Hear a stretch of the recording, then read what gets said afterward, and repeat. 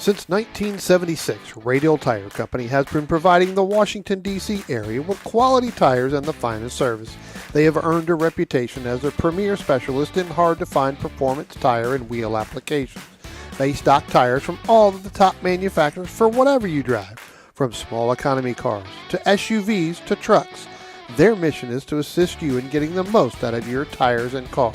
For more information or to schedule online, browse radialtirecompany.com or call them in Silver Spring at area code 301-585-2740. That's 301-585-2740.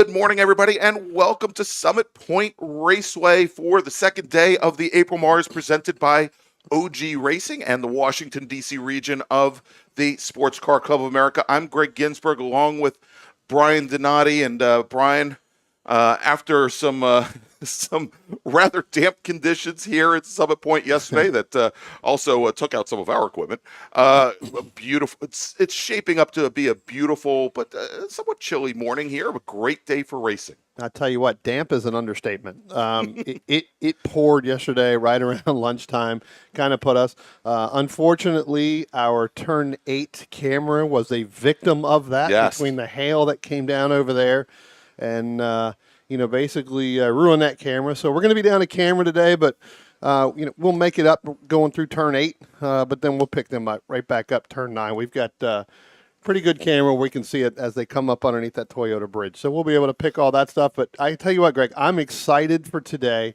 Yeah. I'm not going to say there's no rain. No, don't. Well, but I'm not even going to say that. Right? That whole hashtag blame Greg thing is getting old, but seven race events in a row that I've been to that I've called races, and it has rained, and I'm starting to think it's me. Well, good. It is you. It's not me. Because No. I was going to say, I've been to 6 already this year in total, and it's rained everywhere I've gone as well. So I'm looking forward to this. We're going 20 laps. Our first group this morning is our bracket. They're going to go 10, then they're going to come back later and go another 10.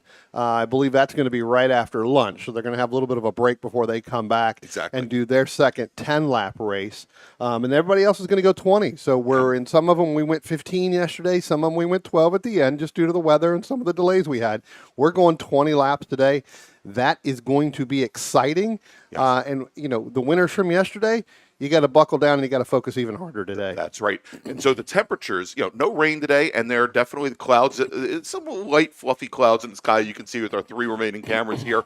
But the big change, Brian, is the temperature has dropped down to about 45 degrees. And so, especially this morning for our early groups, it's going to be prime weather to make power and make speed here. Absolutely. I mean, and especially with this first group, and we'll get to the rundown here in a second, but, for our first group going out, but, we talked about Marshall Lytle yesterday, went out and pretty much dominated in this bracket and kind of ran away from the field, even though he was, there was another gentleman in that bracket as well.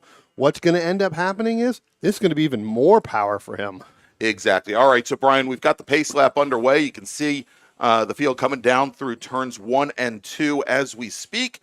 And so let's run down the starting order. Starting 15th today in the number 74 Ford Focus from Silver Spring, Maryland, it's Steve Martin. Jed Prentice will start 18th. He's driving the number 68 Mazda Miata. Chuck Edmondson starting 13th. He's in the 134 car. That is a Honda CRX from Severna Park, Maryland. Lyndhurst, Virginia's Ryan Moran driving his Mazda Miata, and I believe that's an SSM car.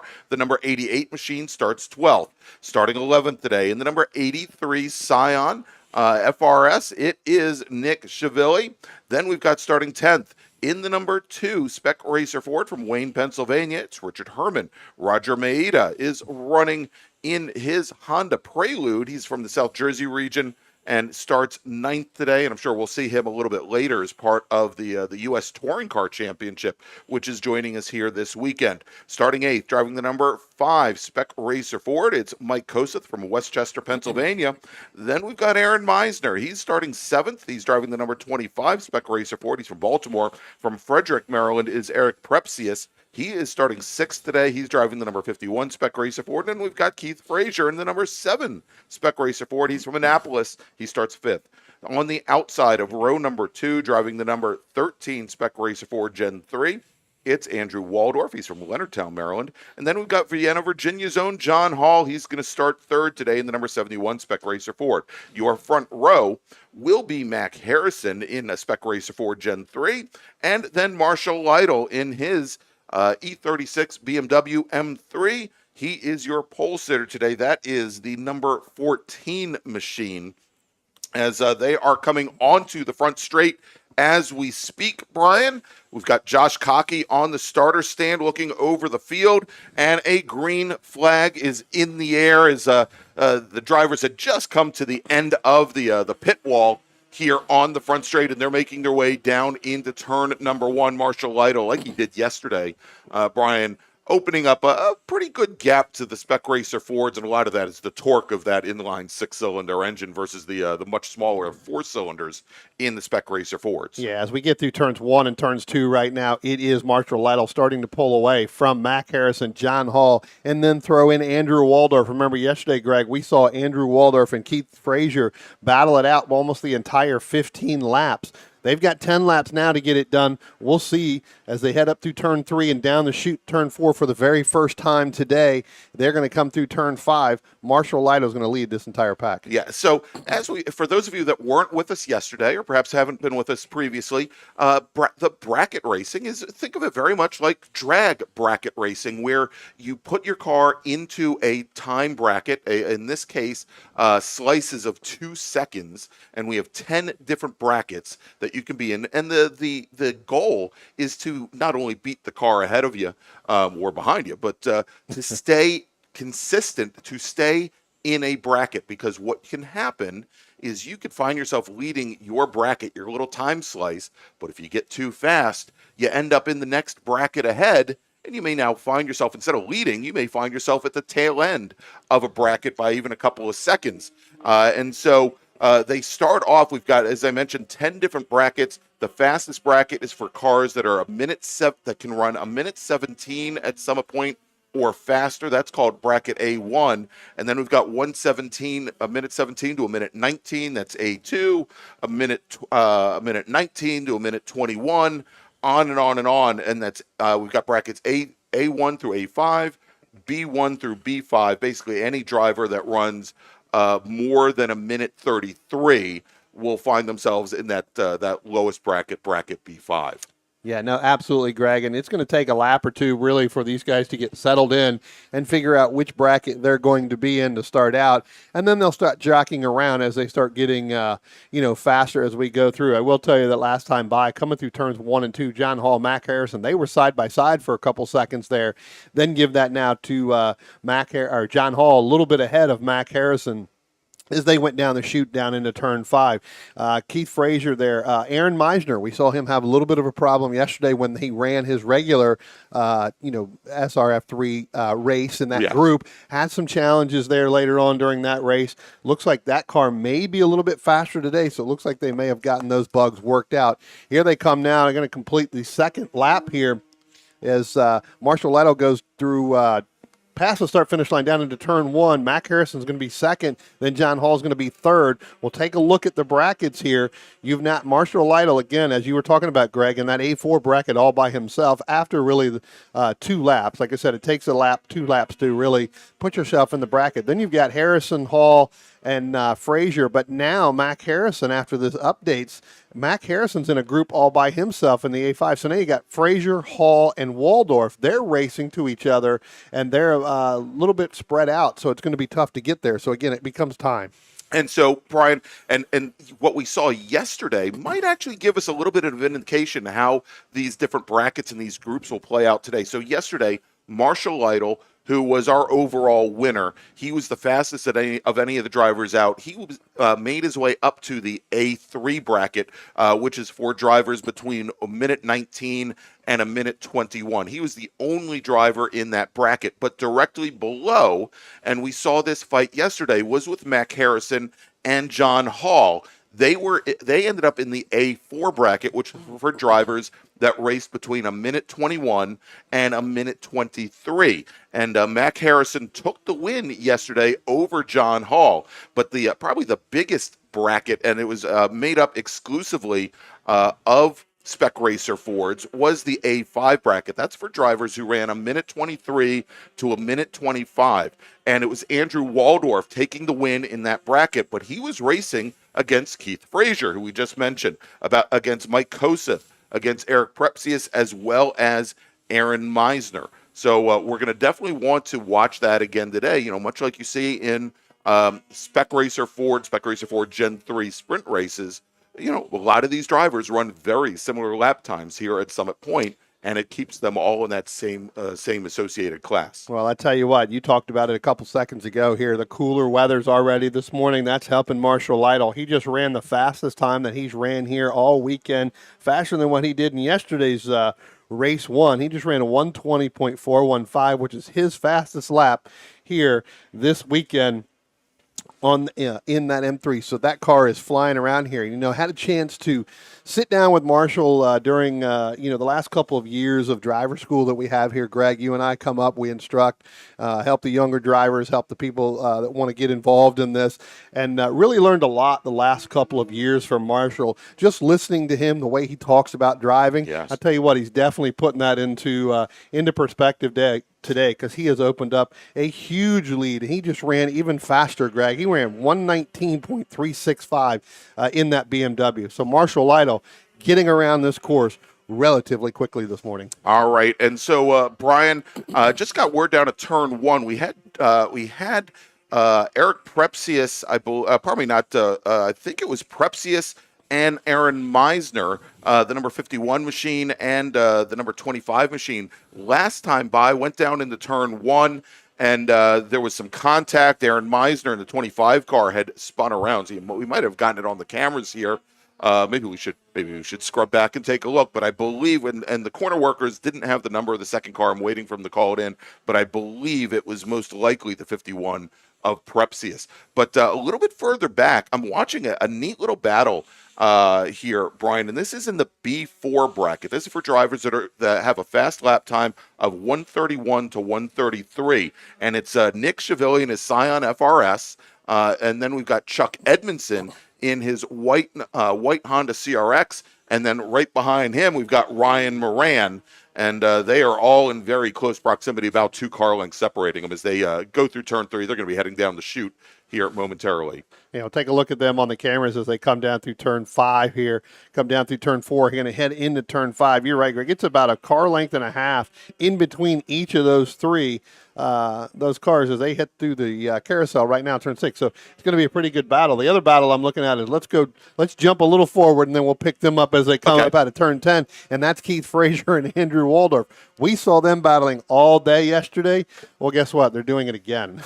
Although right now they're in 2 different brackets, I have a feeling that they're going to be in the same bracket here momentarily. All right, Brian, real quick here, and to let all of our viewers and listeners know that after this bracket race is complete, we're going to have 2 practice sessions, warm-up sessions, actually, for the MARRS sprint races that come afterwards. And we're going to be starting with, I believe, closed wheel, and then going to open wheel. So let me make a first call to the grid to see if we have any of our closed wheel drivers coming out for that practice. Attention in the paddock. First call to the grid for closed wheel drivers wishing to take part in the warm-up sessions. Again, closed wheel drivers, if you want to take part in this morning's warm-up session, please start heading to the grid. And want to say hi and welcome. We got Kimmy Ratcliffe, the Queen Rat herself, checking in on YouTube and listening. I think she's probably enjoying that Florida weather right now, Brian. I was going to say it's a little bit warmer where she is than it is here. I can guarantee you that. So, all right. So as we take a look here and break things down, we've got Marshall Lytle, and much like he was yesterday, he is broken out of that A4 bracket. He's now up to the A3 bracket. But great little battle going on right now, going into turn 1, Brian. Yeah, it looks like we've got Mike Kosuth and Eric Prepsius. I'll get his name right. Prepsius. We'll get it. I'll get his name done, but either before this weekend or before the end of the year. I can guarantee you that. Mike Kosuth went through turn 1 and kind of made that pass look relatively easy, and now is starting to pull away. So that battle was very short-lived. So it could be that Eric may be having a little bit of issues with that machine. He may, and we'll need to take a look at this because Prepsius, when they crossed the stripe this last time, Prepsius had put in a 125.440 as his fastest lap, but I believe that here we've got Mike Kosuth, who's actually just running a faster lap time. Koseth moved from the B1 bracket to the A5 bracket for drivers that are a 123 flat to a 125. And Koseth was almost 0.3 of a second faster than Prepsius that last time by. Yeah. So it's for position on track, no longer for a bracket class win. Looking at him coming down through. I tell you what, I'm gonna jump, and I know you were talking about that, Greg. I'm gonna jump back to this this battle we've been talking about. Keith Frazier, Andrew Waldorf. They were side by side going into 1 and 2. Now give that to Keith Frazier. He's ahead of Andrew Waldorf, but Waldorf not going away. They come up through turn 3. It's about a car length and a half. And again, these two have been battling. I hope they're paddocking next to each other, because they've been side by side the entire weekend. So if they're not, they're missing out. They are. Hey, we've got just jumped into the chat and is joining us online early in the morning here. Chip Herr, former Pirelli World Challenge driver, STU driver, finished, I believe, second at the runoffs this year in STU. And Brian, when I posted up last night about, blame Greg and how many events I've called where it's rained, Chip is actually the one hoping for rain in that all-wheel drive Audi A4 for the next race that he sees me. So good morning, Chip, and welcome. We got a great fight still going on, Brian, over there going into coming actually out of turn 2, heading towards turn 3. I tell you what, Chuck Edmondson, Ryan Moran, they were side by side there momentarily, but now you've got your overall leader, and with 2 laps to go, Marshall Lytle. We'll see if Marshall just sits back and kind of watches that. He knows that's going to be a battle going on the racetrack. He's pretty much ahead. Between those two. He did a smart move earlier, got out of the throttle going into 3, kind of backed off. We'll see if he continues to do that, or where is he going to pick his pace. As they head through turn 5, Moran, Chuck Edmonston still nose to tail. Marshall Lytle still sitting there. I guarantee you when he comes up underneath that Toyota bridge and he gets on the front stretch, he's going to go by them. But that battle, I think, is going to go to the very end. Yeah, and the interesting thing about this, Brian, is Nick Chevalier in that Scion FRS just ahead of them. He is in the exact same bracket still as both Edmondson and Moran. And with Moran and Edmondson starting to fight things out, it's allowed Chevalier to kind of separate out as they come through turn 10 now. Well, he hasn't separated too much out. He's got about a car length lead. And again, that is the battle, all 3 of those. So that's going to win that bracket. Whoever goes ahead of them, unless one of them runs out. And Chuck has been known to do that before. Yes, he has. Gets that draft sitting in there in the top 2 positions. The next thing you know, Chuck ends up running a little bit faster, goes to the next bracket, and ends up being second or third or fourth in that bracket. So we'll have to see how that pans out here with 1 lap to go, whether or not he's going to be there. But Ryan Moran trying to make a move on there, coming out of turn 2. And again, Marshall Lytle sitting back there just watching this. Got a front row seat, got a pretty big gap to Mac Harrison. Yeah, and Brian, I was just going to say that we've got right now 1 lap remaining, and Marshall Lytle has continued to just sit back and watch that race play out. He's got really nothing to fight for at this point. So we'll see how that plays out. But quickly here, as we have 1 lap to go, Brian, let me make another call to the grid for drivers. Attention in the paddock, second call. And actually, we'll make it the final call to the grid for our closed wheel drivers who want to take part in this morning's warm-up session. If you haven't already done so, please head to the grid. Closed wheel drivers that are going to be taking part in this morning's warm-up, please head to the grid. You know, Greg, as you talk about it, Marshall Lytle sitting back there behind that, he's actually going to give these drivers, I should say, 1 more lap to battle that out, because he's going to pick up the checker flag. And look how much Mac Harrison has closed on that.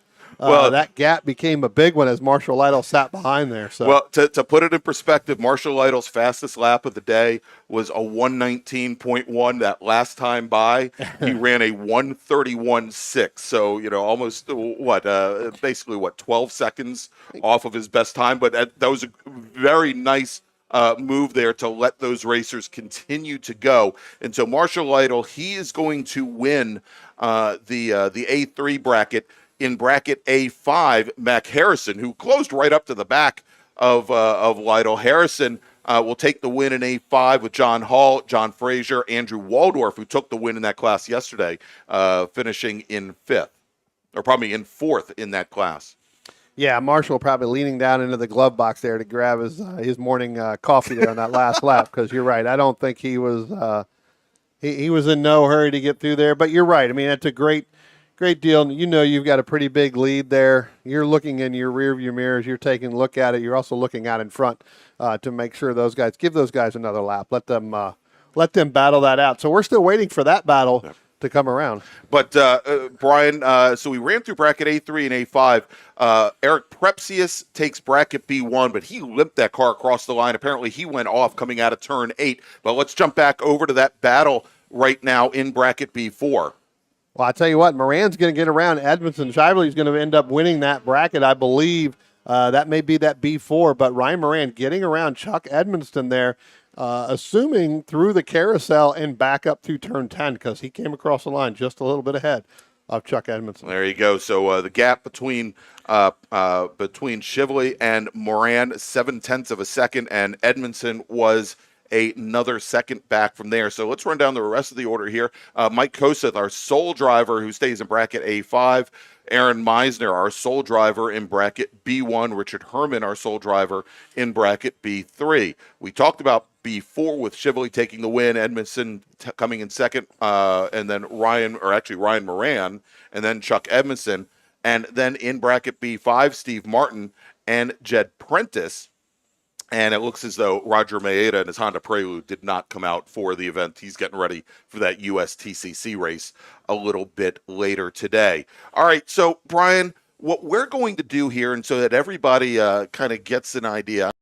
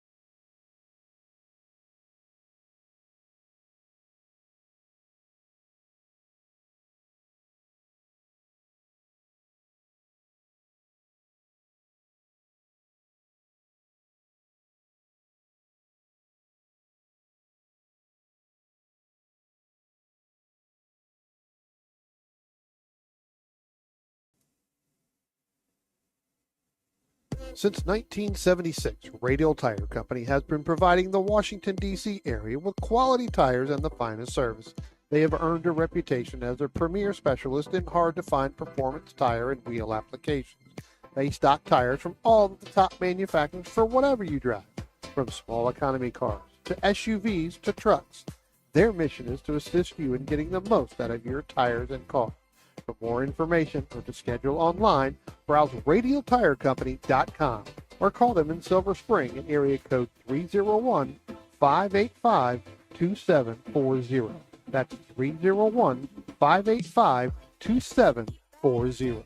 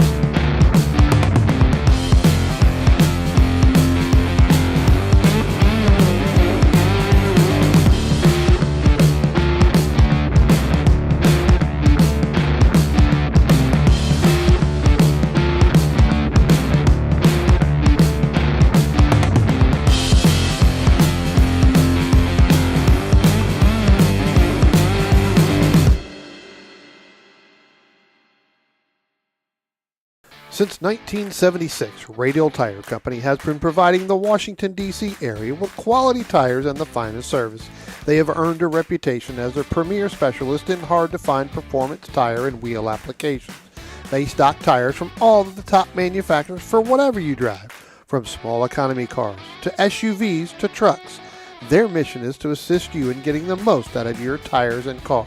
For more information or to schedule online, browse radialtirecompany.com or call them in Silver Spring at area code 301-585-2740. That's 301-585-2740.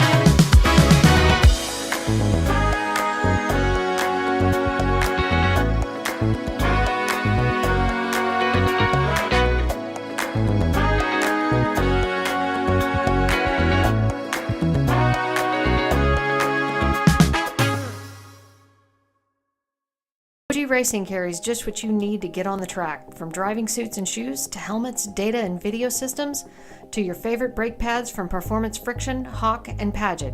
OG Racing has built its reputation during the last 22 years by providing the best customer service in the motorsports business, and their depth of inventory is second to none when it comes to safety equipment. That's why OG Racing has been the highest volume Sparco dealer for 17 years. Come visit their 12,000 square foot showroom and warehouse located in Sterling, Virginia. Call them at 1-800-934-9112 or order online at ogracing.com.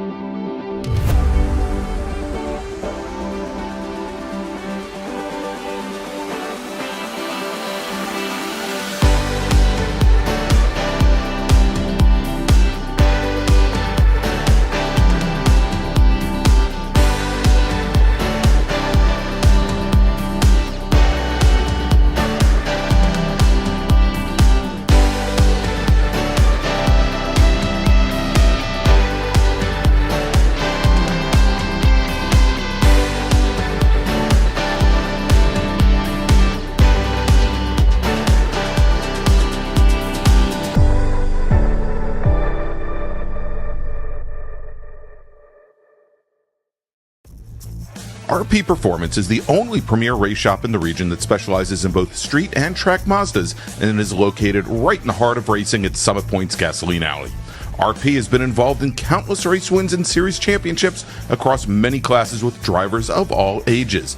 Not just a full-service shop, RP has been helping drivers with their individual racing and other track event needs for over 30 years, providing trackside support, arrive and drive packages, as well as race car transport services. And they're known for its help all attitude. RP Performance is your go-to for getting cars back on track for that positive experience at Summit Point when you're ready to pack it in. For more information about RP Performance, come talk to them here in the paddock. Call them at 304-728-6749 or email them at Brett, that's B-R-E-T, at rpperformanceracing.com.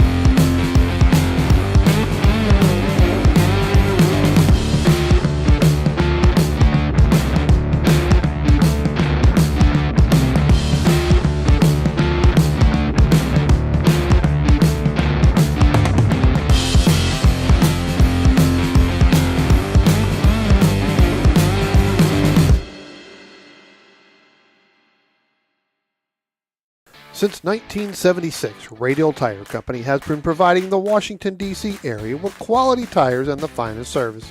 They have earned a reputation as a premier specialist in hard-to-find performance tire and wheel applications. They stock tires from all of the top manufacturers for whatever you drive, from small economy cars to SUVs to trucks. Their mission is to assist you in getting the most out of your tires and car. For more information or to schedule online, browse radialtirecompany.com or call them in Silver Spring at area code 301-585-2740. That's 301-585-2740.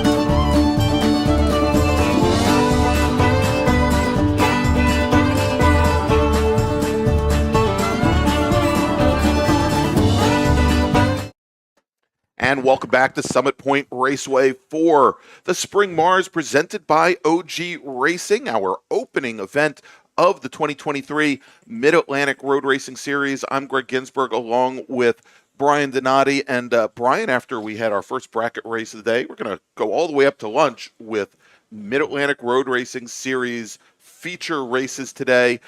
These are 20-lap races coming up, and should be exciting with our first race, our first Mars feature race of the weekend, Spec Miata. Yeah, I tell you what, Greg, we saw yesterday kind of a pretty good, outstanding race here in this group for 15 laps yesterday. Now they're going to go a little bit 5 extra laps. I tell you what, the race yesterday dominated by that 63 machine of John Hotz, kind of ran away and hid.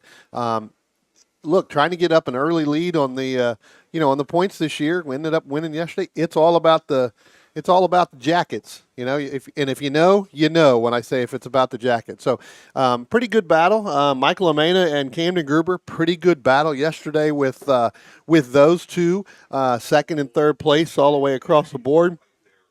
Kip Gaynor, and then you had Glenn Evans, coming in there a little bit. But I think it's going to be a fantastic race. Again, we're going a little bit longer today, so it's going to be a little bit, some of these guys, the fuel's going to burn off. But you know what? They may get a little bit faster there at the end. All right, Brian, and we have a little guest. He's taller than I am at this point. A guest who's going to be joining us, actually, I think, for a good portion of the day yesterday.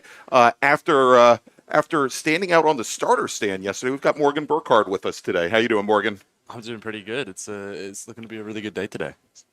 And of course, Morgan is one of our co-2022 Rookies of the Year, and just came off a win at Virginia International Raceway at the Super Tour, in a win in Spec Racer Ford, and the week before that, here at Summit Point Raceway, took his first Spec Racer Ford win as well. Is it co since there was 3, or is it a trio? Well, that's an interesting question. See? That's a grammar question. Somebody write that down. That's 3 good things I've said today. That's right. Or this weekend, right? So somebody write that down. It's a world record. I know Alan Olson is listening. Alan, you may want to really write that down. I got 3 in one weekend. That doesn't happen very much. All right, guys. So that I'm not still reading the grid when the green flag comes out, or when the green flag doesn't come out, as Morgan actually was on the starter stand for the start of our Spec Miata race yesterday. Let me run down the starting grid here quickly. We had 26 qualifiers over the course of the weekend, starting 26 in the 112 car from Hanover, Maryland, Monica Stevens. Joseph Gretsch from Mountaintop, Pennsylvania will be starting 25th in the number 5 car. Victor Bruni will start 24th. He's driving the number 92 machine. He's from Haymarket. From Fairfax, Virginia, it's Rich Ura. He starts 23rd in the number 61 car, while Dylan Moore will start 22nd. He's from Morgantown, West Virginia, and is driving the 57 machine. David Levin, driving the number 45 car. He's from Frederick, Maryland, representing the Florida region of the SCCA. One of the snowbirds, I guess. And he starts 21st. Starting 20th, he's in the number 14 Mazda Miata from Westminster, Maryland. It is Kevin Conlon. Matt Kopchak will start 19th. He's driving the number 70 machine. He's from Farmers Branch, Texas, representing the Texas region. Philadelphia region is represented by Matthew Richard. He starts 18th in the number 29 car. While my student from driver school, and what a race for him yesterday, Tom Buskey from Apollo, Pennsylvania, he started 21st, finished 10th yesterday. Today he will start the race 17th. Starting 16th in the number 171 car from Harrisonburg, Virginia, it's Brad Williams. Andrew Wagner will start 15th, driving the number 39 car. He's from Towson, Maryland. The Chicago region's Robert Cahall will start 14th. He's from Gurnee, Illinois, and is driving the 08 car. Shauna Lamena will start 13th today. She's from Oakland, New Jersey, representing the South Jersey region of the SCCA. She's driving the number 6. James Lindenthal will start 12th in the 18 car. He's from Morgantown, West Virginia, while Ed Kudarakis will start 11th. He's driving the number 13 machine. He's from Washington, D.C.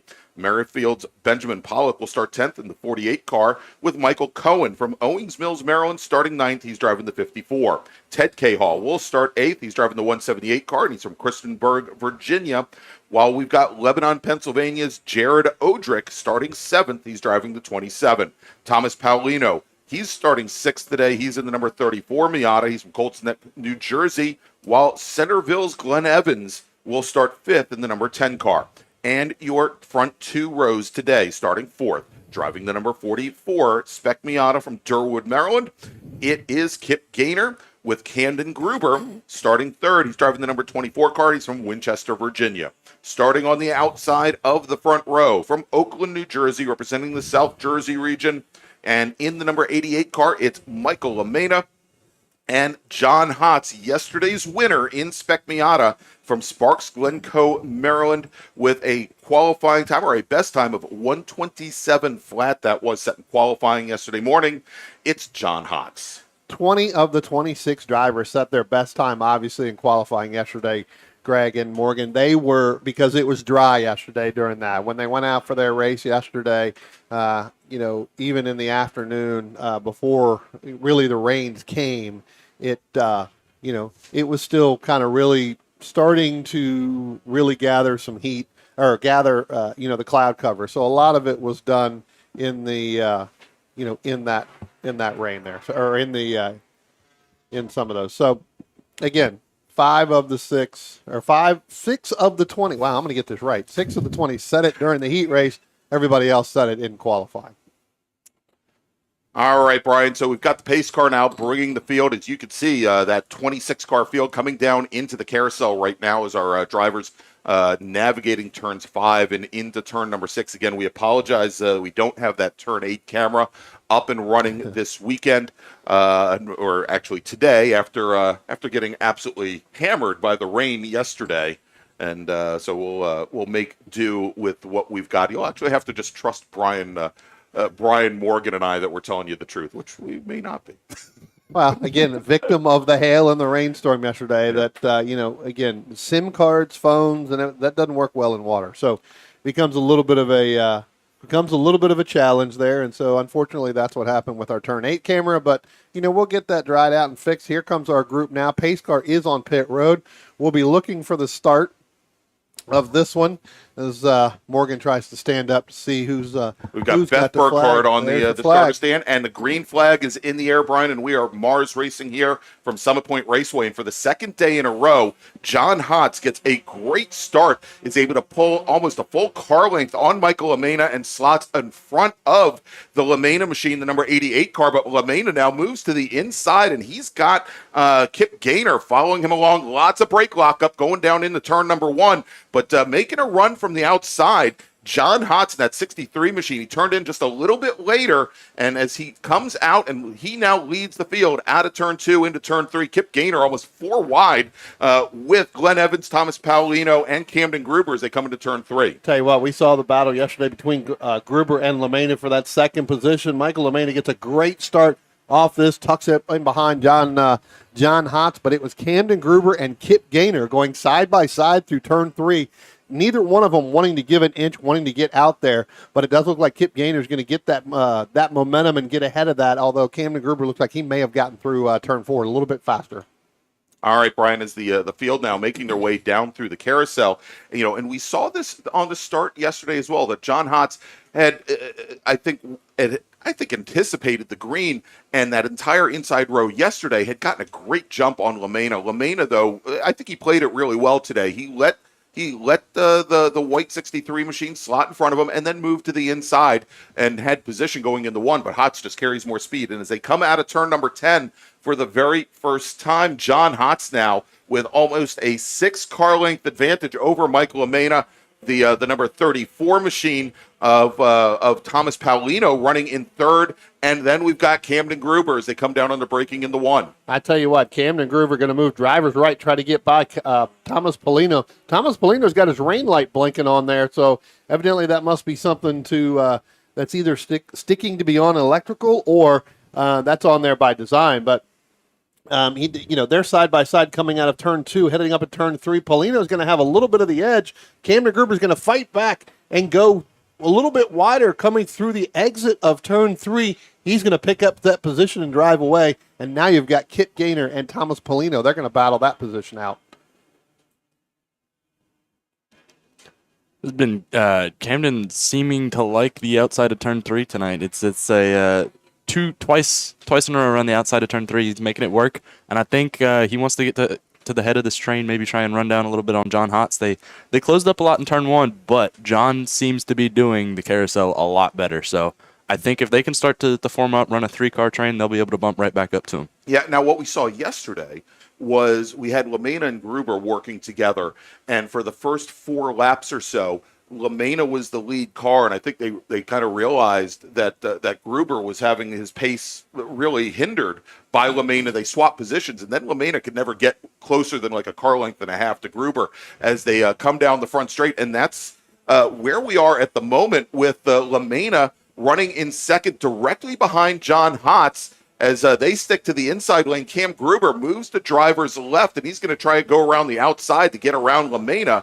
As Hotz, for the second time, gets a much better entry into turn number 1, carries a lot more speed to the apex and also to the exit as they come to turn 3, Brian. Well, I tell you what, just as Morgan was saying, Camden Gruber getting a better run outside of 3, taking that normal line and really getting a launch off of turn 3. He's going to be in second place, but I tell you what, remember, gentlemen, we're going 5 additional laps. John Hotz is going to be patient. He's not going to push to get out there, but he's going to do enough to stay out in front. Michael Lamena, with that great start this morning, that he didn't have yesterday, that's actually helping him. We'll see whether or not he's going to be able to hold that to keep Camden Gruber right there close so that they can look to pass John Hotz. And we're seeing Cam Gruber ran half a second faster than John Hotz last lap. I think he's pushing pretty hard. He wants to get to the head of this train. And John, if I'm in his shoes, I'm just going to drive as fast as I have to. I want to kind of conserve a little bit of car so that I have something to fight with at the end. Yeah, and I think Morgan, I think you're exactly right. John's going to be very patient. There's 2 people, that are at top of this, and they're starting to separate themselves now a little bit more from Michael Lamena and then Kip Gaynor, Thomas Paolino. But those two right there, it's going to be hard to get them to make a mistake. Although Camden's going to do everything he can, as you just said, to pressure John Hotz into trying to make that mistake. John Hotz doesn't make too many mistakes, and he can get pretty relaxed in that car and stay focused for the entire 20 laps. I know it's 5 additional laps. That may seem like a lot. That's really only 10 additional miles. But as the car starts to wear off, that's where the patience for John Hotz is going to come into play here, where he's going to save something for the end. All right, and so we've got that of course that little bit of a breakaway now with Hotz and Gruber, Mike LaMena falling a little bit off the pace, and then back behind them, Gaynor, Paulino, and then Cahall. It is then about another, I'd say about 15 car lengths back to Glenn Evans, currently sitting in 7th, and he's got Jared Odrick and Ben Pollock along for the ride, as well as Michael Cohen and James Lindenthal. Now, Odrick had some issues yesterday. Had a group of about 5 cars behind him, kind of had 3 of them try to come underneath him going into turn 1, had the car spin at turn 1, lost a number of positions, I think fell back, finished the race up yesterday all the way back in 18th position. So we'll see if things stay a little cleaner for him today. He's had his share of excitement, shall we say, over the last 3 race weekends here at the majors, at VIR for the Super Tour, and of course yesterday as well. Well, I think with Jared, it really helps getting as much seat time as you can. Obviously, he's got that Porsche, that GT2 machine as they come down through the start-finish line now, right on the back tail of Glenn Evans there. But with Jared, like I said, it's about seat time, getting to understand the more times you can get in the car and the more times you can get out there and run it. The problem with the Spec Miata for Jared is he's like 6'7", 320. He's not a small guy, and so it makes it a little bit difficult when you're in that position, Morgan. It can get a little cramped in there, and that's where mistakes ends up happening. Yeah, you get pinched off. You're sitting in the car. You're just naturally uncomfortable from the drop of the green flag, and it just kind of carries on and builds as you go throughout the race. And then towards the end, it's just like a natural reaction to kind of just like, I don't want to be here anymore. I'm very uncomfortable. I want this to be over. The only race I've ever won in Spec Miata it was very much along the same lines, and not because I'm the biggest guy, but my shoulders. I mean, I was absolutely crushed with my left shoulder, basically being jammed against the door, and after an extended period of time, but also the pedal box. I mean, Morgan and I come from racing Honda CRXs, where you've got a big open floor underneath the dash and a lot of room between the pedals. But you get into a Spec Miata, and the first thing that you find is, where do you put your left foot? Because there is no real place to keep it off the clutch, and that's for me. And I'm only 5'8". I can only imagine somebody who is another foot taller than I am. Yeah. I tell you what, Greg, our first 6 cars have kind of spread out. Let's drop back to this Evans, Odrick, and now throw in the 48 of Benjamin Pollock. That's for 7th, 8th, and 9th right there. And it now looks like Odrick's going to try to make that move on Evans going down into turn 1. Pollock's going to follow him. We'll see whether or not Pollock's going to be able to get by Evans as they come through the center of turn 1 and turn 2. It does look like Odrick's going to go ahead and pick up that position. Pollock still side by side. Now Pollock's going to get a run on Odrick to driver's right. Thought better of it, just wasn't able to stick it, and now throw in the 18 of James Lindenthal there, Morgan, as they head up through turn 3. Now throw in Ed Kudarakis, so we've got a little bit of fracas going there. What do you call that, Greg? A little hodgy-podgy going there? Argy-bargy, hodgy-podgy, whatever you want to call it. It was quite interesting going up around that hill. It's been about 4 months since I spent time with David Hobbs in the booth, but it definitely isn't a hodgy-podgy. But I think that was a perfect representation of how the top 2-3 cars, they're fighting through turn 1 and turn 3. The next 2 or 3 cars are suddenly just like having to get on the brakes coming out of 3 and try not to hit the people in front of them. Yeah. I mean, it really stacks up the pack. Yep. Nope. Absolutely. You're right. I mean, that was kind of interesting to watch that. I think Ed Kudarakis in that 13 machine, he was the one who really benefited from all of that, because he was able to fly to really kind of the driver's right coming out of turn 3. And we look at it now. You've got Odrick, Pollock, and that's Ed Kudarakis, I believe, there in that 13 machine, who is now ahead of Lindenthal. And that's going to put Ed in the 9th position, Lindenthal back in the 8th, or in the 10th position. But the person that's really going to drop back is going to be Glenn Evans in the number 10, Brian, because he had just gone off over at turn 5.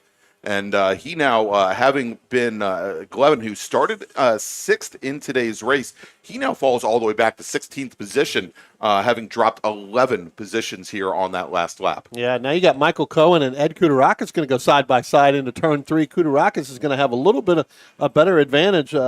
Cohen ends up going driver's left to stay out of that, Morgan, and that's actually going to really slow the car down as well. Yeah, if you're restricting the track on exit, you're having to put more wheel in, and it's extra wheel, more scrub. You're just slowing down even more. So it's not ideal. Yep. All right, guys, real quick, let's make a first call to the grid for our next group. Attention in the paddock. Attention in the paddock. First call to the grid for race group number 3. That's our IT group, ITA, B, C, and S, B-Spec, as well as the U.S. Touring Car Championship. If you could please start making your way to the grid. Race group number 3, ITA, B, C, and S, B-Spec, and USTCC drivers, please start heading to the grid. So our overall leaders now cross the start-finish line. 13 laps left to go here, gentlemen. The closest battle on the racetrack is for that 7th position still between Jared Odrick and Benjamin Pollock.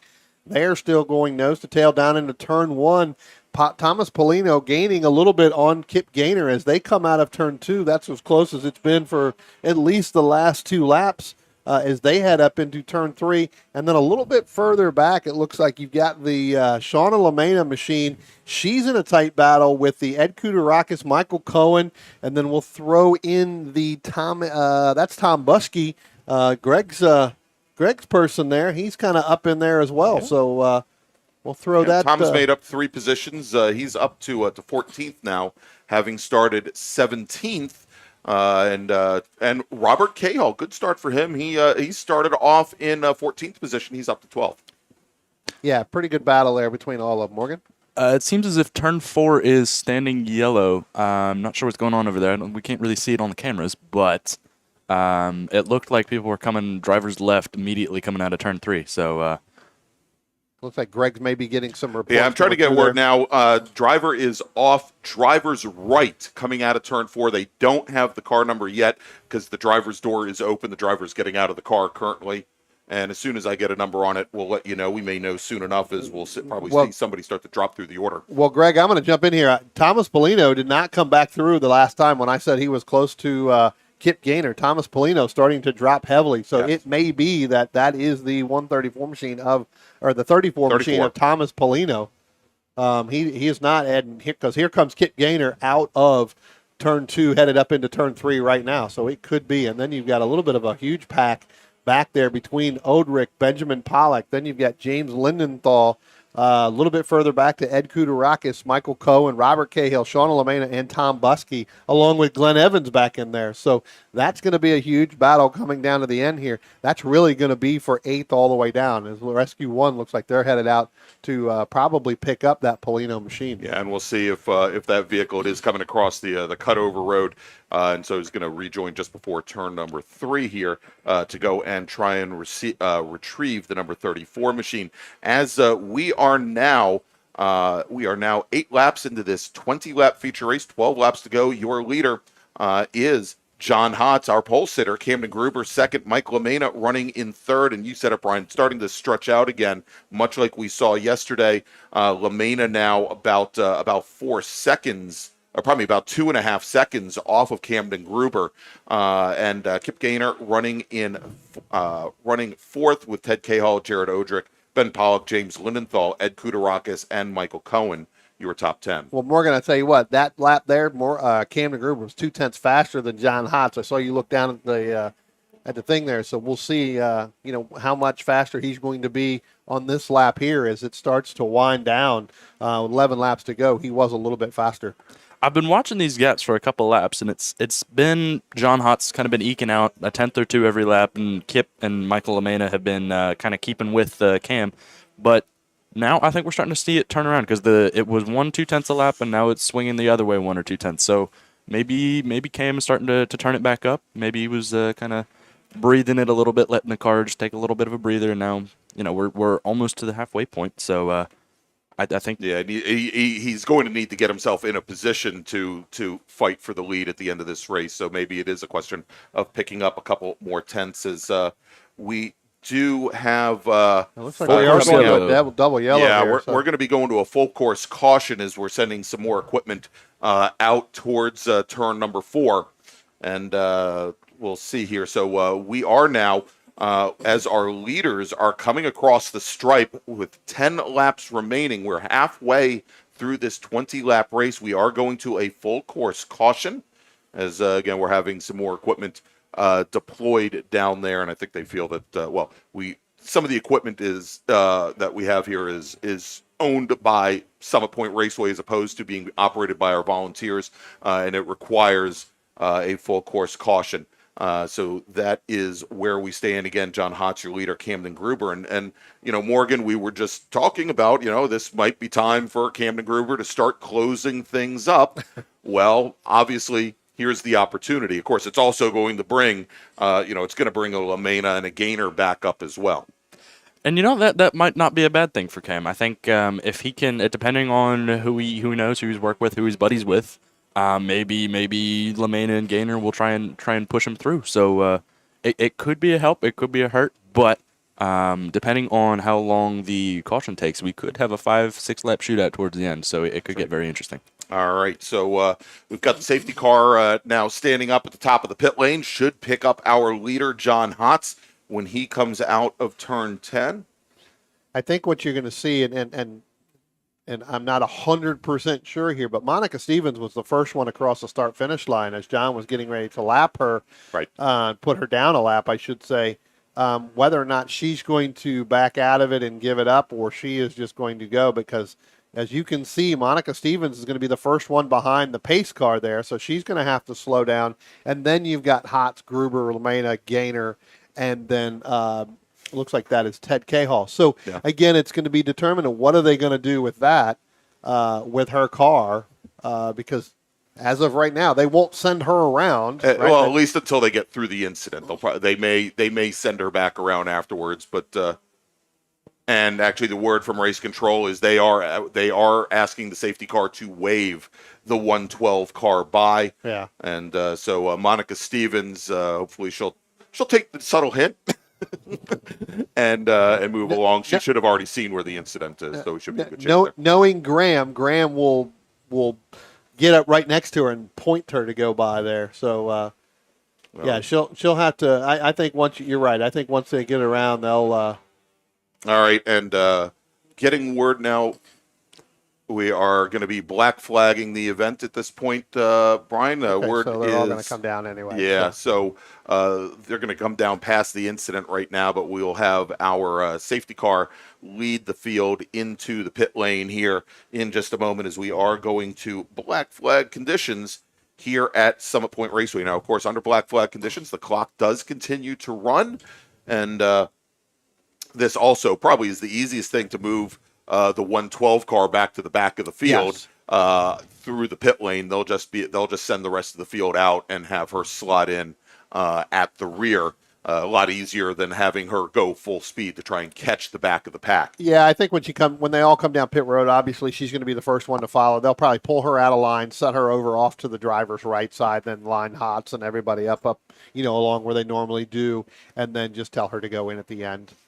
Which would be the smart thing to do, catch her down near the black flag station, because that's about where the other cars are, so then we'll go from there. So, again, as you said, Greg, the clock continues to run. We're looking at about 21 minutes. Hopefully it's something they can get done relatively quickly and get, as Morgan said, at least 5 or 6 laps of some good green flag racing. It's going to be interesting because, Morgan, let's talk about this. Now that you're going to a black flag all, you're going to bring the car down pit road, and they're going to sit there for a little bit. Now your tires are going to cool down. Your brakes are going to cool down a little bit.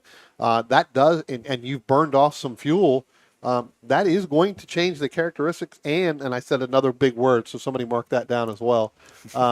That's going to change the handling of the car if and when, I don't want to say if, but when we go back racing.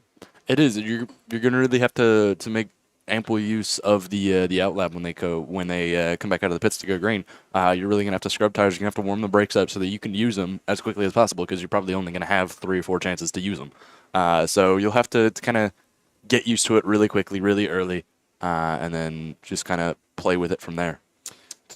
I was going to say real quick here before we'll probably go to a quick little break here in a couple seconds here, but talk real quick as a driver, because I know what my mental state goes through, and Greg and I have talked about this before, but now that you're sitting here, talk a little bit about what does that do when you have to go through this situation. I know I've gone through a couple of these in my racing out here and everything else since early 2000s, but talk about what the mindset goes through for some of the listeners out here about really what you got to really try to focus on now. Well, it's really about just hitting the reset button. You have to remember what you've learned throughout the race, like how you've analyzed other drivers, where they're faster, where I'm faster, what has worked for me on the kind of track that we have today, because it does change grip levels, it changes where rubber is, so you have to remember that part, but it's just like another race start. It's just a very short race after that, so you have to hit a reset button, you have to clear your mind, and then go out and get back at it. Yeah, I mean, and that's kind of really what we've talked about, mostly is that, it becomes just like a brand new race restart, although you have that in the back of your mind that, hey, this person was a little bit faster here, or this person was not faster through here. Now that since they got away from that position, now I'm back up here, so now I know that I can make that and hopefully get them to make a mistake, because they're going through the same thing. I think the focus becomes a little bit harder. I can tell you from my perspective as a driver, the focus becomes more intense when you're out there pushing it, and then you've got to come back and sit down here, and now you've got to replay what you did for the first, 10 laps, and it looks like now they've red flagged it, so they've stopped the clock there, Greg. So they're going to, kind of like in the 19 and a half minute mark. And I haven't heard the call from race control to red flag the race, and I don't have the red flag up at the starter stand yet. So we'll have to see. As a matter of fact, I still show the clock as still running, but we'll keep an eye on this. Again, I'm still waiting from race control, but I have gotten word, Brian and Morgan, that they are going to need to do some tire wall repairs down. Heading down through the chute as well. So why don't we take a little bit of a break? I'm going to put on the screen here that we've got an approximate restart time of 9:50. Honestly, I don't know if that's the case or not. We'll try and update you as soon as we get a little bit more information. But as we go into break, I want to thank one of our great partners that is bringing you the Mid-Atlantic Road Racing Series here this weekend and all season long at Summit Point, and that is RP Performance. RP Performance is the only premier race shop in the region that specializes in both street and track Mazdas, and is located right in the heart of racing at Summit Point's Gasoline Alley. RP has been involved in countless race wins and series championships across many classes with drivers of all ages. Not just a full-service shop, RP has been helping drivers with their individual racing and other track event needs for over 30 years, providing trackside support, arrive and drive packages, as well as race car transport services. And they're known for its help all attitude. RP Performance is your go-to for getting cars back on track for that positive experience at some point when you're ready to pack it in. For more information about RP Performance, come talk to them here in the paddock. Call them at 304-728-6749 or email them at Brett, that's B-R-E-T, at rpperformanceracing.com.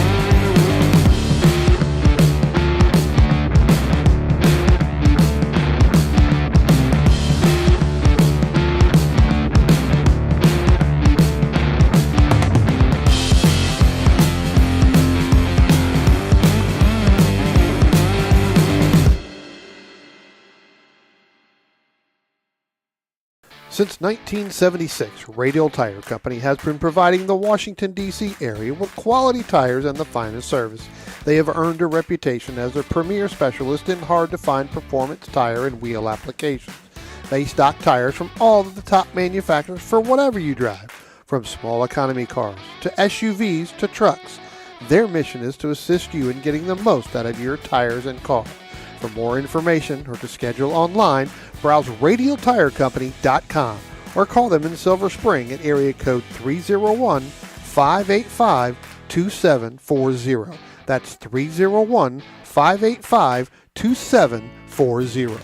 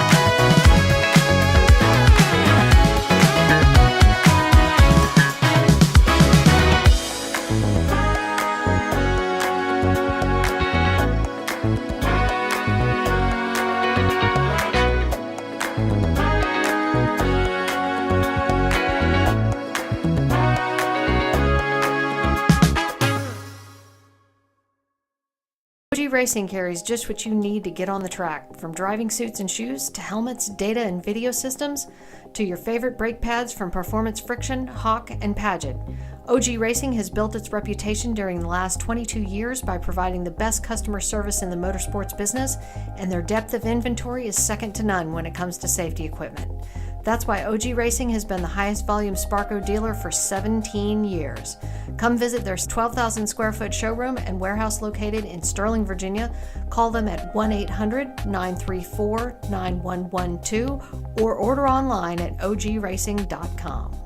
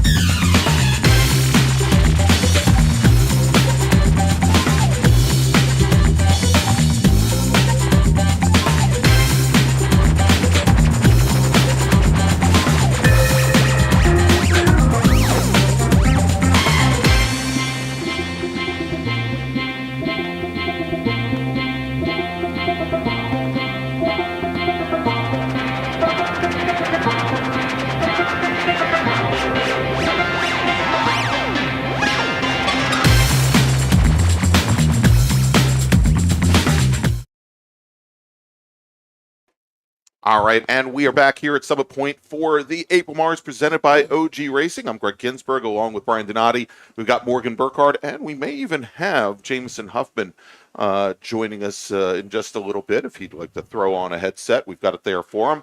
And so we've just now had our safety car bring the field, or they're starting to bring the field off of the pit lane.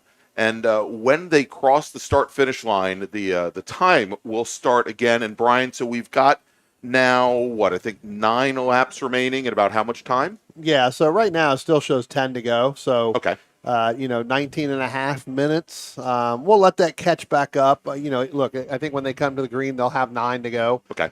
Here. And before we went to break, Morgan and I were talking about that refocusing. We did see a lot of drivers back out, and now Jameson's on air. So, talk about that refocus as these guys get ready to go back up. And we talked about getting a lot of heat in the tires now. Got to get heat in the brakes because all that stuff has cooled down because it is kind of cool out there right now. So, we need to, talk about what that's like going through there. It's definitely a mind game. I mean, you really got to get back into it because some of these guys, they're just standing out in their cars. They're just talking to other drivers, talking about what plan they do on the restart, trying to figure out who to work with and get up in front. And especially with these Hoosiers, it's tough to get the heat into them, especially for, maybe 5 laps that they'll get when we go back green and getting the brakes hot. It's definitely a struggle.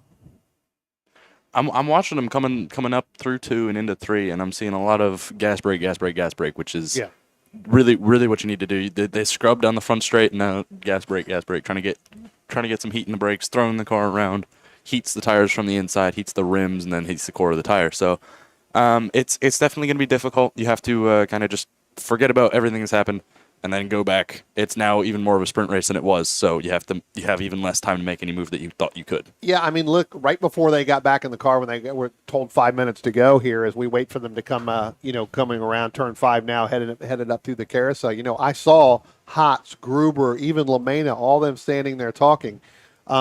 Knowing two of them, well, I know all three of them, but knowing two, they're an older racer, Camden Gruber. Yeah, I'm allowed to say that. I spoke to both of them last night about it. They are of the older generation. They're not going to give away a lot of stuff, right? And Camden, Camden, the experience that he has, he's not going to tell them a whole lot of what he's going to do either. Right. So, again, we talked about this yesterday. Hotz dominated that race as they're getting ready to come up through turn 8 underneath that Toyota bridge. So, real quickly, Hotz dominated yesterday. We'll see whether or not Camden Gruber is going to be able to reel him in, as it looks like Hotz has already taken off there. Yeah, he was already on it coming through turn 10 after the pace car pulled onto the pit lane, Brian, and we are back underway. Green flag is in the air. Hotz, as he controlled the field, trying to open up as big a gap as he could immediately on Camden Gruber, as they now head down into turn number 1. Michael LaMena about 2 car lengths back from our leader, John Hotz, and also Camden Gruber there as they head into turns 2 and make their way out. And LaMena there, actually, LaMena trying to stick with the top 3, but we're seeing now where Kip Gaynor falling a little bit off the pace of our top 3 drivers. Well, you know what, gentlemen? We saw Hotz early on and Camden Gruber early on in the race. They were nose to tail again before John started to pull away and then Camden started to run him down. That time by going into turn 1, you saw Michael LaMena really touching those brakes to make sure he had pedal. And we got Monica Stevens in the 112 spinning coming through turn 3. Looks like did a complete 360 there and facing the right direction. She's going to get going again. So great handling on that car. That was a complete 360 spin, to get around. But it looks like she is going to continue. But, we talked about making sure he had a pedal. Then when he got into 1, he flat. I know there's up that right front, maybe a little bit of flat spot because he got in just a little bit too hard, which separated him and Gruber, or separated him from Gruber. Here comes our leaders now. All right, as they come out of turn 10, John Hotz with a car length and a half, maybe 2, on our second place runner. That is the number 24 machine of Cam Gruber. Then Michael LaMena sitting another, I'd say about another 2 car lengths back from there. Kip Gaynor, 5 car lengths back from our top 3 with our 5th place runner now, Ted Cahall, in that red number 178 machine. He's about 4 car lengths back from Gaynor. And then it is a big gap back to James Lindenthal with Ben Pollock. Michael Cohen going side by side with Ed Kudarakis, the number 54 machine, the number 13 machine, as they come through turns 1 and 2. Tell you what, they came side by side there. Michael Cohen's going to do it. I tell you what, Morgan, if you look out here out your window going through turn 3, you can see Ed Kudarakis' rear bumper cover there on the right-hand side is flapping a little bit, so that's come loose. So maybe some contact early on there on that last lap, maybe with Cohen or one of the other cars. That's going to act like a parachute. Talk about that. And Jameson, same thing. Talk about that real quick, what that's like in especially one of these Miatas. Well, it's super annoying because as a driver, you're probably not going to know that your right rear bumper cover is starting to come off a little bit. So it's just going to grab all of the air that's coming onto the car. It's going to put that into a place where it can't really go anywhere. And you're probably going to lose, half a mile an hour and a mile an hour in a straight line. So it gets really annoying. Yeah, and you may not know it's there, but the people behind you will definitely know. And sometimes you'll get hyper-focused trying to figure out if it's going to eventually fall off or not. And we got Camden Gruber going wide at 10. Yeah. Back on track, though. He's doing good, but that's actually going to help John Hotz, right? Because Gruber's going to fall back into the clutches of Michael LaMena, especially with that draft. So now Michael's going to look to try to get around Camden Gruber going into turn 1 there. It's going to stay tucked up underneath him, gentlemen.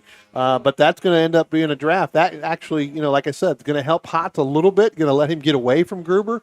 But the two of them sometimes should be a little bit faster than the one. Well, and we saw this yesterday where Cam Gruber and Mike LaMena, as they were trying to work together to catch up to John Hotz, LaMena was not able to keep up the pace of Gruber and started to fall off the back. And we're seeing that already now, Brian, as they came in nose to tail going in through turn 1, coming out of turn 2. LaMena was already a car length and a half back when they got to turn 3. Right. And something interesting, a little bit further back in the pack, Jared Odrick restarted this race in 6th, and a lap later, something has happened. He's now 16th. Well, on the restart, he had gone 2 wheels off on the outside of turn number 1 and lost a number of positions there. I was going to bring it up just as we had the 112 car going around at turn 3. But so yeah, Jared Odrick now on the restart, he finds himself very much like he was yesterday, back around 15th, 16th position with just a few laps to go. And guys, real quick here, although we've got a pretty full grid, let me make another call to the grid for our next group. Attention in the paddock. Final call to the grid for race group number 3. That's our IT group, B-Spec and USTCC. ITA, B, C, and S. B-Spec and United States Touring Car Championship drivers. If you haven't already done so, please head to the grid. Tell you what, guys, a battle on the racetrack right now. Actually, there's several of them, but one of the ones I'm looking at coming out of turn 2 right now is James Lindenthal and the 48 of Benjamin Pollock. They have been nose to tail really since the drop of the green flag in the original start. They're still back together again here after the restart as they head up through turn 3.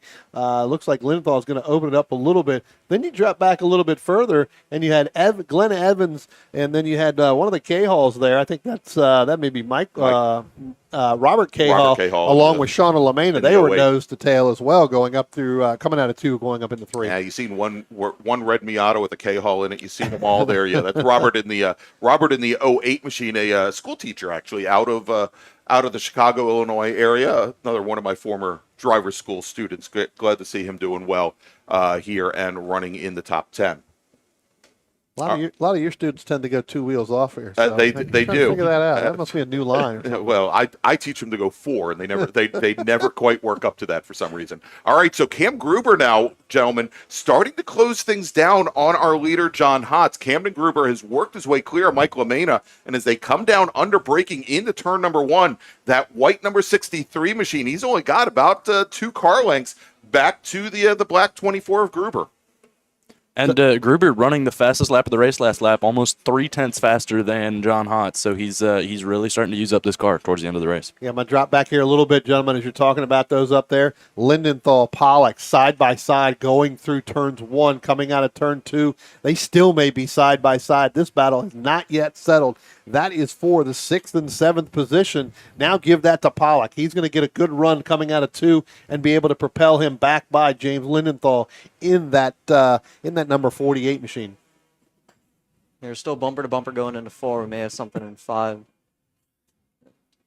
Yeah, take a look on as they come down the hill right now. Pollock's still a little bit ahead of Lindenthal. He's going to open it up by about a car length and a half there coming through turn 5 as they get ready to work through the carousel. We'll see what happens when they come up underneath that Toyota bridge and then out of turn 10, but that looks like that may start be opening up, but they were side by side through 1 and 2, even on the outstretch of turn 2.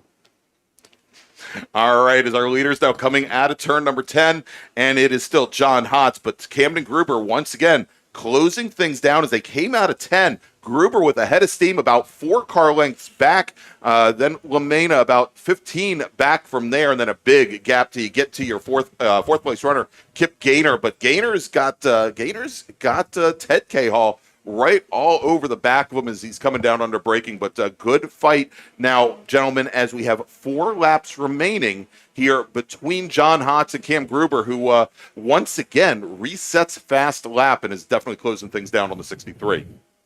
Both of them ran their fastest lap last time, just as you said, Camden Gruber. So I'm not going to make the same mistake I made with Collins last time where I said, things are starting to go away. No, they're getting faster, Michael. So it is going to be an interesting finish here between Gruber and Hotz. Yeah, Camden is definitely pushing this car to the limit. He's just dropped tires at 3, but he's still keeping it on track. He's definitely trying to use every single thing that car's got to get to John Hotz.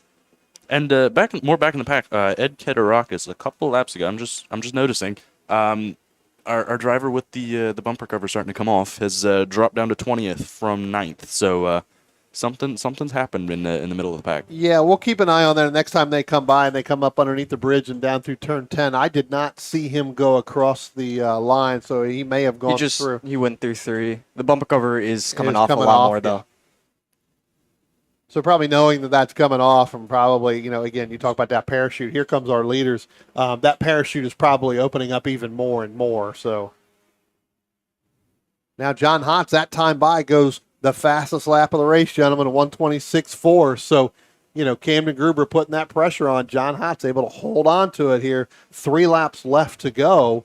We'll see whether or not John's going to be able to hold him. I want to jump back a little bit further. We talked about this Benjamin Pollock, and we talked about James Lindenthal. Now throw Michael Cohen in there. Michael Cohen has caught those two as they started to battle coming in the middle of turns 1 and turn 2 right now. Michael Cohen all over the back of James Lindenthal, pushing him, trying to get up to Benjamin Pollock. And I'm thinking if these three start to fight a little bit more, it's about, it's 10 car length gap back to a pack of 4, 5 car length gap back to a pack of 5. So this could all kind of accordion and make this like a 12 car fight for 6th place. So it'll be interesting to see how hard they fight and how long they fight. Yeah, look, Michael Cohen that's a brand new rebuild on that car, right? They've really done a lot of work here in the off season. Billy Ring did a lot for Michael. And so now this car's really starting to get broken in and starting to get faster and faster. So we'll see whether or not Michael's going to be able to get up into that, pick up that, really get up into 6th position. Here comes our leaders now, Hotz. Let's see who went faster there. Looks like he's opened up a little bit more of a gap over Camden Gruber. No fast lap times there, but still John Hotz a little bit faster than Gruber. So as we get 2 laps to go, guys, John Hotz starting to kick it in. It's possible that he was kind of waiting for Cam to get a little bit close, and then once he got there, just put his foot down. Toying with him a little bit? A little bit. Say, look what I got here, youngster. No. All right, well, we're going to probably see now, Brian, as we were talking about that battle around for 9th to 10th place, Ben Pollock, that last time by, slid off on the outside of turn number 5, and he is now dropping down. I think we're going to see him falling a little bit further back in the pack. He had, of course, worked his way all the way up to 6th position here, but we'll see what happens now with the 48. Lindenthal just running right around the outside of Michael Cohen through turn 3 after side-by-side coming out of turn 1. Lindenthal taking the outside of turn 3, which I haven't seen it not work yet today. Yeah, so. I was going to say, I haven't seen it not work, and they are definitely pushing the limits there of turn 3, the last half of this race. Yeah, definitely in these cars, you can just extend 3 pretty much as much as you want. All right, and our leader, John Hotz, came under the bridge, coming out of turn 10 now, and when he crosses the line, he will be starting the final lap. He now has about a 6 car length advantage over the number 24 of Cam Gruber. 3rd place runner Mike LaMena now sitting almost 30 car lengths back from our 2 leaders. And both Hotz and Gruber, they're going to possibly have to contend with some slower traffic up ahead. I think they've got the 112 machine just coming out of turn 2 right now, but she may be clear. And we'll see here. With about 2/3 of a racetrack remaining, it could possibly impact the end of this race. They could catch her pretty much down. We'll take a look at the camera here as they head down in turn 5. But that end up could be where they catch her down at the bottom of the hill, kind of going through the carousel. So it's going to determine whether or not Hotz can get by her relatively quickly, or where does Camden Gruber catch her.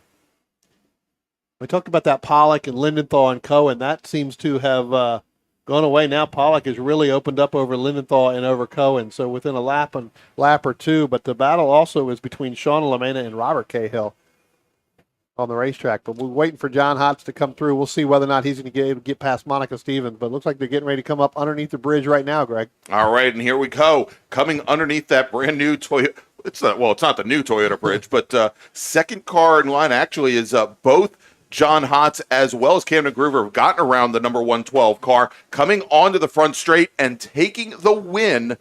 2nd day in a row here in Spec Miata. John Hotz, driver of the number 63 machine out of Sparks, Glencoe, Maryland. Camden Gruber will finish in 2nd. Michael LaMena will bring his car home in 3rd. Kip Gaynor crosses the stripe in that light blue and fluorescent green number 44 machine. He comes home in 4th. And then we've got the first of the Flying Cahall brothers. Ted Cahall comes home in 5th with the number 178 machine. Ben Pollock comes home in 6th. James Lindenthal, Michael Cohen Glenn Evans crosses the stripe. And then we go and take a look a little bit further back. Shauna Lameno is going to round out the top 10. Great run for Shauna with Robert Cahall 11th. And then we had right at the line, Tom Buskey holding off Jared Odrick. This was for 12th. Margin between the two was 72 thousandths of a second. All right, so that is going to wrap up Spec Miata, gentlemen. So let's do this. Let's take another quick little break.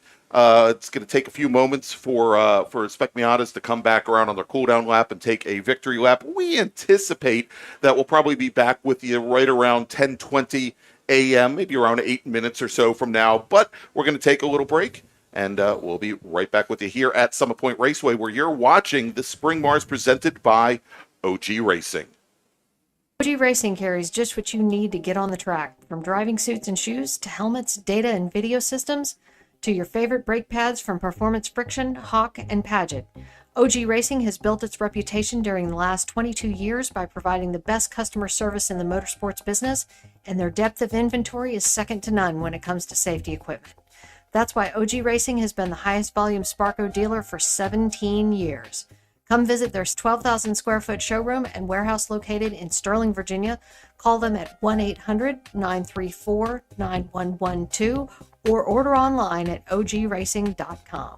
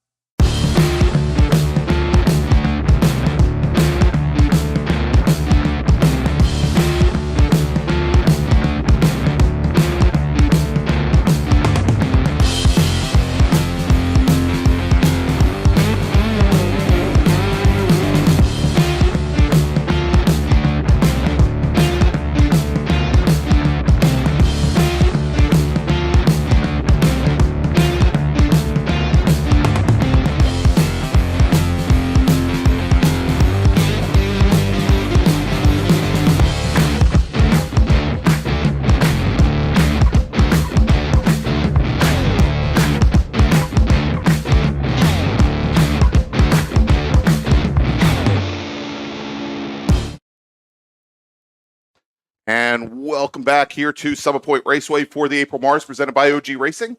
I'm Greg Ginsburg along with Brian Donati and Morgan Burkhardt. And thank you to Jamison Huffman, who we'll probably see a little bit later today, but he's going to set up. He's going to be in our next race. Sorry, I'm breathing a little deeply here. Let's tell you what we're going to do, Brian, as we've got the safety car starting the pace lap now. We're going to run down. Coyote Black comes off of pit road real quick. Our pole sitter. And into the wall. Into the wall, driver's left or driver's right, pardon me, does not even get to the track surface. And I'm looking, Brian, I can't tell, but it looks like he might have had a rear tire go down. Well, I don't know about that. I know that when he came out, he gassed it and he hit that tire wall hard. They're going to have to take a look at that car. On the front end of that race car, it does look like there is some damage there. All right. Well, what we're going to do, Brian, we've got a 36 car field. I'm going to run down quickly here the top 20 and try and get through them, and we'll try and figure out here is Coyote Black is did he read? No, he's right. He's right below me. Stopped right in front of the timing building. If you stand up, you can see him right there. Yeah, there he is. As he's rejoining about 3/4 of the way back in the field. All right, starting 20th, driving the number 88 ITS Honda Civic SI. It's Anthony Pacelli. Justin Shepard will start 19th, driving the number 100 ITA Mazda Miata. Starting 18th, Alex Ratcliffe in the number 103 ITB Mini Cooper. Starting 17th, Philip Rule in the number 78 ITA Miata. Then we've got Scott Holman. He's our ITB pole sitter. He's driving the 69 Mazda Protege, starting 16th. Starting 15th, the number 7 ITS BMW 325. Starting 14th, starting 14th, driving the number 41 ITA Mazda Miata, David Lanning. Steve Moeller starts 13th. He's driving the 49 ITS Mazda Miata. And then Dan Freeman, driving the number 1 ITA Mazda Miata, starts 12th. Starting 11th, driving the number 66 USTCC BMW 325. It's Andrew Connor with Chuck Bucheski starting in 10th position. He's driving the number 0 ITS Datsun 240Z. Joel Gambino will start 9th today. He's driving the number 31 ITA Mazda Miata. Matt Littleton starting in 8th position, driving the 07 BMW 325 IS. Your pole sitter in ITA, and he ended yesterday's race in the gravel trap. Yeah. But Ben Seelig, driving the number 5 car, starts 7th today. That's the ITA Mazda Miata. Then we've got Roger Maeda in his USTCC Honda Prelude. He starts 6th. With Jeff Lucas starting 5th today. He is in the number 00 ITS Datsun 240Z. Then we've got Mark Liller. He's going to start on the outside of row number 2 with his number 127 ITS Mazda Miata. And then Ed York scheduled to start 3rd. And now I guess he's still going to start 3rd actually in his ITS number 56 BMW 325. That's an E30 BMW. Then we've got Cam Gruber, who we just saw a few moments ago in his Mazda MX-5.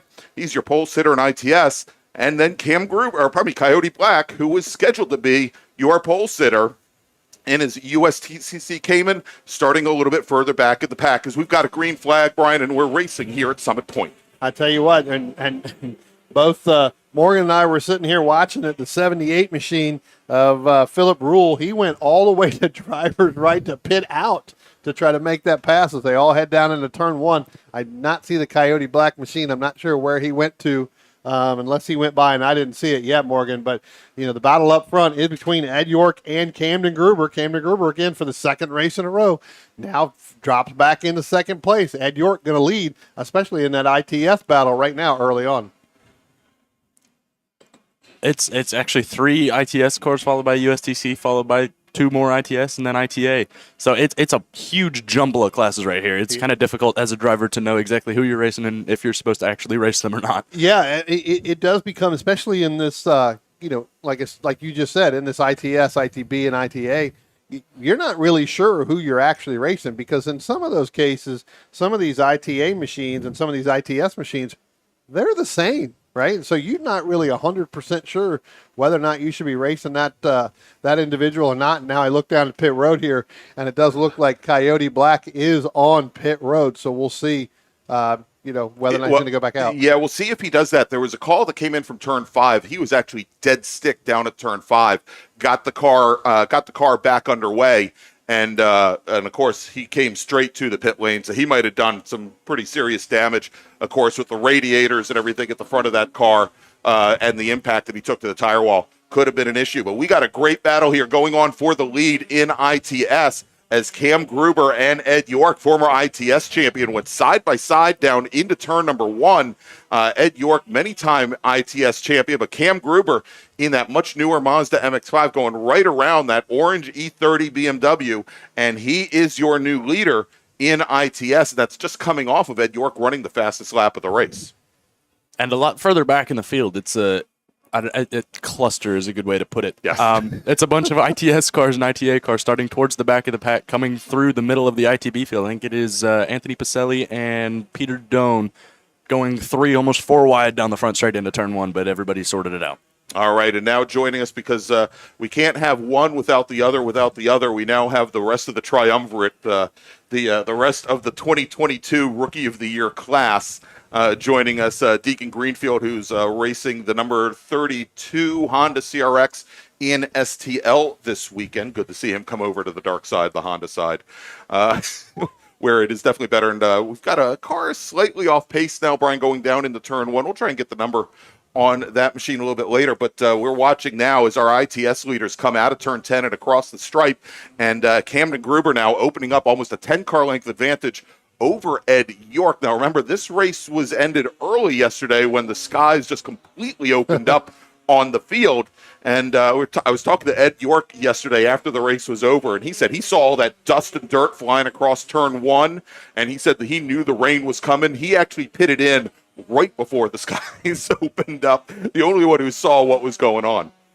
Yeah, I mean, like you said, we were talking to him yesterday. He was like, yeah, no, not for me.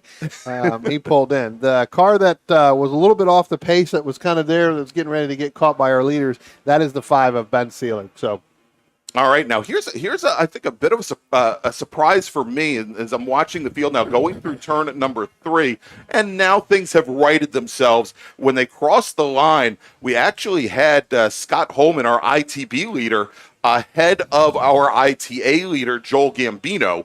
Gambino was able, and he's got about 30 horsepower on the Protege. Gambino was able to get by Holman. He moves up to 9th overall, but that is also putting Holman in a bit of a precarious spot, because he's got Alex Ratcliffe in the number 103 Mini, only about 3 car lengths back from there. Yeah, it's going to be a little bit less than that now, because Alex Radcliffe and both Scotty Holman went driver's right coming out of turn 3. Both went 2 wheels off. For Alex being in that Mini, it's almost like 4 wheels because the wheelbase isn't very wide. So, you go through that. So we'll have to see how close they are. Here they come now out of turn 10 as our other leader, Camden Gruber, starts to open up a little bit over Ed York. But here comes Holman. Here comes Alex Radcliffe. They cross the start-finish line now. That lead is about 1.2 seconds, but earlier on, or about a lap ago, it was a little bit closer than that. Yeah, and what is very close right now, right behind that battle for the lead in ITA, we've got the battle for, or probably in ITB, we've got the battle for second in ITA, Morgan, and that is Dan Freeman in the number 1 machine, as well as Philip Rule in the number 78, both running Mazda Miatas, and right now, Rule's starting to fall a little bit off the pace at Dan Freeman. Yeah, exactly. I think we got really shuffled up on the start, and some cars are coming back from the back of the pack because of qualifying in the races yesterday. But the interesting thing about the second and third place battle in ITA is Peter Doan and Dan Freeman. It's a mid-engine MR2 versus a front-engine Miata. And the MR2 in this class is a rocket ship in a straight line. It has at least like 2, 3, 4 miles an hour at the end of the straight over the Miata. Really? So, and the fact that it's mid-engined, it has to do some awkward things through corners. So it makes Awkward things. Kind of like CRX awkward things to keep the rear end from becoming the front end. Yeah. Yes, exactly. And and actually, as we were speaking, and it looks like Rule gave up the position, gave up now third position to Peter Doan. So move Peter Doan into a podium position rule just a little bit further back and forth. As another great little fight going on down into turn 1 right now, Brian. It is Steve Moeller and Chuck Bucheski in ITS, and I believe that's the battle right now for 5th in ITS as they go through turns 1 and 2. Yeah, well, they went through turns 1 and 2. They're side by side. They're still side by side, but I think Brzezinski's going to go ahead and get that pass made. But we'll have to see. It doesn't look like Muller's going to give it up too easy there, Morgan, as they head up to 3. But he didn't really have a choice because Chuck wasn't about to let off the gas right there. And again, outside at 3, all day. It's been wonderful all day, and a little bit of Dan Freeman, Peter Doan maybe going side by side, going into second place for ITA, side by side coming over the crest of the hill into 4. I think Dan Freeman had a good run coming up on Alex Radcliffe, but again, you talk about that outside move that everybody seems to be doing. We saw it in the last race there, and it helped propel Alex a little bit faster, and then they ended up where, I think it kind of startled Dan Freeman a little bit. He actually had to get out of the throttle a little bit. Yeah, it's not enjoyable to come up on a car with the head of steam as you're coming out of a corner, especially a high load corner like turn 3. So it's definitely a little bit rattling. Tell you, as we look down into turn 1, you got Jeffrey Lucas in that Datsun 240Z and Roger Maida, in that Honda Prelude. They're side by side again, totally two different classes. One of them is with the ITS, and the other was with the USTCC, but they were side by side coming out of turn 2. And now Maida's got a little bit of a head of steam ahead of Jeffrey Lucas. Just Lucas, and I want to thank Meathead for keeping a look on this right now. But we said, gentlemen, that this was probably going to be a good day for setting fast lap times. The temperatures are rather cool. It is still somewhere along the lines of 54, 55 degrees. And the sun is starting to come out now. Some of those clouds have gone away. But Camden Gruber in that Mazda MX-5 just turned a 124.635 on the previous lap. Mark Gibson, who was a multi-time ITS champion, had set the track record in ITS at a 123.7 back in 2019. But Gruber, your new ITS track record holder here at Summit Point. All right, if we look a little bit further back, we haven't talked much about about B-Spec. And now yesterday, Frank Schwartz pretty much ran away from the rest of the B-Spec field early on. Currently about 16 seconds up on Trenton Kramer's number 19, I believe, Mini as well. And indeed, it is a Mini. And then James Kohler sitting another almost 7 seconds back from there also in a Mini Cooper. It's not until you get to Garrett Bowser, who's in a Honda Fit, that you see a non-Mini here in B-Spec. Yeah, as we look down a little bit down at turn 1, Morgan, I'm picking up this Philip Rule and this Justin Shepard. Justin Shepard, Philip Rule side by side going down into turn 1. See whether or not Shepard's going to be able to hold off Rule, but Rule's going to fight back on the outside. And as we've been talking about this, we'll look and see as they come out of turn 2 whether or not Philip Rule gets back in line, which it does look like he is about a half a car length off now, whether or not he takes that outside line going through turn 3. Almost you want to aim your car right at where the dirt is right there. That seems to be the spot. If they can hit just a little dirt, and just as I say that, Frank Schwartz decided to kick up a bunch of dirt out of there and got through that corner a little bit, but that seems like that's where everybody is going. That seems like there is a lot of grip there today. And it's an interesting line because you can kind of pinch the guy on the inside down to the apex. You can really, what's the word I'm looking for here? I'm looking for a big word, Brian. You're probably not going to be much help here. Exactly. I definitely won't be. I've already given 4 big words for the weekend. I'm done. All right, while you guys try to figure out something that's 4 syllables or longer, real quick here, let me make a call to the grid for our next group. Attention in the paddock. First call to the grid for race group number 4, SSM. If you could please start heading to the grid. You should be the last race before lunch. Race group number 4, if you could please start making your way to the grid. That's SSM. Word I've gotten from the stewards, tentatively, you are the last race before lunch. All right, so gentlemen, one other thing before you start running down dictionary.com phrases and words. We have a new track record that has been set in B-Spec as well. Steve Introne, our reigning national champion, set the track record last year at the Summit Point Majors. He had put in a 130.359. And Frank, oh, you know what? I take that back. I thought Schwartz had beat it. Yeah, he's at a 130.5. So take that back. Steve Introne, still your track record holder. You just scared Steve, because I'm sure he's probably going to come in here and take a look at this. And then, well, Frank Schwartz just went 2 off there. Morgan and I were just sitting here watching it. I tell you what, that Mini got up in the air a little bit, bouncing through there. That Mini is now a rabbit.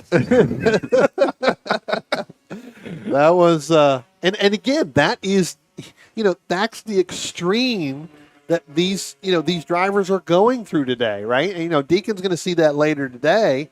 That, again, getting that car out there is really, so far the last 2 races we've seen, it's pretty extreme. That if you miss it by just ever so slightly, it's going to put you over there with at least a tire, if not 2. And we saw some of the outcomes that probably could happen from that. So you've got to take it, you've got to take that balance, and you got to be able to figure that out. Yeah, that spot yesterday in 3 was definitely hit quite a bit with the wet race yesterday we had. There was quite a bit of mud spread across from people just constantly hitting that point. So that's definitely been a hot spot in that turn all weekend. It seems like everybody's got a little bit more grip now that there's dirt, and now that it's dirt over there instead of the mud. Yesterday, as Deacon was just talking about, but it just seems like the line there seems to have a little bit more grip, to where you're not really completely getting on the brakes as you normally would. You're just riding the brake there, setting the nose, and then taking back off again. All right, guys, I'm watching a neat little fight here, and this is in ITB. Matty Vicolo is running 4th, and Carl Fossler running in, Matty Vicolo running 3rd, Fossler in 4th. Vicolo had just gotten around the Porsche of Fossler. Fossler gets back around, but as they were coming out of turn number 10, we had our overall leader, Cam Gruber, in that bright red Mazda MX-5, and he had to dial in some steering correction. Coming through 10, he was about to go around both of those drivers, and just as he had pulled drivers right to pass Vicolo, Fossler moved drivers right as well, and so Gruber had to go all the way from drivers left all the way over to drivers right, and somehow managed to keep that car from going around, as we've got another great battle going into turn 1. Well, I tell you what, Ed York's going to come up on that battle as well, and that's going to be tough and difficult as they get down through turn 5. Ed York looks like he's going to try to take it on the outside of 5 and stay to the inside of the carousel there, to see whether or not he's going to be able to get through that jumble of cars. All right, so also we mentioned that Ben Seelig was scheduled to be our pole sitter today in ITA. He had some issues at the end of yesterday's rain-filled race. Actually ended the race, had crossed the finish line to finish the race, and then ended up in the gravel trap with this car. Ben Seelig did not make the start today, nor did Don Hager, driver of the number 6 B-Spec Mini Cooper. And looks as though Mark Liller did not make the start in ITS, nor did John Legg, who had some issues with his Datsun yesterday. Liller broke a diff yesterday in that car. So I talked to Jeff, who the father, Jeff who Lord, also drives that. Ben Seelig is out there. He is coming through the start-finish line right now. So look at that. He may be having some transponder issues. Maybe it's still sitting down in the gravel trap of turn 1 from last night. That could very well be. And not really realizing it. But I know that Ben is out on the racetrack. What I think is going on with Ben, I saw him take the green flag, and he came around in the lead for the end of the first lap. And then after that, I think he came down pit lane for a trip down pit lane. And looking at this car, it's missing some front bumper. Yeah.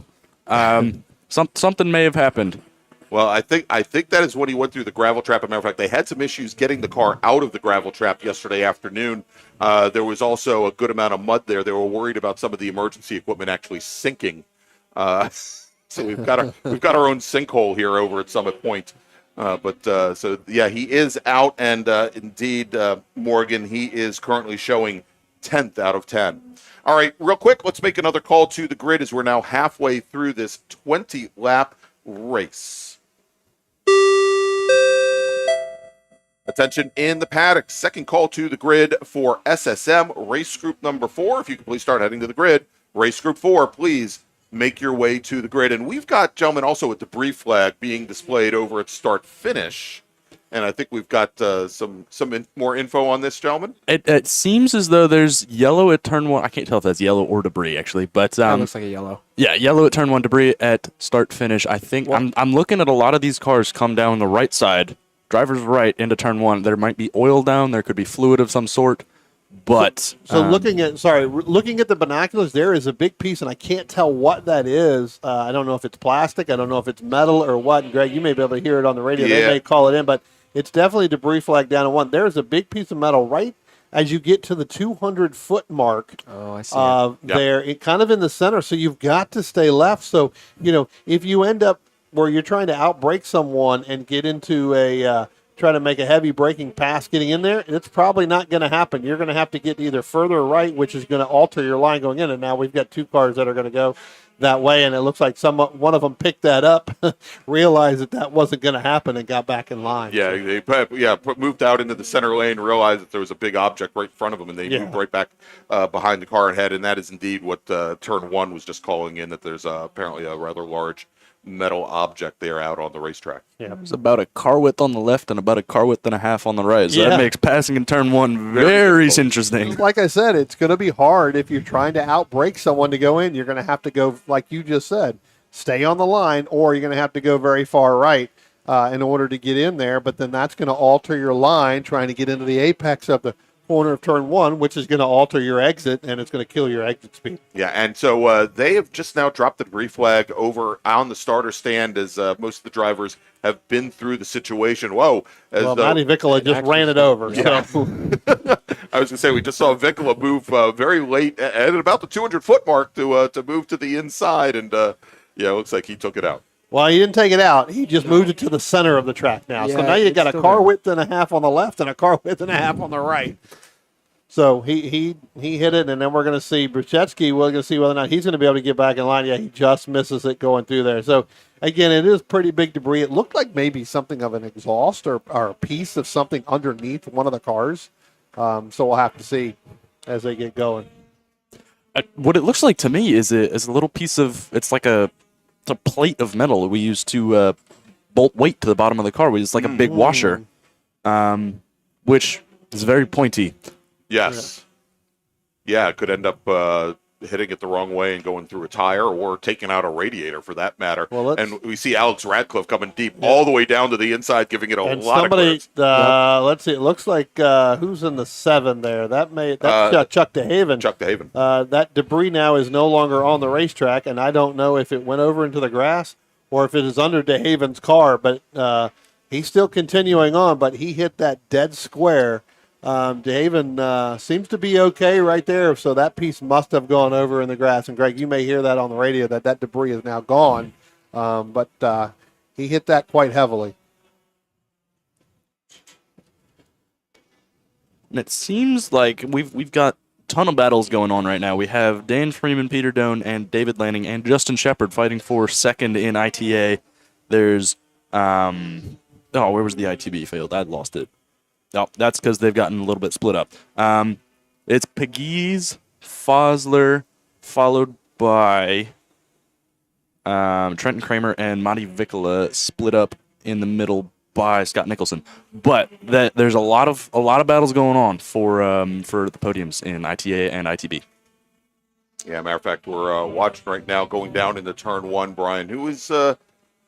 Like a good little fight going on, and I don't. So that is Peter Doan and David Lanning now coming through turn 1. That looks like that's going to be for third in ITA as Freeman is up already coming through turn 3. Now they're going to come up on one of the B-Spec cars.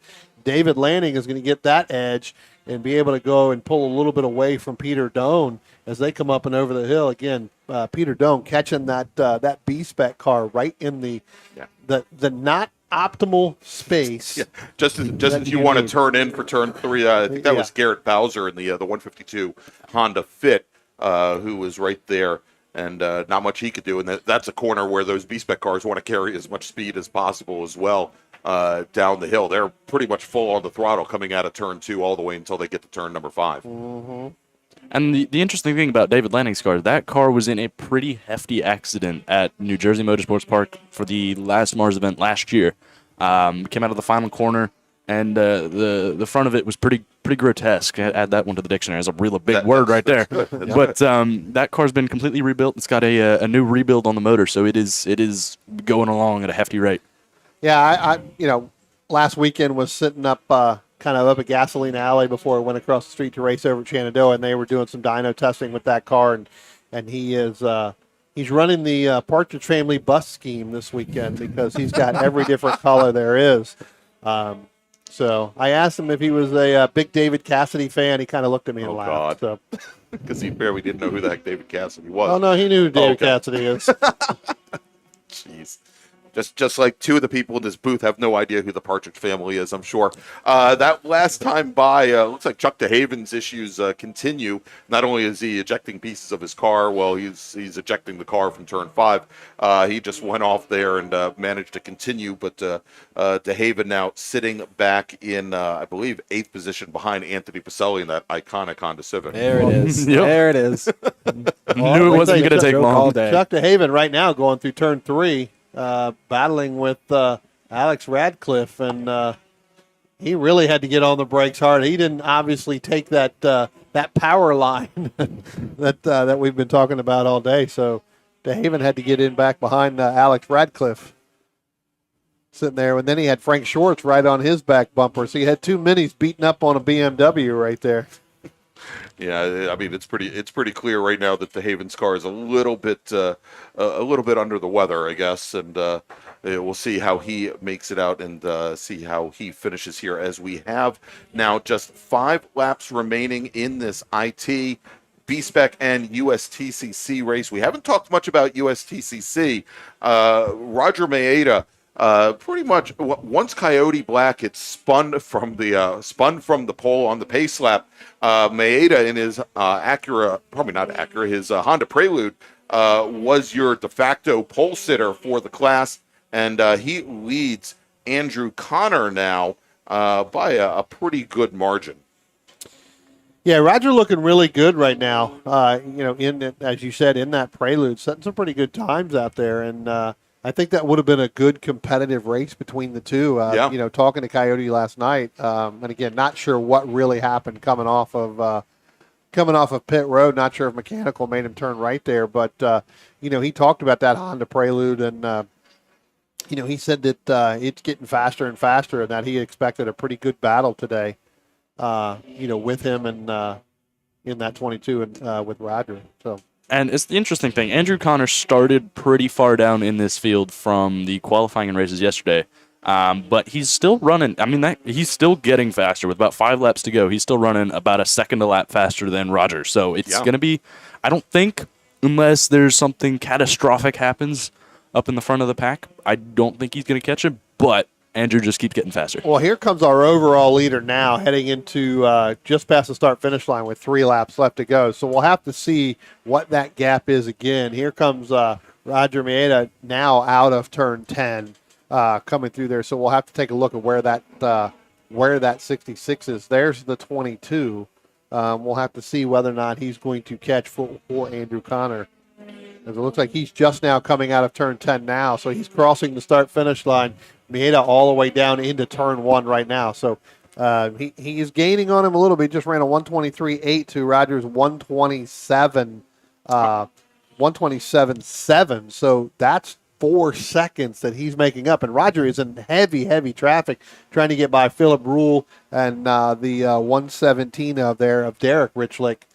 Okay, Brian, real quick here. Things are closing up a little bit in the battle for 3rd in B-Spec, where Garrett Bowser in that black 152 Honda Fit, that last time by ran his fastest lap of the race at a 135.3, about 0.2 of a second faster than the Kohler Mini Cooper. And they are actually starting to come up on some traffic ahead of them as well. But oddly enough, directly behind, we've got that battle for 2nd in ITA. With Dan Freeman and Lanning, and so things are starting to tighten up here in many places on the track, because we've got a great battle here side by side. We've got also a standing yellow down at turn 5 right now, Brian. Let's look at the camera. I'm not able to see. I don't see anybody it's there. Closer to turn 7 right now, and I'm trying to get the number on it. But but we do have a local caution down in the carousel currently. Okay, and I know we have 2 laps to go. Camden Gruber just went past the start-finish line. There goes the 22 of Roger Miata, and let's see where Andrew Connor is, and he's going to come through and split kind of the B-Spec and the 7 of Chuck DeHaven, and then back over to driver's right to get over and some of those other B-Spec cars there, Craig. So as he's starting to close the gap on that 22, again, that lap there for Roger Connor, again, 2 seconds faster. I just don't think he's going to have enough time, Morgan, to reel Miata in, as now he is open. I'll say this in a minute. He's got open traffic or open lanes now. So yeah, and I think Roger was kind of being a little bit more cautious than Andrew is through traffic, so that could be a big reason why the gap is shrinking as it is. But ITB podium battle still coming strong. We got Patrick Pegues followed by Carl Fosler, followed by Matti Vikkula. They're still basically nose to tail. They're pretty close. It's enough to be a mistake is a pass. Yep. And now you've got Procheski. He's going to go down into turn 1, and it looks like Fosler there locked it up just a little bit, or maybe that meant just getting back on the gas. That caused a little bit of smoke to come out of the exhaust pipe there a little bit in that portion. But, as you just said, Patrick Pegues in that last podium spot headed up to turn 3 right now. And then you've got Carl Fossil and Matti Vikkula as they all go through turn 3 right now. But you're right, any type of mistake will cause that battle to be even closer as Camden Gruber now goes through turn 3 working his last lap. Exactly here is he has now opened up almost a 3/4 of a minute advantage over Ed York as that battle for second in B-Spec, Brian, now coming down the front straight, right behind the pack going into turn 1 right now. We've got the Honda Fit of Bowser to driver's right. We've got James Kohler and his Mini drivers left, and it looks like Bowser has made the move going into turn 1. Let's see if he can hold it coming out of turn 2. Yeah, let's see. Well, actually, neither one of them going to give an inch there. That is, they're still side by side, getting ready to come out of 2 and headed up to turn 3. Now give that position back to Kohler. All right, our leader, Cam Gruber, now coming underneath the bridge. He's right behind a lot of slower traffic here, but he's got nothing to lose. He's going to start doing the weave and allowing some of these other cars to get another lap, crossing the stripe, taking the win today in ITS. Our overall winner, it is the 05 Mazda MX-5 of Cam Gruber, and new track record holder in ITS as well. Ed York now comes across the stripe. He's going to finish second in ITS. And Jeff Lucas, who is, Jeff hasn't even come out of turn 10 yet. If he can keep that car on track, he's due to finish in third. And I'm still here. He comes last in line of 4 cars, right behind the ITB machine of Scotty Holman, as Lucas goes to put Holman a lap down. Jeff Lucas, he's going to take home the bronze in ITS. In ITA, it is Joel Gambino with the win. Dan Freeman will come home in second. David Lanning will finish third with Peter Doan just off the podium. In fourth in ITB, Scotty Holman taking the win. And Alex Ratcliffe in his Mini Cooper had already crossed the stripe. He finishes second with Patrick Pegues coming home in third. And if we now move over to B-Spec, Frank Schwartz taking the win. And then Trenton Kramer will finish in second, and Garrett Bowser with that last lap pass on James Kohler. The Honda Fit driver comes home in third. And then finally, in the United States Touring Car Championship, Roger Maeda comes home with the win. Andrew Connor will finish in second. So, gentlemen, let me make a final call to the grid real quick for our next group, which should be the last group before lunch. Attention in the paddock. Final call to the grid for race group number 4, SSM. If you could please start making your way to the grid. Race group number 4, SSM. please head to the grid now. And so, Brian, what we're going to do, and actually Jameson's not up here, Deacon and Morgan, we're going to take a quick break, and we're going to set up for that last race of the day, which should be a barn burner here in SSM. But before we do, let's thank one of our great partners that is bringing you all of the action here from Summit Point Raceway this season, and that is RP Performance. RP Performance is the only premier race shop in the region that specializes in both street and track Mazdas, and is located right in the heart of racing at Summit Point's Gasoline Alley. RP has been involved in countless race wins and series championships across many classes with drivers of all ages. Not just a full-service shop, RP has been helping drivers with their individual racing and other track event needs for over 30 years, providing trackside support, arrive and drive packages, as well as race car transport services. And they're known for its help all attitude. RP Performance is your go-to for getting cars back on track for that positive experience at some point when you're ready to pack it in. For more information about RP Performance, come talk to them here in the paddock.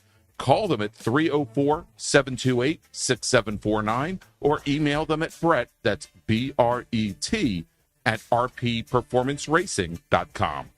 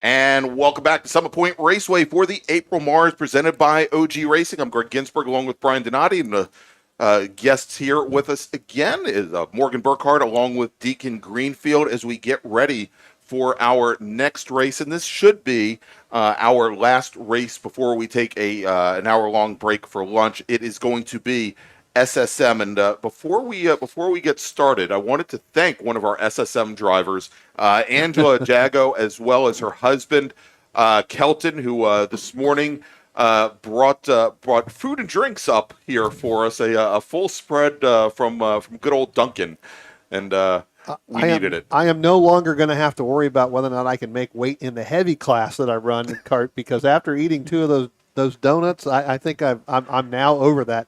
And I'm heavily caffeined, which is almost as important right now. So I want to thank Kelton and Angela for bringing that up. And, of course, we're going to see Angela out on course here in just a few moments. And so we've got this race here, obviously our largest field of single-class racing of the weekend, and really never fails to disappoint. Now, yesterday, coming out of our big thunderstorm and lightning storm, there was a mad rush to make it to the grid yesterday, and I think a lot of drivers maybe weren't able to get into that right mindset for yesterday's race, having in some cases less than 10 minutes from the time they knew that they had to be on the grid to the point that the pace lap started. Yeah, I mean, some of them decided, hey, look, I'm not going to go out. I can tell you what, we talked about this earlier, John Hotz winning the Spec Miata. He wasn't going to go out. He decided he wasn't going to. But the LeManas got him together, got him in his seat, got him in the car, got his helmet. He started 37th yesterday and ended up finishing 6th. That's right? A lot, especially for SSM. Again, and especially, as you said, Greg, the track was still wet. It was very difficult. Ryan Maloney goes out, wins. Rich Roman has some difficulty spinning twice, as it sounds like we're getting the one to go here. So we'll get going here on the rundown. But Rich Roman having some difficulties. Guess what? Throw that all out the window. That was yesterday. Today's today. It's a different day, and it's nice and sunny out here. They got a dry track. I think you're going to see some changes here, Greg. That's right. So we had 42 drivers qualify over the course of the weekend. Brian and Morgan and Deacon, we're going to run down the top 30, and I'm going to talk really, really fast. Gary Shank is going to start 30th today. He's from Lidditz, Pennsylvania, driving the 25 car. Beth Evans, great to see Beth back out here. She's going to start 29th in the number 42 machine. She's from Leesburg, Virginia. Jordan Furman, and we actually had somebody in the chat yesterday named Jay Barbie, who was wondering what the comment that I was making about Barbie girls in SSM, and it was actually for something that Jordan had posted up on social media earlier in the day. So don't worry, Mr. Barbie. I wasn't talking about you. I was actually talking about Jordan, who I'm also going to refer to as Mr. Barbie. He's from Wrightsville, Pennsylvania. He's driving the number 8 car. John Moyer is going to start 27th in the 113 car. He's from Birdsboro, Pennsylvania. Then we've got Robert Ahern from Cliffwood, New Jersey. He starts 26th in the 70 car. Jack Kellum from Charlestown, West Virginia is going to start 25th in the 39 car, while Isaac Jordan from Weehawken, New Jersey, representing the northern New Jersey region, starts 24th. He's driving the 46 car.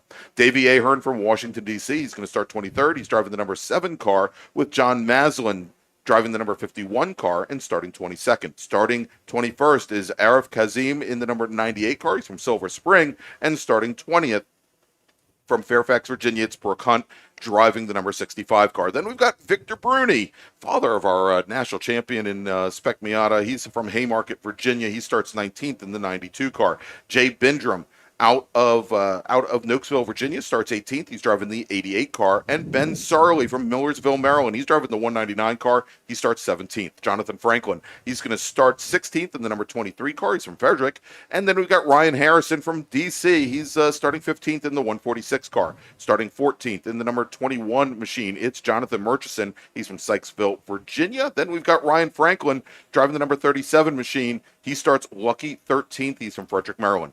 Herndon, Virginia's Jamison Huffman will start 12th today in the number 89 car, while Ben Jones will start 11th. He's driving the number 10 car. He's from Midlothian, Virginia. Frank DeBerzi, scheduled to start 10th. He's driving the number 121 machine. He's from Washington, D.C. And David Biegert, he's driving the number 1 car. He starts 9th today. He's from Warrenton, Virginia. Andy O'Brien will start 8th, driving the number 14 car. He's from Winchester. And then Wallingford, Pennsylvania's Dave Weibel will start 7th in the 18 car. Scott O'Rourke will start 6th. He's driving the 32 car with John Hotz, our Spec Miata winner, starting 5th today. He's from Sparks, Glencoe, Maryland. Then we've got Kevin Kopp starting on the outside of row number 2 in the number 66 machine from Great Falls, Virginia, with Ryan Maloney, yesterday's winner, starting on the inside of row number 2 in the 15 car. And our front row, Neil O'Rourke driving the 06 Miata from Baltimore, Maryland. And our pole sitter had a difficult time of it yesterday, gentlemen. Rich Roman, our reigning champion in SSM, driving the number 11 car from Stroudsburg, Pennsylvania, finished 2nd at the runoffs in B-Spec, and he is your pole sitter as the safety car. I shouldn't have talked so quickly. I was going to say, we got 2 pace forgot laps. They're going 2 pace laps here today, just like they did yesterday. Again, you get anything over 40 cars in a field, you get 2 pace laps here. So pretty good idea. But like you said, Rich had some difficulties yesterday. But you know what? I'm going to throw it out here because we've got 2/3 of the ROIs from 2022. ROIs from the 2022. Rookies of the year, not return on investment. Rookies Correct. of the year. Okay. Well, they may be a return on investment. Yeah. Well, neither one of them are going to have a return on investment. It depends. I haven't put up any money yet. We'll see. So the third one is out there. So, gentlemen, talk about that. You're sitting here up here in the booth. We're going to talk about it. But then, Deacon, I'll let you go first. We're going to talk about Jameson here today. Yeah, Jameson did a fantastic job yesterday in the wet. He's always been pretty good whenever it comes to some slick conditions. I actually got a chance to talk to a few of the SSM drivers on their strategy yesterday, given the wet track, like Davey Ahern and Arif Kazim, who's a rookie this year, driving Chip Herr's old car. And I've heard a lot of mixed strategies, which was pretty cool to see. Like some people ran more dry setup of the RA1s, which are a shaved rain tire, and most of the field was on wets, and which is why I think Rich Roman had an issue yesterday because he was on dries. But today, with how great these track conditions we've seen with the track record set from Cameron Gruber, I think this is gonna be some pretty good racing today. Well, I tell you what, Kasim better go pretty quickly, because if that's the old Chip Herr car, well, you know what? When that was with RP, I drove that car. So one time, and I only get to drive it once a year, so he needs to take care of it. That is my baby. That is the car that I went from 41st to 20th after. Wow. And I only get to do it once a year. So fantastic, great to see. All right, lights are out on the pace car as Graham Taylor bringing the field up out of turn number 8, where we would have a camera, but we don't. We don't today. Thank you, Mother Nature. And the pace car now bringing the field underneath the bridge. Word from the corner workers at turn 8 is that the field is very well formed, and we now see the pace car bringing the field underneath the bridge here, and heading towards the pit lane. And now the field is turned over to Rich Roman, driver of that white number 11 machine, to his outside. Neil O'Rourke in the 06 in the green machine, in that Irish green. Just to his left is the starter is looking the field over, and we have a green flag, and we are underway here. SSM Racing from Summit Point. Tell you what, first 7, 8 rows, still 2 by 2 as they cross the start-finish line, headed down into turn 1. It is still O'Rourke, Roman, side by side. Then your second row of Kopp and Maloney. They're still side by side as they go down. Now, as they get into the braking zone, Rich Roman starts to pull ahead by about a half a car length over Neil O'Rourke in that 06 machine as they come out of turn 2. Everybody else still side by side, gentlemen, trying to get up out of turn 3. Ben Jones, that's stuck in the middle of the racetrack, moves over to the right-hand side. Now you got guys trying to get single file. There's that speed that we were talking about there, Morgan. Ryan Maloney gets the right rear up into the gravel trap, able to continue, and everybody else starts to go single file as they head up turn 3, over into turn 4, down to turn 5. Some 3 wide action towards the back of the pack going into turn 1.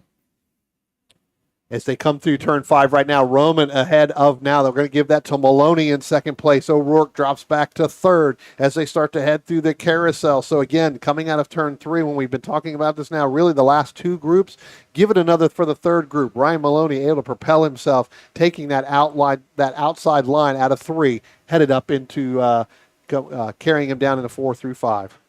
And it's a very interesting thing because normally I've seen that the inside line at 3 is just better. But it's something that these guys are going to have to experiment with and learn.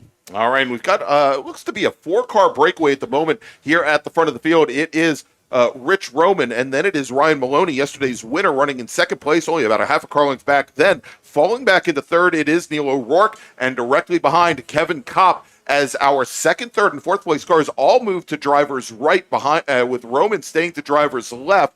Kevin Kopp pulls the draft from Rich Roman, but I believe, gentlemen, we'll see coming through turns 1 and 2, we may now have a new leader. We do. It is Ryan Maloney in that 15 machine. Morgan and I were just sitting here looking it out, and Morgan, his right headlight is up. That is going to cause a little bit of drag on that car. That may have happened as it went through turn 3 the last time, popping up, and everybody using that far outside. We call it the Tristan Herbert line. Driver not here this weekend, but they are continuing to gain that speed as they head through turns 3 and down the hill into turn 5 they go. It is still Ryan Maloney over Rich Roman, Neil O'Rourke, and now throw Kevin Kopp into your top 4. Yeah, Maloney's car is effectively winking right now. But I think, as you said, track extending through turn 3, the Herbert line, if enough people start doing that, there's going to be a groove, and it's actually going to start to get grip. So it's going to, after the first few people start doing it, everybody else is going to start doing it, and then there's going to be a channel, a tire width of a channel. A channel. Drivers right, and 3 cars that'll need new windshields at the end of the weekend. Yeah, exactly. As I believe Tristan Herbert, former Pro World Challenge driver, his SSM car, I believe, is up for sale. He may have actually already sold it. He did actually sell it. So we'll see here. And now side by side coming out of turn 10, Rich Roman moves all the way to driver's right. He's got his right wheels right on the very edge of the track surface as Maloney went to defend center of track. Maloney moves back over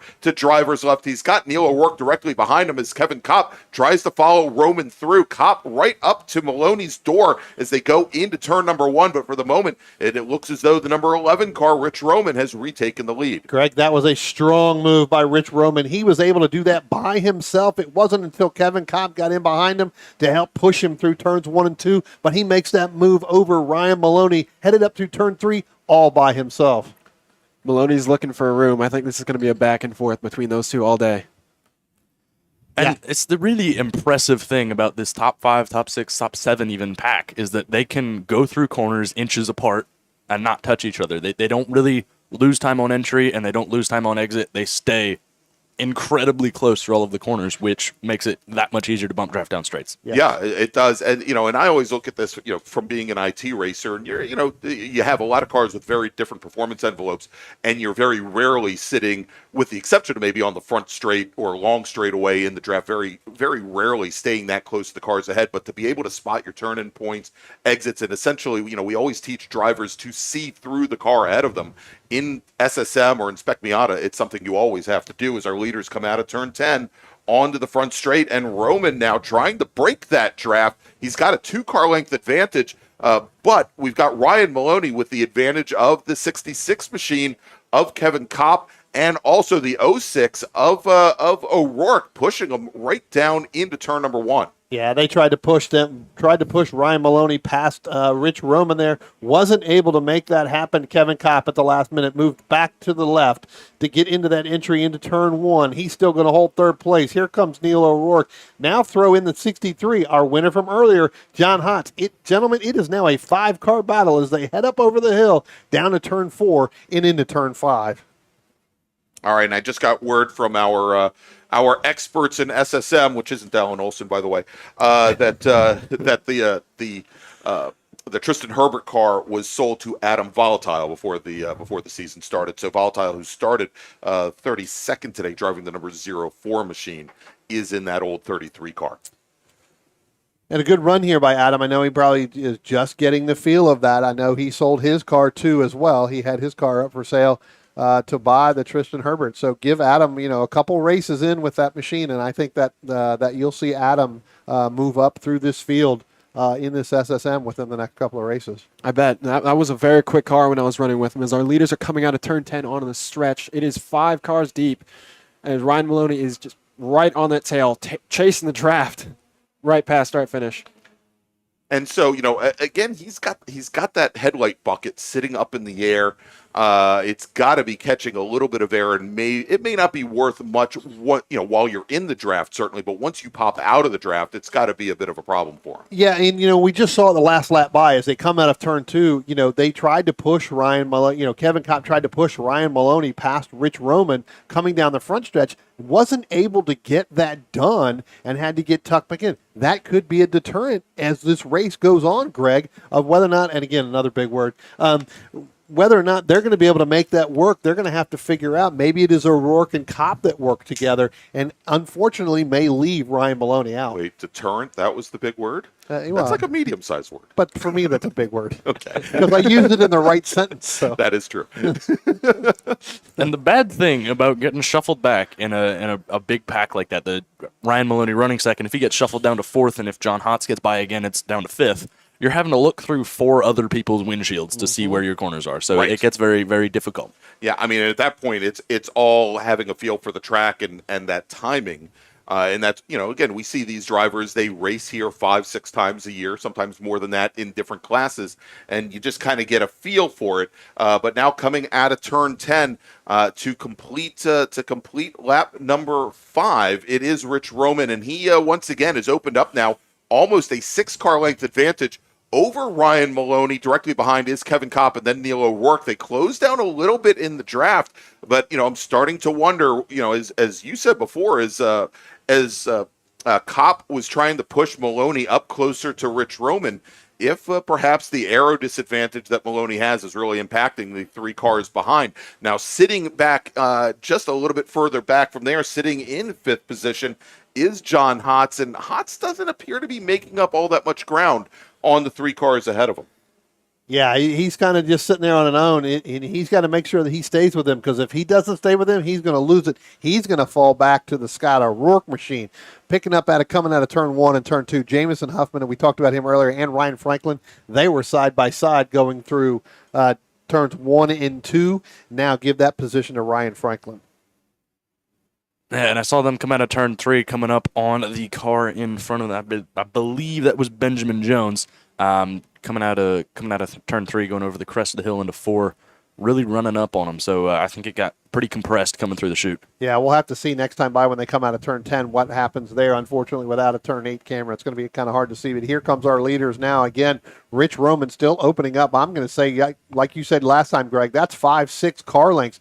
I'm wondering if that Ryan Maloney machine with that headlight up is really causing a big problem. Kevin Kopp just cannot get by him in order to do it, and Neil O'Rourke is not close enough to help Kevin Kopp. They're starting to leave John Hotz, those 3, along with Rich Roman. So it's going to have to see whether or not Hotz is just taking his time right now, or is he going to fall back and lose and then fall back into the clutches of our 6th place car, Scott O'Rourke, who is pretty far back from Hotz. Now, one of the things, Deacon, and I find this a bit interesting here, is I think I'm fairly certain that Maloney knows that there's the issue there, because every time he comes out of turn 10, he's moving over to center of track regardless of what Rich Roman does, that he's trying to take a slightly defensive line, make the choices much harder for Kevin Kopp going down into turn 1. Yeah, even with a racing bucket seat in the Miata, you can see if the lights are up or not, so I'm sure he's aware. One of the special things about spec racing, especially Miatas, is that you really have to have a relationship with the other drivers that are kind of in your pace group so you can know who you can work with. And even though everyone's a competitor out there on the track, you have to be able to work with people to be able to bring better results for everybody. Right.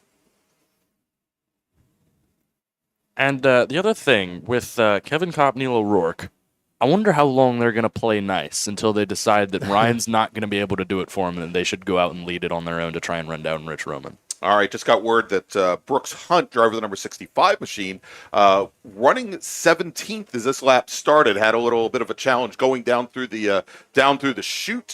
He has managed to rejoin without impacting anything. But talk about impact, Brian. Here's a big impact, and that is Neil O'Rourke, who the last time we saw him was running fourth and right behind Maloney and Kopp. He is now fallen all the way back to now fifth position behind John Hotz. So it looks like the 06 machine had some challenges that last lap also. Yeah, it looks like may have gotten loose somewhere or came off or really had that big problem. Rich Roman opening up now. Give it 7 car lengths. I see that Neil O'Rourke is probably going to want to just sit back and work with John Hotz as best as he can to work back up into that. That may actually help Hotz and O'Rourke as this race starts to wind down. All right, so another nice fight, and it's right back behind that lead pack. We had all the way back to Neil O'Rourke running in fifth, and then we've got Scott O'Rourke about 4 seconds back from there, but. We've got Dave Weibel in seventh. He's got David Biegert, as well as Frank DeBersey, Ryan Franklin, who just ran his fastest lap of the race, Ben Jones, and Jamison Huffman. And we're going to throw John Franklin into this as well with Jonathan Murchison. So we're looking at now 7 cars that were either side by side coming out of 2 or nose to tail, and they have been grouped together for almost this entire race. And we'll see here in just a moment. They're all going to be coming out of turn 10 right now here, and again, that is a pretty big train. They're all separated also by about a half a car length to a full car length, with that number 18 machine of Weibel leading the train as they come down in the 1. Yeah, it looks like David Beigert's going to trying to push a little bit with Ryan Franklin to try to get him ahead of Frank DeBersey and try to catch that David Weibel machine. Looks like they're able to get both of them by Frank DeBersey. We'll have to see whether or not they're going to be able to get by David Weibel. It doesn't look like it. Weibel's still going to lead that group, but now DeBersey and Ryan Franklin, they're going to be side by side, Morgan, and here comes Jamison Huffman. He's going to jump into the fray. They're getting really stacked up. Frank DeBersey got really stacked up on the inside, kind of stopping right in front of Jamison Huffman through no fault of his own. But the outside line, again, working wonders through turn 3. Yeah, that's one of the main issues with working in a big pack like this in SSM. When you try to fight, especially when you're at the front of that pack, if you don't get the move done, you are going to bunch up to the cars that are behind you that are also fighting to get around, and they will capitalize on your loss of momentum. Yeah, we have seen this time and time again, gentlemen. We've talked about it time and time again. That outside in turn 3, if you're sitting in the paddock right now and you're listening to this, there is a ton of speed. And I know Deacon's over here taking notes. He's got, a page and a half of notes in his things. Guys, here that comes our leaders now. Rich Roman, along with Ryan Maloney, Kopp. Now Neil O'Rourke, John Hotz, as they go past the 72 machine. That is going to be John Grainer. I tell you what, they were side by side, had to make that pass relatively quickly, but they're going to lose ground because of that, having to go 3 wide to Maloney and Kevin Kopp for that second and third position. All right, guys. So we just had a couple calls come over the radio concerning the number 7 machine. That's Davey Ahern out of Washington, D.C. Ahern had just had a pretty wild ride down through coming out of turn 3, going down into turn number 4, and calls coming from the radio right now are that he may be throwing some fluid currently. Now, we also have a local yellow down at turn 1, and we had a car to the inside waving his hands furiously to alert the drivers behind him that were trying to pass him that maybe they shouldn't do this. But it looks like that local caution is now done, and we'll get the word on the car here in just a moment. As we also have a car off at turn number 10 going through the gravel trap. We'll try and get the number on that car right now as he's trying to rejoin. That may be the well, it's kind of hard to tell here. That may be the 9 car. Yeah, that is the 9. The 9 machine, indeed. That just went off, and that is Ray Seabird Heath out of Mechanicsville, and he now manages to get that car back underway. He's, for the time being, driving offline as our leaders are coming out of turn 10, and Kevin Kopp still trying to push Ryan Maloney up to our leader and having less success with it each lap. At some point, guys, he's got to, just kind of leave the 15 machine if he can. Yeah, or he's going to have to get in front and hope Ryan Maloney can push him a little bit. Here comes our Ryan Franklin, Dave Weibel, Frank DeBersey, Jamison Huffman, and Ben. Now throw Ben Jones in there as they start to head down into turn 1. Looks like DeBersey is going to try to go around Franklin with the help of Jamison Huffman. Not able to do it. Frank trying to make that turn into the middle of the track there, Morgan, so he's not going to be able to do that. Here comes the 9 of Heath up through the back door. The back door, the back row there, back up into the paddock. So his day is definitely done. All right, as we jump back to that battle, the battle that we've been watching here, just outside of the lead, with Ryan Franklin, Dave Weibel, Frank Taberzi, Jamison Huffman, Ben Jones as well, Jonathan Franklin in there as well with David Biegert, and continuing to move nose to tail. Of course, that big change with Ryan Franklin having gotten around Dave Weibel the last time by. Yeah, we did have one car that spun around, kind of 360, kept going. That is going to be the one, it looks like maybe the 135 of Matt Wood right in front. Now we got a car upside down, or not upside down. Oh, that is the 7 car, and that is the 04 of Adam Violatone. We got the 51 over into the trees coming out of turn 2 on driver's left. Pretty big impact there, as it looks like they hit the grass and kept going. Looks like 3 of them trying to fight for that same position here. So we'll have to look like we'll see what happens here, Greg. But we've got one over on driver's left up into the tree. We've got tires into the middle of the racetrack, and we've got the 7 of Davey Ahern on the right-hand side. All right, guys, and we are going to a black flag conditions here. Adam Volatile, who was part of that incident in the number 04 car, he has left the scene. He got his car back underway. But again, 2 cars off. We are going to black flag conditions. We've got a portion of the tire wall actually sitting on the track surface between turns 2 and 3, as these drivers are trying to slow down. And we've got the red flag out now. Condition now. Yeah. And I tell you what, all of these guys coming out of turn 2 saw that all at the right time. And they all went. One of them is over in the very far right of the grass. Everybody else going side to side. Ryan Franklin kind of in the middle. We're kind of going to get him to move eventually. But yeah, it was definitely an impact there as they kept going. So.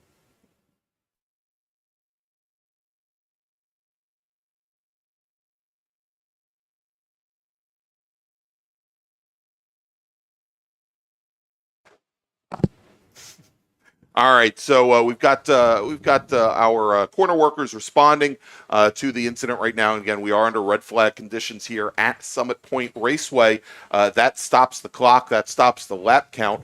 As we've got 9 laps remaining in this 20-lap race. Of course, the next step will be to black flag the course, which was what the original plan was. That'll bring all of our drivers down the pit lane.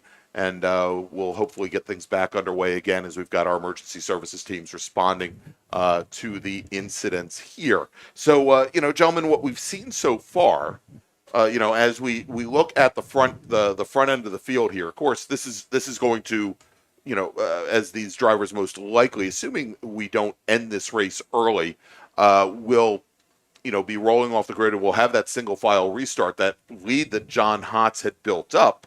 Did I say John Hotz? I'm sorry. Rich Roman had built up, of course, is now gone. But, we saw that single file restart in SM a little bit earlier today, and this is why I was thinking John Hotz, where the pole sitter, he knows when he comes through turn 10, he's going to get the green flag. He can get on the throttle. It is highly unlikely that it would get waved off. And so you have that ability to basically get the jump on the rest of the field again.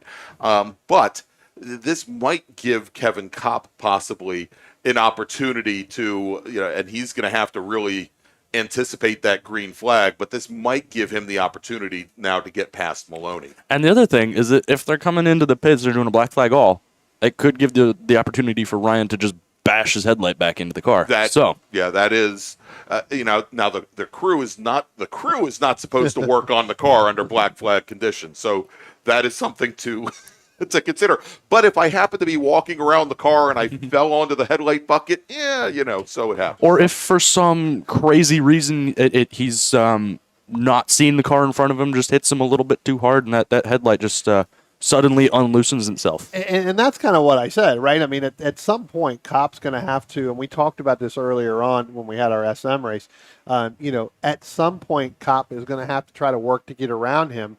Maybe they have that discussion when they come back down here on pit road that makes it a little bit easier for them to, knock that headlight down by saying, hey, let's put you out in front, as we go back, put you out in front, and then we turn around and we have a, where that headlight goes down. And, on that topic, despite what we've been saying about Ryan Maloney's light being up, possibly slowing him down, he actually ran a faster lap than Rich Roman right on that red flag. On that last flying lap, because of the exactly. red flag, yeah. He did a 28.611 to Rich Roman's 28.676. So it may have been doing something, but Ryan was still able to put the pace down. And I think if I'm going to be Ryan Maloney or Kevin Kopp, you throw Neil O'Rourke and John Hotz in there as well, I'm going to want to get out in front of Rich Roman. I'm going to want to lead this race. I'm going to want to control the pace because if I can get in front of him, he's not going to run away. Correct. Yep. Rich Roman most clearly has the best race strategy out here. However, if they can really work together and get in front of him, they may be able to make something happen.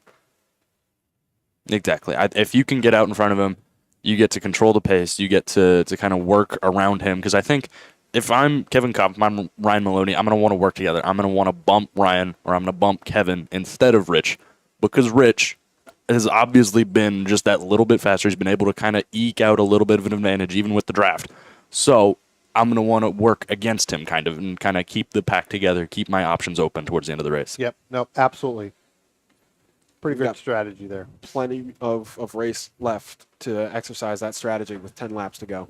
All right. So, again, we are under red flag conditions here right now. We've got all of our racers still out on the course at a stop as our emergency services teams are working the incident right now.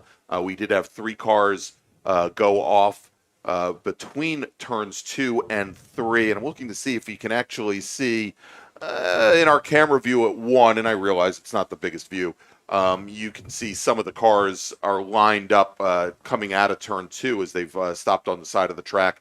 The incident was much, much further up, about 3/4 of the way between turns 2 and 3 here. And so we've got a lot of equipment on the scene to help remove cars, and we'll see if we have the ability to get these drivers back to the pits here at Summit Point. Yeah, it's going to take a couple minutes to get those cars, especially the ones that are down there coming out of turn 1 there, Greg, coming up to the incident. I think everybody else probably could, we've got a couple that are right here coming out of turn 10. They could come down through there. The other ones could probably move around. It looks like you got Victor Bruni sitting down here just past the start-finish line. We've got a couple of them, so. And I'm seeing a lot of the guys opening up their door, trying to get a little bit of ventilation because it's not particularly hot today, but inside a race car, the sun's out, it's going to get pretty toasty, especially when you're just sitting there. Heat, and you've got that heat soak that the engine's been running full throttle for quite a bit of period of time, and you're not getting a lot of airflow in these cars to begin with. Yeah, exactly. And I think that's why we've actually been able to have such great track conditions today. The air temp is fairly in the middle. It's on the warm side, but it's not too hot to where the track overheats after multiple different cars have been running the line. But it's not too cold to where there isn't a line. So it's really this perfect kind of spring fallish temperature where you get the good effects of both. You get the good grip, you get the healthy colder air into the engine, and it brings some great track conditions, some really fast times. Yeah, just enough to get enough heat into those tires to get to keep that grip up and not lose it as you just said, to get it to go away. Plus the cooler temperatures with the motors, right? That gets it a little bit more speed. So you add all those together, and you've got a pretty good lap time. So it's boost season, baby. Is basically what it is. Boost season. It's boost season. I don't think I've ever heard that in. Well, I mean, Chip Hurst set that the track record at the majors. That was right. Definitely an STU. Yeah. Those turbo cars were very, very happy. But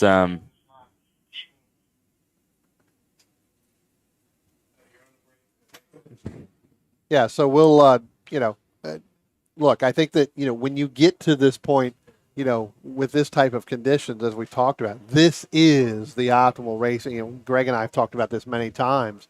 Anything you get over 80 degrees outside really becomes difficult to really kind of racing, right? Because it's hot all the way around. And, as the sun starts to beat on the racetrack, That's really where the grip just completely goes away. Exactly. I mean, the track, not only is the track uncomfortable, but it's uncomfortable to drive in because you're sitting on the grid, especially sitting on the grid. Is 80 degrees outside, the sun is out, you're just roasting. Three layers of Nomex. It is incredibly hot, and then once you get out going, you don't really notice it as much, but it really exhausts you because you're sweating so much. Yeah. When it comes to car setup, I think in those kind of conditions, you get to see more experienced racers play with their tires, play with the tire pressures, play with maybe more tame camber setups to try to get those tires to not suffer as much when in those hot conditions. But like today, I think we just have those cooler temps to where we get the good grip, happy engines, everything's. And the handling doesn't go away as quick in Right. temperatures like this either, right? I mean, we get into the dog days of summer, right? End of June, July, August, even the early part of September when we come back here for Labor Day, and you've got basically 4 full days if you take into the Friday practice day here, and then you get Saturday, Sunday, and Monday. When it's really, really hot like that, the track may be great when you go out for qualifying, but and then you go, hey, I've got the great setup, I get a great speed. By the time you come back out later in the afternoon, it's just done, right? I mean, you get probably 5 or 6 good laps with the car because the tires are still kind of somewhat fresh, depending on if you're going to go on stickers or what you ran before. After that, it's just gone. You're just fighting to try to get through the race. Days like today, you can make a little bit of that mistake, as a driver, and you won't suffer as much for it because the car's just not going to go away that much.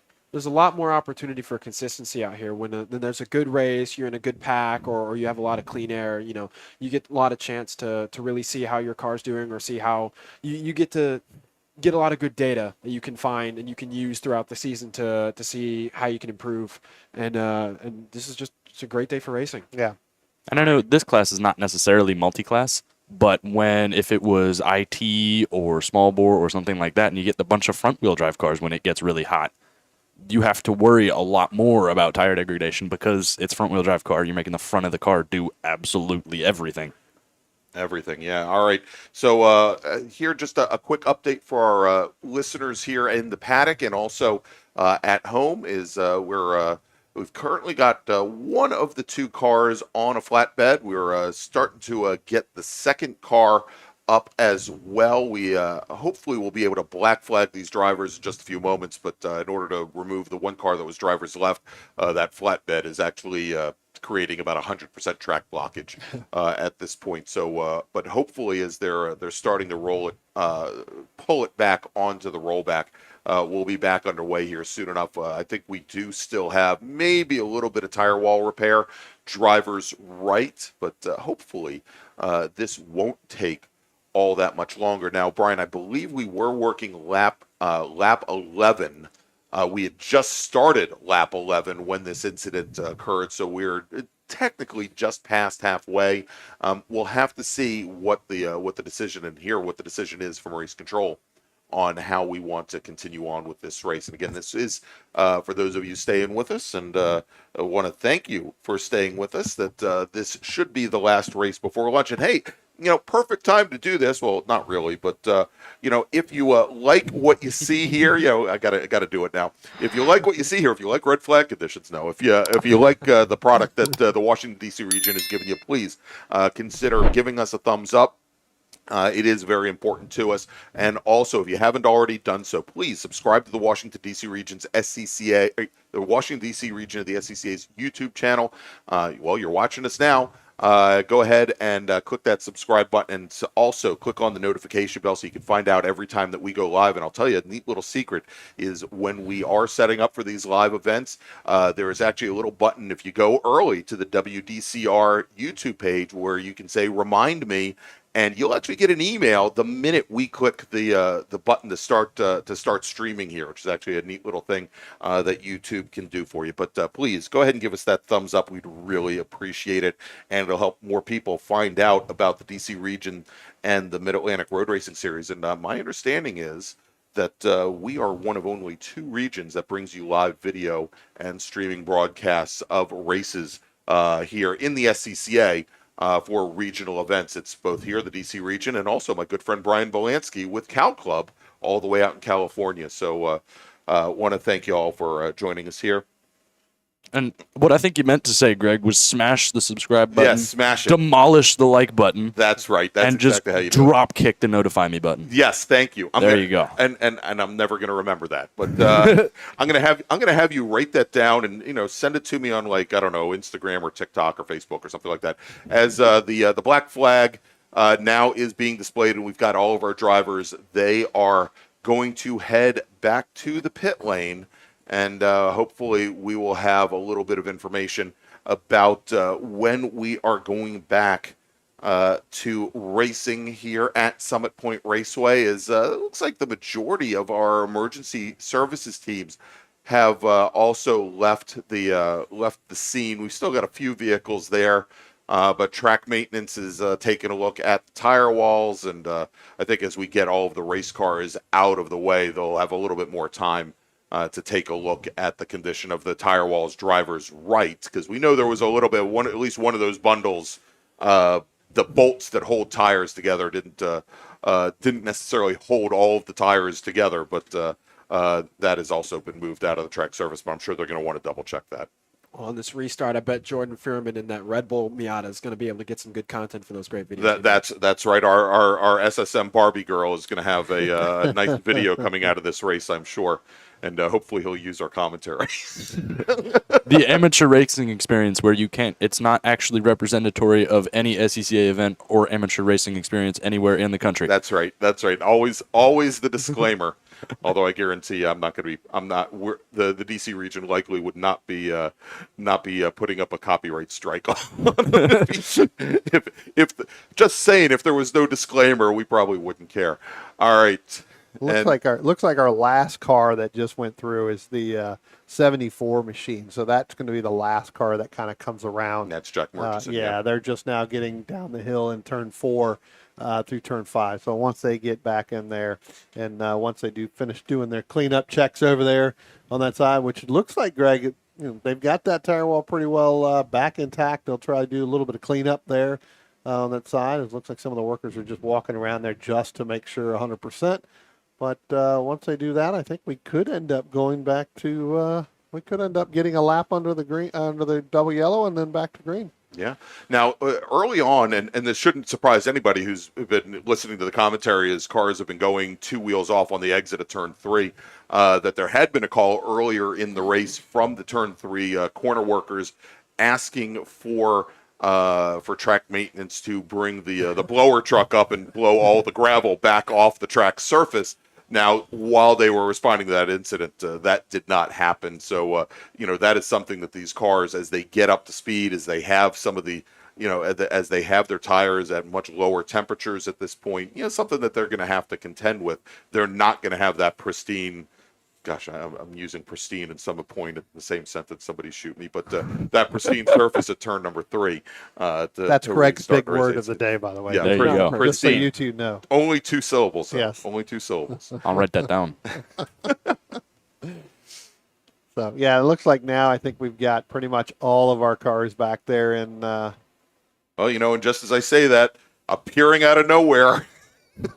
There's the brusher. There's the sweeper truck coming out of the woods like it just appeared. I don't believe they're going to turn 3. I think they're going back down to where we had the incident, sure. Back there, because like I said, we still got a track worker walking through the center, just trying to make sure that they can get some of that debris that may have flown up there kind of off the track. But they may send them up to 3 because it's kind of on the way. So.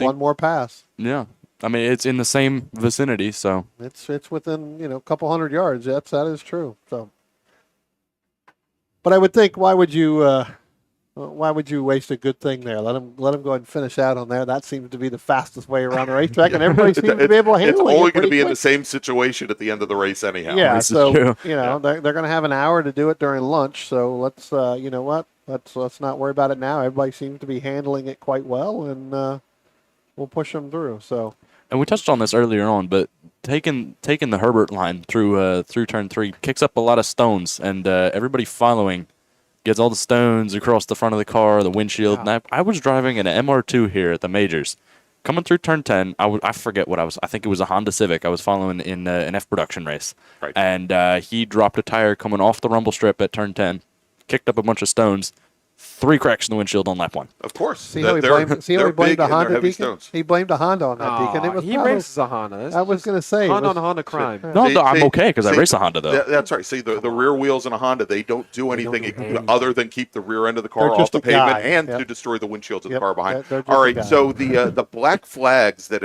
are out have now been withdrawn, which somewhat makes sense as they've got all the cars on the pit lane. We now have our grid workers trying to readjust the field, because as they came in, our leader, Rich Roman, was not at the front end of that field, and so they are trying to get it so that our leaders are up front. Now, we do have one car heading back to the paddock.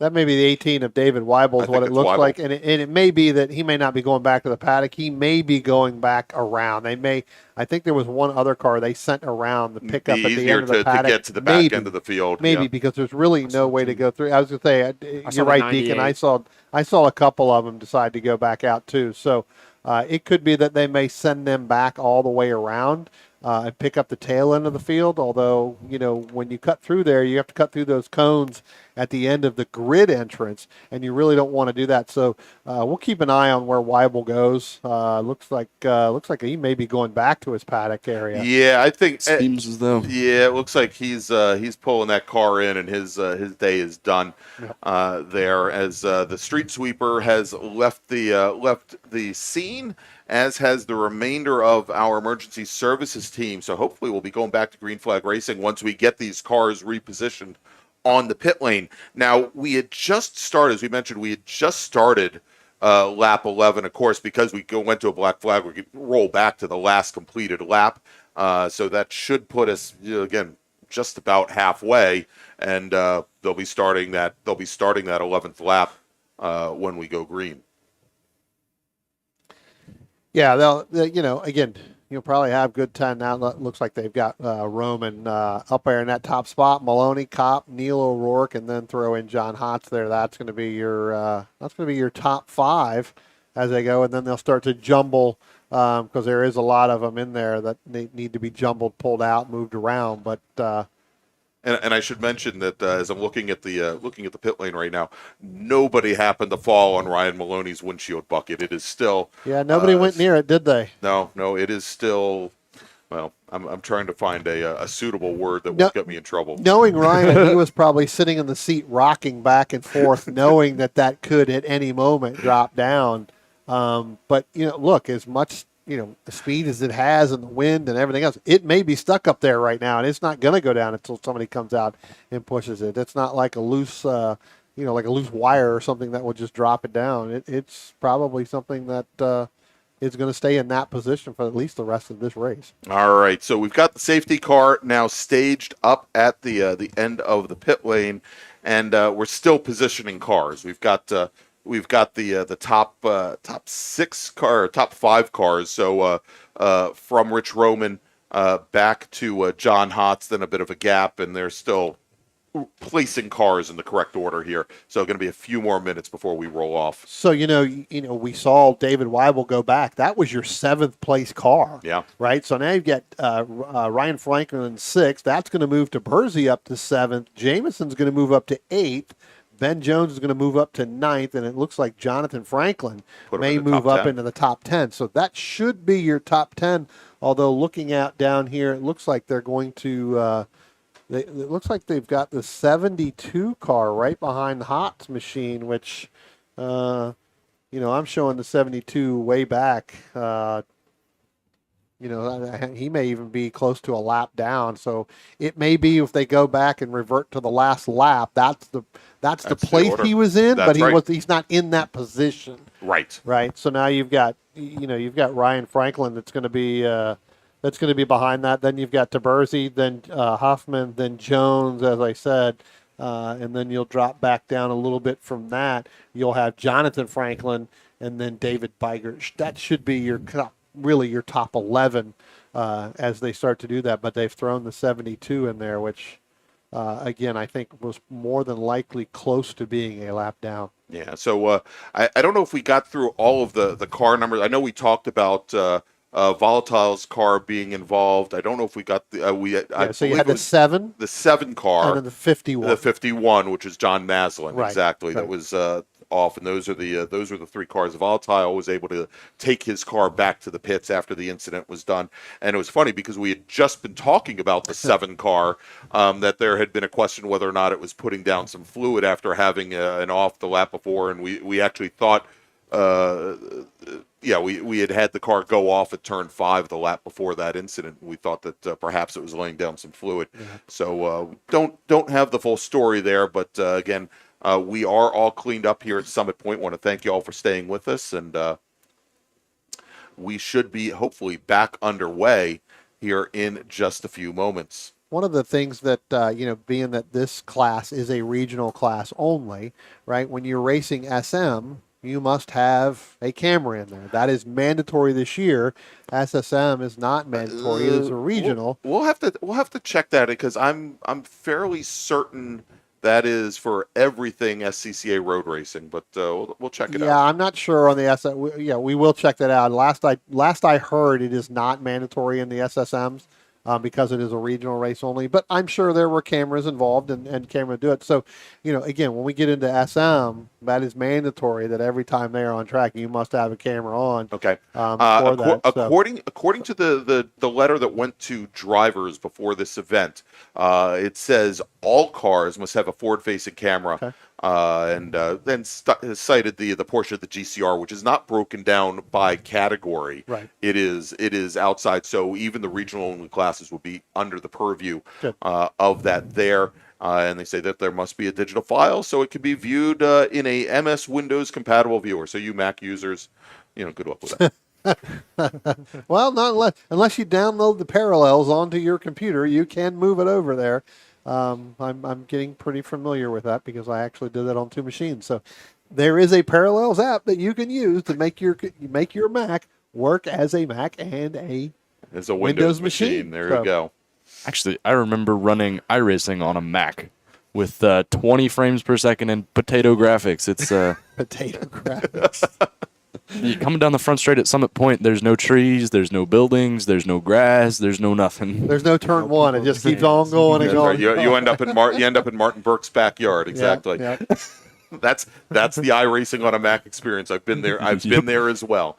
So I know it very well. All right, so still getting cars positioned here on the pit lane. So hopefully we're going to go back to racing here in just a few moments. If we take a look back, just to give you a quick update here and set the field, Rich Roman was your leader going into this red flag situation. Ryan Maloney second with Kevin Kopp third. Neil O'Rourke had lost position to John Hotz in the battle for fourth momentarily, and before the red flag came out, Neil O'Rourke was able to retake fourth position from John Hotz, who was our Spec Miata, our Spec Miata winner earlier today. And then we had that 18 car of Dave Weibel, who was running very close with Ryan Franklin. Franklin just out of the top 5 and 6th, and Weibel, who's running 7th, has taken his car back to the paddock. Looks like his day's done. Yeah, so maybe something there happened, probably overheating or something, as coming in. And, we talked about this, Deacon, earlier. It's really not that hot, but these things, and I know Ryan Maloney on Friday was having some overheating issues, in that thermostat. They were either replacing it or checking it out. I know when I spoke to him on late Friday afternoon and even yesterday a little bit, they were, putting some more water in there. It looks like we're getting 3 minutes down there on the grid, so it does look like we're going to get this race restarted. So, again, that could be, maybe something that happened too, because you come in and you're just sitting there for a couple of minutes. Yeah, and Miatas are usually pretty reliable cars, so that's a little surprising to hear. But they're extremely resilient, so they can take a punch. And as opposed to our Coke can Honda CRXs, where you look at them funny and they fold up. Yeah. Or maybe that's just me. Yeah. If you bump draft at all, you just have no front end anymore. That's right. But as we're about to get started again, our kind of A pack is that top 5, and our B pack that's that 6th to almost 11th. The difference in fast laps on that top 5, Brian, is only 0.3, and thanks to the fact that the lap was reset back to from the red flag. Your fastest car on track is Neil O'Rourke in fourth with a 128.644. Although Ryan Maloney did set that 611 as we went to red flag conditions. So this is going to be really interesting, as that top pack is probably going to get a little bit dicey, and then that backpack all the way from Ryan Franklin to Jonathan Franklin is going to be within about half a second of each other. So you're going to see probably that front five break off and have their own race, while that other back six or seven maybe are going to dice it up and make their own really teamwork. Yeah, and you're absolutely correct. And now, since I know we're hearing one to go, so they should be rolling off here in a minute. But now you throw in the fact that they've been sitting for a little bit and come in. We talk about 20 laps, really considered still a sprint race here, right? Even with 20 laps, 40 miles. Right. Think about that. But sometimes these drivers, they use a little bit more patience. Deacon, you went through it all last year in this group, where you've got to use patience here. Now, that patience is probably gone now. You've got 10 laps. I think next time by, when they come back and get it, they may end up getting 9. Right to start. Because we rolled back a lap. Yeah. So now you really got to get going. So you've got to start making the move. When they brought the cars down, unlike our SM, where we saw guys getting out of the car, I don't think, Deacon, you were up here yet. Nobody really got out of the cars to really kind of talk about stuff. I venture to say and see kind of O'Rourke and Kopp start to work together. They both know that Ryan is going to hold up a little bit, probably because of that headlight. They've got to get out in front quickly. They've got to make their move right as the green flag drops down, especially down that front stretch, if they want to have any chance of catching Rich Roman. All right, so we now have all cars back on the course that are going to be racing. The pace car is just now, or the safety car is bringing the field down through turn 3 now. Has the field with the tail end of the field just now coming down into turn number 1. Here's where under full course caution again, the clock is running. We have not heard any word as to whether or not this race is going to be shortened, and we are running under the assumption that when our drivers cross the start-finish line, they will have 9 laps remaining here. And we're going to go by laps, and of course the 40-minute clock. I think Brian, where do we stand on the clock? Because of course they had stopped the clock. Yeah, so right now I'm right around 21 and a half. So just going to be right about halfway. Yeah, so as they get through turn 5, turn 6, it's going to be right around 21 minutes. So we should be able to get this done on time. I know we're running on laps, probably a little bit. I mean, they're going to get it done on laps, and Yeah. it's 5 minutes to 12 here as well. So we may take an abbreviated lunch. We'll take that full hour, but we'll abbreviate it quickly. I don't know how you make an hour go quicker, but maybe it's like a New York minute, right? Yes, there we go. There we go. Someone good call on the Don Henley song, by the way. So. All right, so the lights are out on the pace car now as the pace car now on the pit lane. Rich Roman has the field, and as he comes out of turn 10, he does pick up the speed. And before he gets to the curbing at the end of turn 10, the green flag flies, and he is not able to escape from Maloney. Maloney now pushes down to the inside with Kevin Kopp directly behind him, and Neil O'Rourke following as well, moving Roman out to driver's left as they come down into turn 1 in this restart, Brian. And now Neil O'Rourke's going to tuck in right in behind Rich Roman as they go throw Brian Maloney now out on the lead. Kevin Kopp is second. O'Rourke is still going to sit down, and he's going to try to get into third, Morgan, as they come out of turn 1, put Rich Roman back into fourth. John Hott still sitting in fifth. Now as they come out of turn 2, Maloney side by side with O'Rourke. Kopp now your leader. We talked about that outside line going through turn 3. That's going to help Neil O'Rourke put him in second. Roman now is going to end up in third. Maloney's going to drop back to fourth. Maloney's going from second to first to fourth in the matter of 3 corners. No matter of 150 yards. As we look down into turn 5, it is still going to be Kevin Kopp, Neil O'Rourke, Roman, Maloney, and now John Hott sitting there watching all of this happen. A little bit further back, you've got the Ryan Franklin, Frank Taberzi, Jamison Huffman, Benjamin Jones.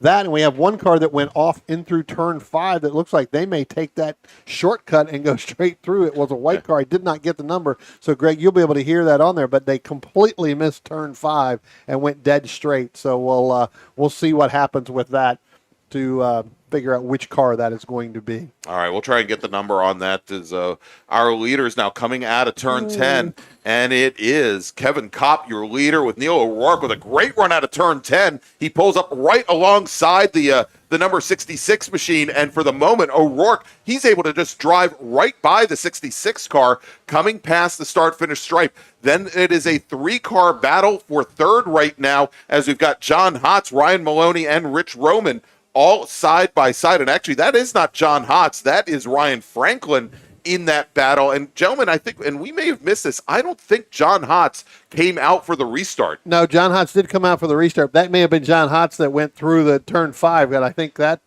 that's not John Hotz there. That's Victor Bruni. John Hotz may be the one that went through turn 5 and do it. But as I look up through there, I do believe I see him. Yeah, John Hotz is still sitting in 5th place. That is in 5th. It looks like timing and scoring on our race monitor may have had a little bit of a blip, but I'm still showing him sitting in 5th.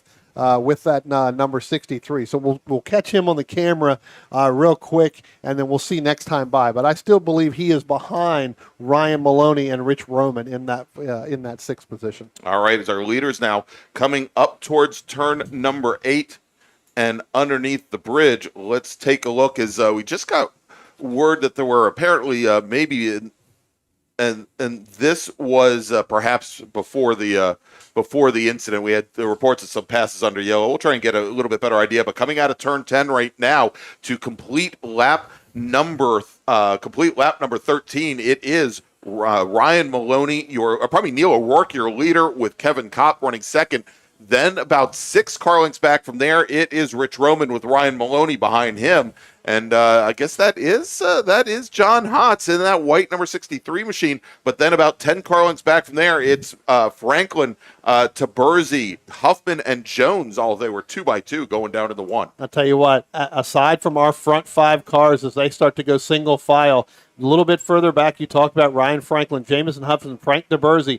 Now gives 6th position to Ryan Franklin, Jamison Huffman in 7th, Frank Taberzi 8th, Ben Jones in 9th. Ben Jones in the driver's seat with those 4 cars sitting there as those 3 ahead of him start to battle. They run that side, pushing the limits out of turn 3, kicking up a little bit of rock. So we'll have to see as they go through turns 5 right now down the bottom of the hill. Still leading that group is the Ryan Franklin 37 machine.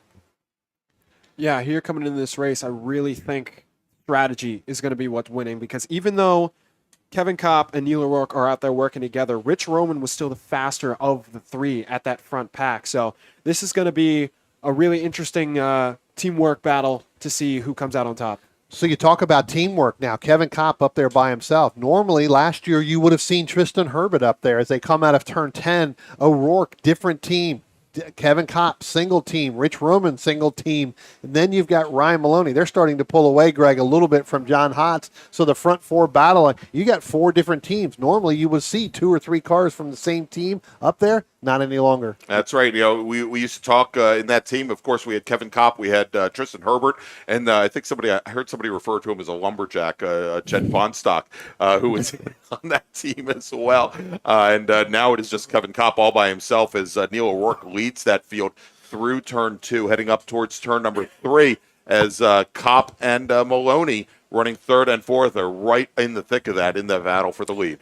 I'll tell you what, it is shortening even further. Going side by side over the top of the hill. Yeah, side by side going down there, and then you got to take a little bit back. Give Jamison Huffman now. Looks like he's going to be in 6th place there. Let's take a look down the hill. It is still, looks like that is O'Rourke. Now Roman is in 2nd place, Kopp back to 3rd, and now you've got Ryan Maloney just outside of that as well. These guys are going to battle it all the way to the very end with 6 laps. This time by will be 5 laps to go. Yeah, Kevin really did not want to give up that position. They were practically mirror to mirror, door to door as they were braking, about to turn in for turn 1.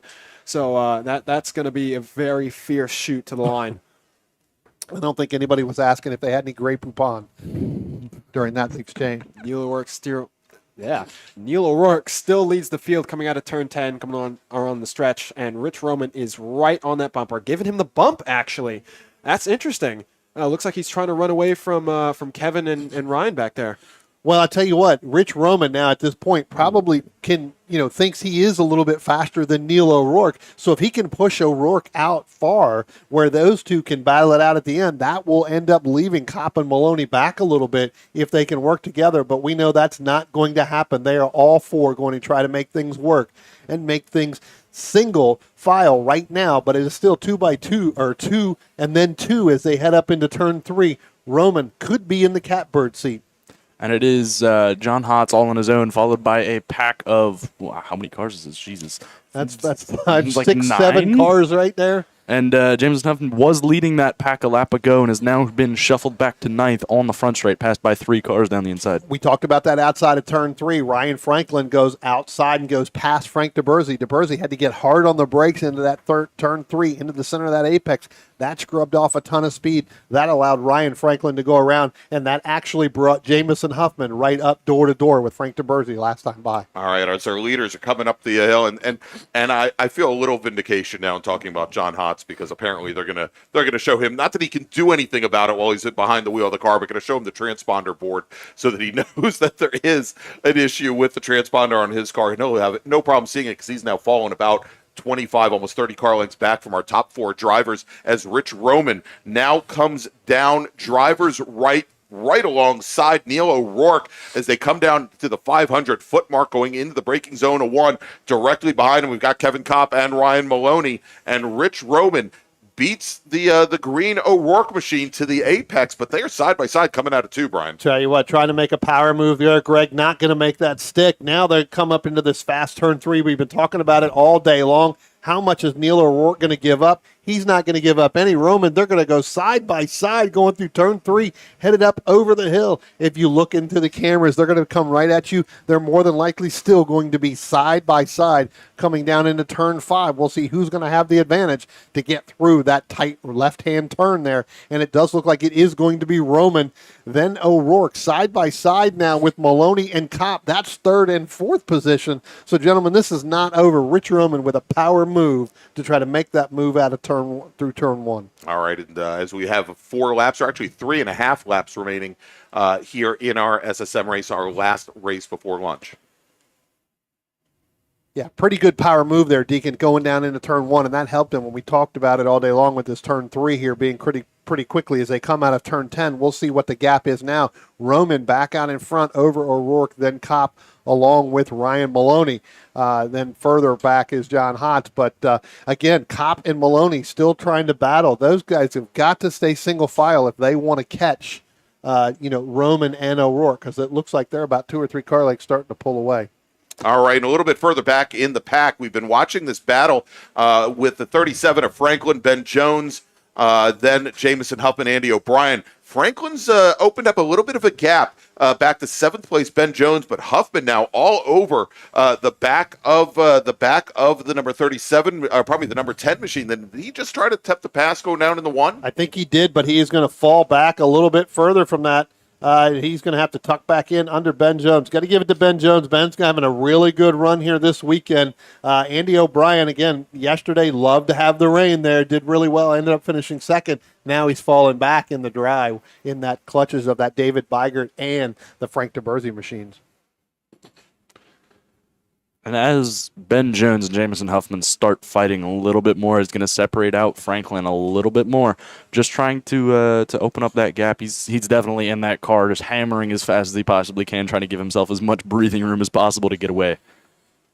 All right, so our leaders now coming up the hill, coming out of turn number 10 or number 8 and underneath the bridge, and it is still Rich Roman, your leader, and he's opened up now about a 2.5 car length advantage over the Green Series 6 machine of Neil O'Rourke. It is another 2.5, we'll call it 3 car lengths back to the 66, the gray 66 of Kevin Kopp, with Ryan Maloney getting a good pull down the straight. Is able to draft right back up to the back of the 66 machine, as we do see now that second group that we have been watching as they come across the stripe.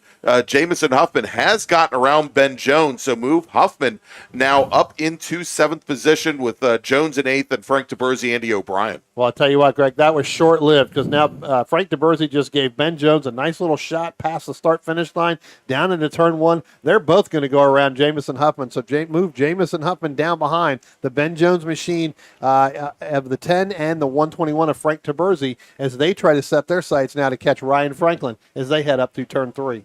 Jameis is experiencing the effect of Spec Miata when you're in a field of cars that you have the similar pace with. And the real trick is to play your cards right and get the draft when you need it, because you're just going to get that musical chair effect of someone gets the bump and you lose 2 spots, but then you get it right back. So you really just got to play your hands right, figure out how many laps you've got left, who you've got to work with, and then get it done. All right, as our leaders now coming underneath the bridge and over towards turn 10, the next time they cross the start-finish line, they will have 1 lap remaining. It is, once again, Rich Roman, our 2022 SSM champion, driving the number 11 machine. He is going to be your first driver across the line. Neil O'Rourke about 3 car lengths back. Kevin Kopp, who just runs his fastest lap of the race, in third. Ryan Maloney running in fourth, and then about 45 car lengths back to John Hotz running in fifth. Then we've got Ryan Franklin. He's got about 10 car lengths now on Ben Jones. Then we've got Frank Taberzi, who's gotten around Jamison Huffman. So move Taberzi to 9th, Huffman to 10th, and Scott O'Rourke just outside of the top 10. And an interesting thing here, Greg, is that our leaders, Rich Roman, Neil O'Rourke, they're all going to be coming up on a lapped car coming into the carousel. So that could throw a huge wrench into the works. Yeah, you look down here at the camera, you're going to see that lap car is going to end up getting into turn 5 a little bit sooner than Rich Roman is. Rich Roman, along with Neil O'Rourke, they're going to catch him right at the entry of turn 6. Where is Rich going to catch him? It looks like they're going to catch him right on the entry. You can see it just to the right of the camera there. Looks like those 2 front guys are going to get through them. Through that car pretty quickly. It's the Maloney and the Cop car that's going to have a little bit of a difficulty going through 7 and 8. All right, so our leaders now coming through the end of the carousel right now, and still the word as they come up the hill from turn 8 is that Rich Roman is still your lead car, and here they come through turn number 10, Rich Roman and then Neil O'Rourke, and they managed to open up a pretty good gap back to Kevin Kopp in third as they come onto the front straight. Roman moves drivers right to try and break the draft, and he takes the win here at Summit Point. Neil O'Rourke will finish second. Kevin Kopp and Ryan Maloney, who I think had some issues with traffic, will come home third and fourth. John Hotz will finish fifth. Ryan Franklin dropping back into the grasp of Ben Jones, and he's going to hold on. He's going to finish in sixth. Ben Jones then holds off Frank Taberzi and Jamison Huffman at the line, and so they finish 7th, 8th, and 9th. Scott O'Rourke will round out the top 10, just outside of the top 10. Andy O'Brien, Dave Biegert, and behind Biegert, who finished in 12th, Jay Bindrum, John Franklin, Brooks Hunt, Steve Rollo. Beth Evans moves up 12 positions. Rollo moved up 15 positions. And actually, Beth Evans now, I think, is actually going to lose a position out to Isaac Jordan. So I spoke a little too quickly there. Beth Evans makes up 11 positions today. She's going to finish in 18th. Ben Sarley will finish 19th. Callan Crocker makes up 13 positions. He's going to finish 20th. And Jack Murchison. Great run for Murchison. He finishes 21st, made up 16 positions today, just outside of the top 20. Yeah, pretty good run there as we're still getting some cars coming across the start-finish line to take that last checkered flag. But, sitting in 15th, Brooks Hunt, he had that trouble early on, able to refocus himself there, and I think that red, black and then the red getting him back in here really kind of helped him settle down a little bit and get up there. But, you got to give it to Ben Jones. I'm going to say this one more time. Great run for him. Great step forward this year. He, Deacon, as you know, he ran with you last year, always kind of in that middle of the pack, but now starting to move himself forward. The driver that actually really surprised me was Frank Taberzi on the pace. He was usually in that lower teen kind of deal, but he and Jamison Huffman were able to actually really fight, and their times were miraculously close. So, really, really good run for him. Really big step up this year. Turn 10 Frank. Yeah, turn 10 Frank. Turn 10 right. Frank. Frank likes to go to turn 10, likes to go play in the gravel traps at certain areas of turn 10, so I call him his own personal sandbox. Turn 10, yeah, his own personal sandbox. Well, if you know Frank, he needs his own personal sandbox. So turn 10 Frank. All right, so Rich Roman just given the checkered flag, and he is with Passenger taking his victory lap here around 2 mile 10-turn Summit Point Raceway. We've just gotten word from Race Control that we will have cars on course at 12:15. We'll be back here with you about 5. Or did I it's say 12:15? it's- Pardon me, at 1:15. At 1, yeah, we're going to have cars back on course in 5 minutes. We're going to have cars on course at 1:15. We'll be back with you here at 1:10 p.m. So thank you all for joining us. And, again, if you like what you see, if you like what you hear, if you like the action that the Washington, D.C. region is giving to you, I'm going to ask you once again, please, Morgan, what do you do with the like button? You smash the like button, pummel the subscribe button, drop kick that notify button. There you go. There you go. And then we will let you know every time that we go live. And we've got a lot of events coming up this season, both here at Summit Point at New Jersey Motorsports Park, and in just about 2 weeks, going to be at Virginia International Raceway as well, here on the Washington, D.C. region's SCCA channel. So before we break for lunch, I want to thank a couple of our partners and sponsors, OG Racing, Radial Tire Company, and RP Performance, and we'll be back at 1:10. OG Racing carries just what you need to get on the track, from driving suits and shoes to helmets, data and video systems, to your favorite brake pads from Performance Friction, Hawk, and Paget. OG Racing has built its reputation during the last 22 years by providing the best customer service in the motorsports business, and their depth of inventory is second to none when it comes to safety equipment. That's why OG Racing has been the highest volume Sparco dealer for 17 years. Come visit their 12,000 square foot showroom and warehouse located in Sterling, Virginia. Call them at 1-800-934-9112 or order online at ogracing.com. Since 1976, Radial Tire Company has been providing the Washington, D.C. area with quality tires and the finest service. They have earned a reputation as a premier specialist in hard-to-find performance tire and wheel applications. They stock tires from all of the top manufacturers for whatever you drive, from small economy cars to SUVs to trucks. Their mission is to assist you in getting the most out of your tires and cars. For more information or to schedule online, browse radialtirecompany.com or call them in Silver Spring at area code 301-585-2740. That's 301-585-2740.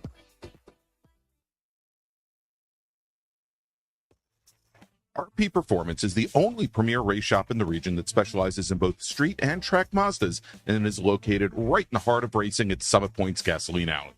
RP has been involved in countless race wins and series championships across many classes with drivers of all ages. Not just a full-service shop, RP has been helping drivers with their individual racing and other track event needs for over 30 years, providing trackside support, arrive and drive packages, as well as race car transport services. And they're known for its help all attitude. RP Performance is your go-to for getting cars back on track for that positive experience at some point when you're ready to pack it in. For more information about RP Performance, come talk to them here in the paddock. Call them at 304-728-6749 or email them at Brett, that's B-R-E-T, at rpperformanceracing.com.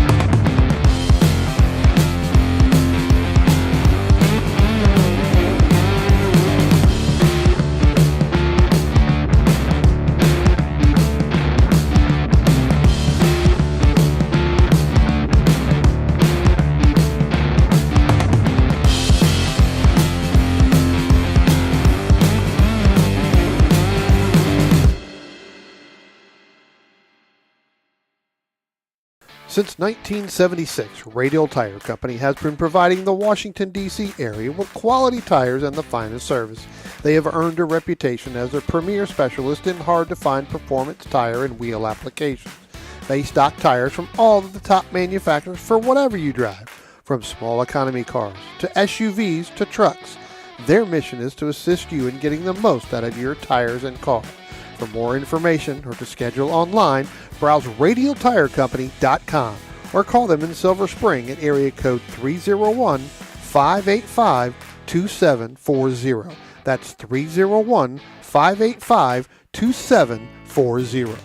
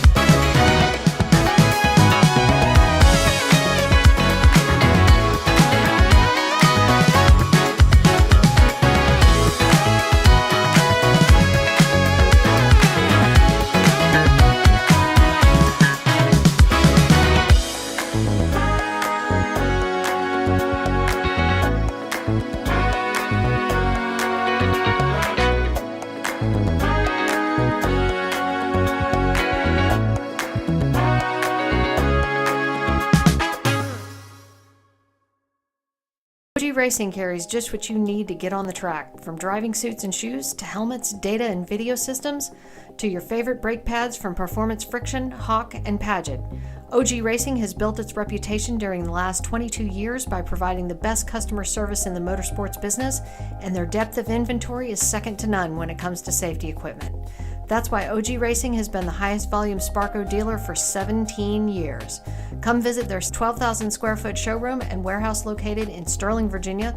Call them at 1-800-934-9112 or order online at ogracing.com.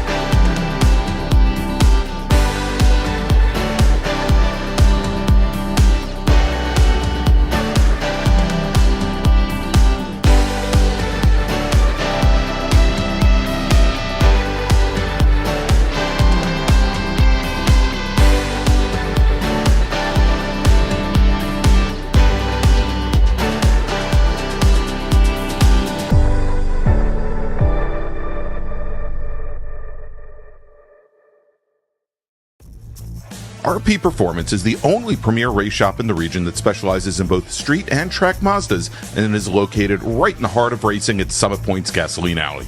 RP has been involved in countless race wins and series championships across many classes with drivers of all ages. Not just a full-service shop, RP has been helping drivers with their individual racing and other track event needs for over 30 years, providing trackside support, arrive and drive packages, as well as race car transport services. And they're known for its help all attitude. RP Performance is your go-to for getting cars back on track for that positive experience at Summit Point when you're ready to pack it in. For more information about RP Performance, come talk to them here in the paddock. Call them at 304-728-6749 or email them at Brett, that's B-R-E-T, at rpperformanceracing.com.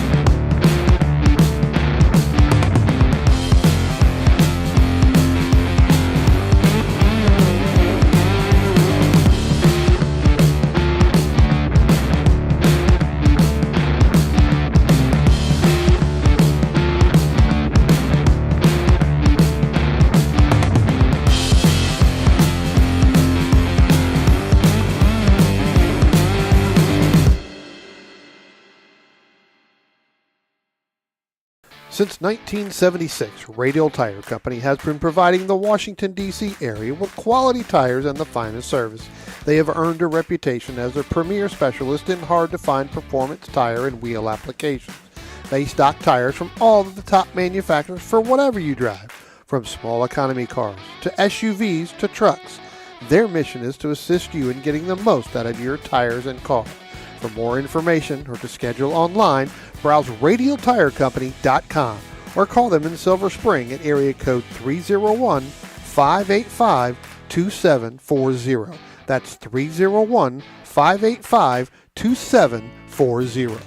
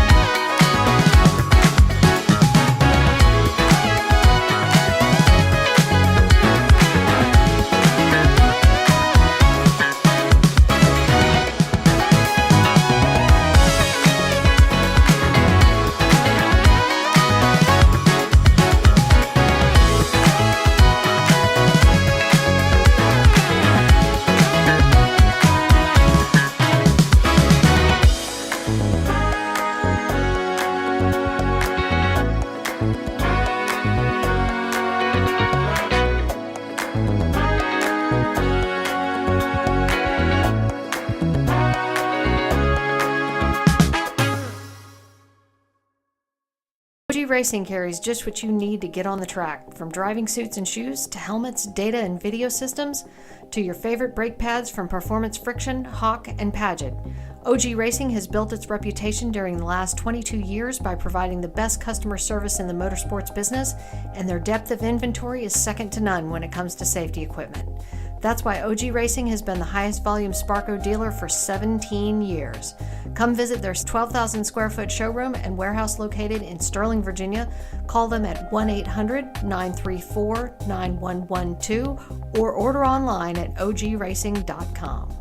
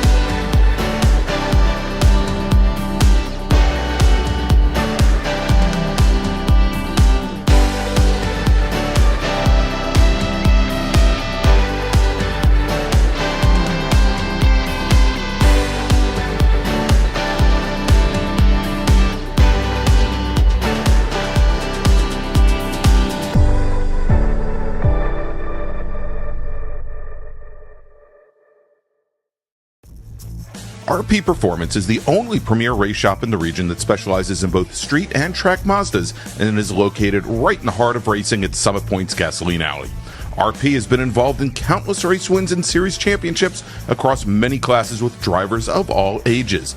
Not just a full-service shop, RP has been helping drivers with their individual racing and other track event needs for over 30 years, providing trackside support, arrive and drive packages, as well as race car transport services. And they're known for its help all attitude. RP Performance is your go-to for getting cars back on track for that positive experience at Summit Point when you're ready to pack it in. For more information about RP Performance, come talk to them here in the paddock. Call them at 304-728-6749 or email them at Brett, that's B-R-E-T, at rpperformanceracing.com.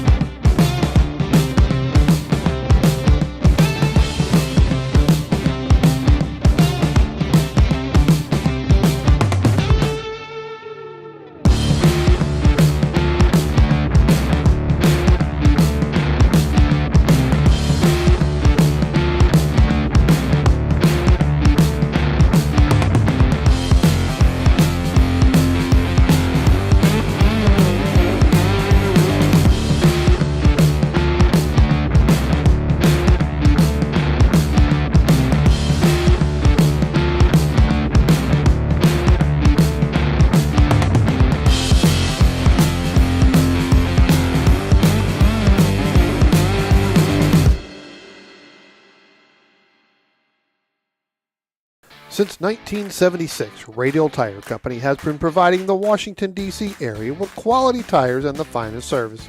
They have earned a reputation as a premier specialist in hard-to-find performance tire and wheel applications. They stock tires from all of the top manufacturers for whatever you drive, from small economy cars to SUVs to trucks. Their mission is to assist you in getting the most out of your tires and car. For more information or to schedule online, browse radialtirecompany.com or call them in Silver Spring at area code 301-585-2740.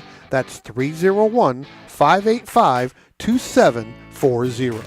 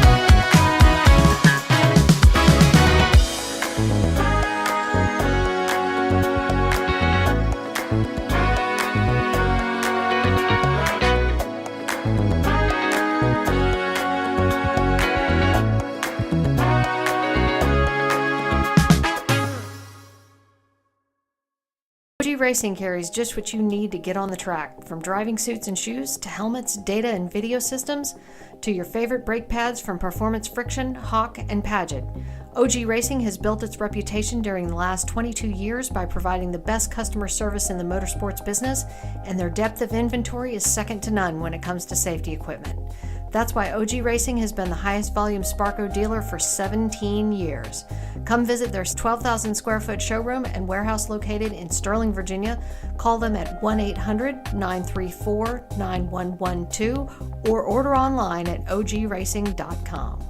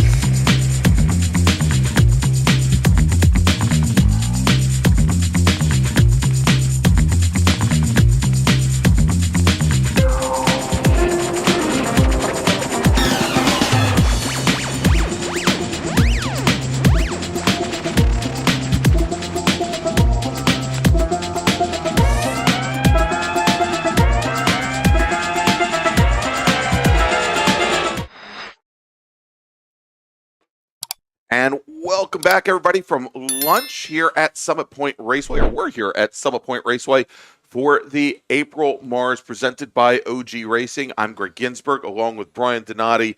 We've got Deacon Greenfield back up here with us, and we'll have Morgan Burkhardt back in the booth a little bit later this afternoon. Hope you all had a wonderful break, maybe even had some chance to watch some racing from Hallett Motor Racing Circuit and the 2023 Hoosier Racing Tire SCCA Super Tour, where my other announcing partner, Brian Belansky, and Larry McLeod are bringing you the coverage this weekend from another great little club track, 1.8 mile, 10-turn Hallett, and definitely a track that I adore. I don't adore the weather there usually, so I brought all the crappy weather here this weekend instead. All right, so the 5-minute warning has been given on the grid now for our next race group, and this is going to be our bracket racers. We saw them already first thing this morning. They're going to have their third race of the weekend, and why don't we run down the starting order, and then we'll talk a little bit more about bracket. All right, tell you what, I'll go ahead and pick this one up. Thanks, sir. Since you've kind of done all the morning ones. Starting 15th in the number 74 from Silver Spring, Maryland, is Steve Martin. Starting in 14th from Tacoma Park, Maryland, in the 68 of Jed Prentice. Starting in 13th from Severna Park, Maryland, the 134 of Chuck Edmondson. Starting in 12th position from Lyndhurst, Virginia, the 88 of Ryan Moran. Starting in 11th position from Gum Springs, Virginia, the number 83 of Nick Chevalier. Starting in the Chevalier. I even wrote it out here too. Yes. Starting in the 10th position from Wayne, Pennsylvania, the number 2 of Richard Herman. Starting in the 9th position from East Brunswick, I would assume that's New Jersey, the number 22 of Roger Maeda. Starting in 8th position from Westchester, Pennsylvania, the number 5 of Mike Kosuth. Starting in 7th from Baltimore, Maryland, the 25 of Aaron Meisner. Starting 6th position from Frederick, Maryland, the 51 of Eric Prespices. Starting in 5th position from Annapolis, Maryland, the number 7 of Keith Frazier. Starting in 4th position from Leonardtown, Maryland, the 13 of Andrew Waldorf. Starting in the 3rd position from Vienna, Virginia, the number 71 of John Hall. And starting on the front row in the 2nd position from Washington, D.C., the number 30 of Mac Harrison. And starting on the pole from Alexandria, Virginia, in that BMW M3, the number 14 of Marshall Lytle. All right, so there you go. That is your 15-car bracket racing field. And, you know, we were kind of discussing as we were getting ready to come back from lunch. Of course, we have a lot of drivers that are racing in bracket this weekend that are racing Spec Racer 4 Gen 3s. Now, the next race after this, you know, to give away a little bit of maybe one of the plot lines here, the next race after the bracket racing is the Spec Racer 4 Gen 3 race, the 20-lap feature MARRS race. And, the question is going to be whether or not these drivers, whether they stay out and race and see this to the end. Now, it's only a 10-lap race, or are they out essentially to get the equipment warmed up, get themselves warmed up and ready to go for the MARRS race? Yeah, I mean, it could be. I mean, it come in again. It's chilly outside, so you want to get some heat in the tires, heat in the brakes, and they haven't been out since early this morning. So think about that. Come in, get a couple laps in here. Some of them actually went out in the warm up too, a little bit before, and we saw some in the closed warm up do that, especially in Spec Miata, knowing that after the bracket that they were going to go out. So it's a good optimal time. It's going to be hard, Deacon, to see whether or not they stay out the whole 10 laps, come back in, refuel, check things over, and then get back in line to go 20 laps. I mean, to me, that's a little bit much. But, some of these guys they're workhorses. They're going to do that. Right. And the Surf is a very fragile car because that's a completely fiberglass body, and it isn't exactly the most stable car to push hard. So I would definitely, if I was out there, just be on scrubs. Meaning worn-off tires and maybe some low fuel, just not to waste a whole lot, not to tax the car. Maybe you don't rev it all the way, but or if something is wrong, it's a good test session. Especially just works out for them to get down there. Getting a 1 minute to go here, and you say, trying to do that, but as well as I do, and Greg knows this as well. You put that helmet on, and it's like you forget everything that you said you were going to do, right? Yeah, that helmet, really hard. for whatever reason, whenever you put a racing helmet on, whatever you talk about before you put that helmet on, it's like it just condenses your mind, and everything you talked about or had in your strategy goes completely out the window as a driver, right? All right, so we've got the pace car now up at the top of the pit lane. We've got Shirley Thompson as our splitter. She gives us the wave. Hi, now we know the PA system does work. Hi, Shirley. And looks like we're going to have Josh Cockey as our starter for our bracket race today as the pace car now comes onto the front straight. Let's take a quick look back to our morning race. Again, bracket racing, for those of you who are with us, very much like bracket drags. Where you start off in a particular bracket, you try not to break out of that bracket, because what you may find, you're not going to get disqualified like in drag racing if you break out of a bracket, but you could end up competing against a number of drivers that are quite a bit further ahead on track than you are because they've been running faster lap times.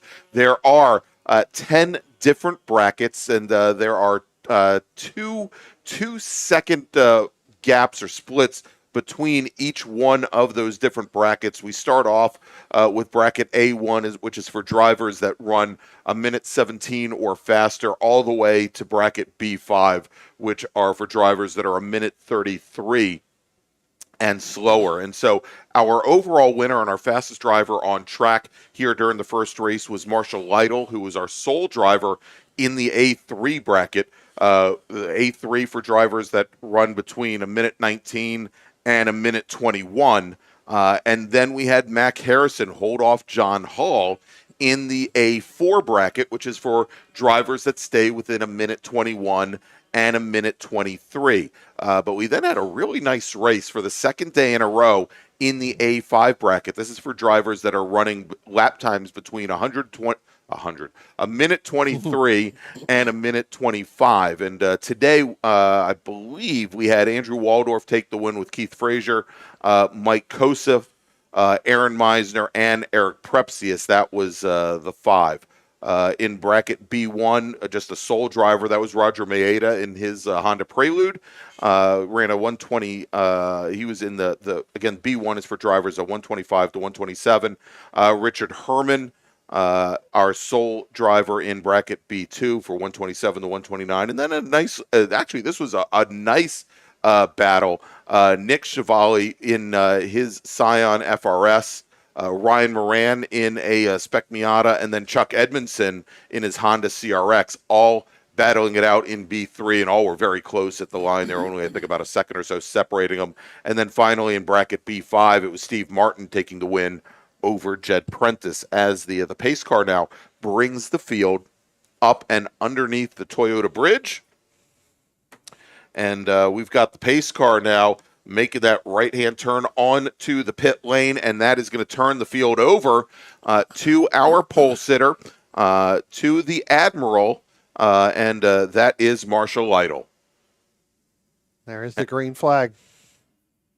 All right, and again, this is a 10-lap race, and Marshall Lytle in that that E36 BMW straight six, lots and lots of torque. Again, getting out to a big jump over the Spec Racer Fords, who are now 3 wide, going down into turn 1 for the very first time.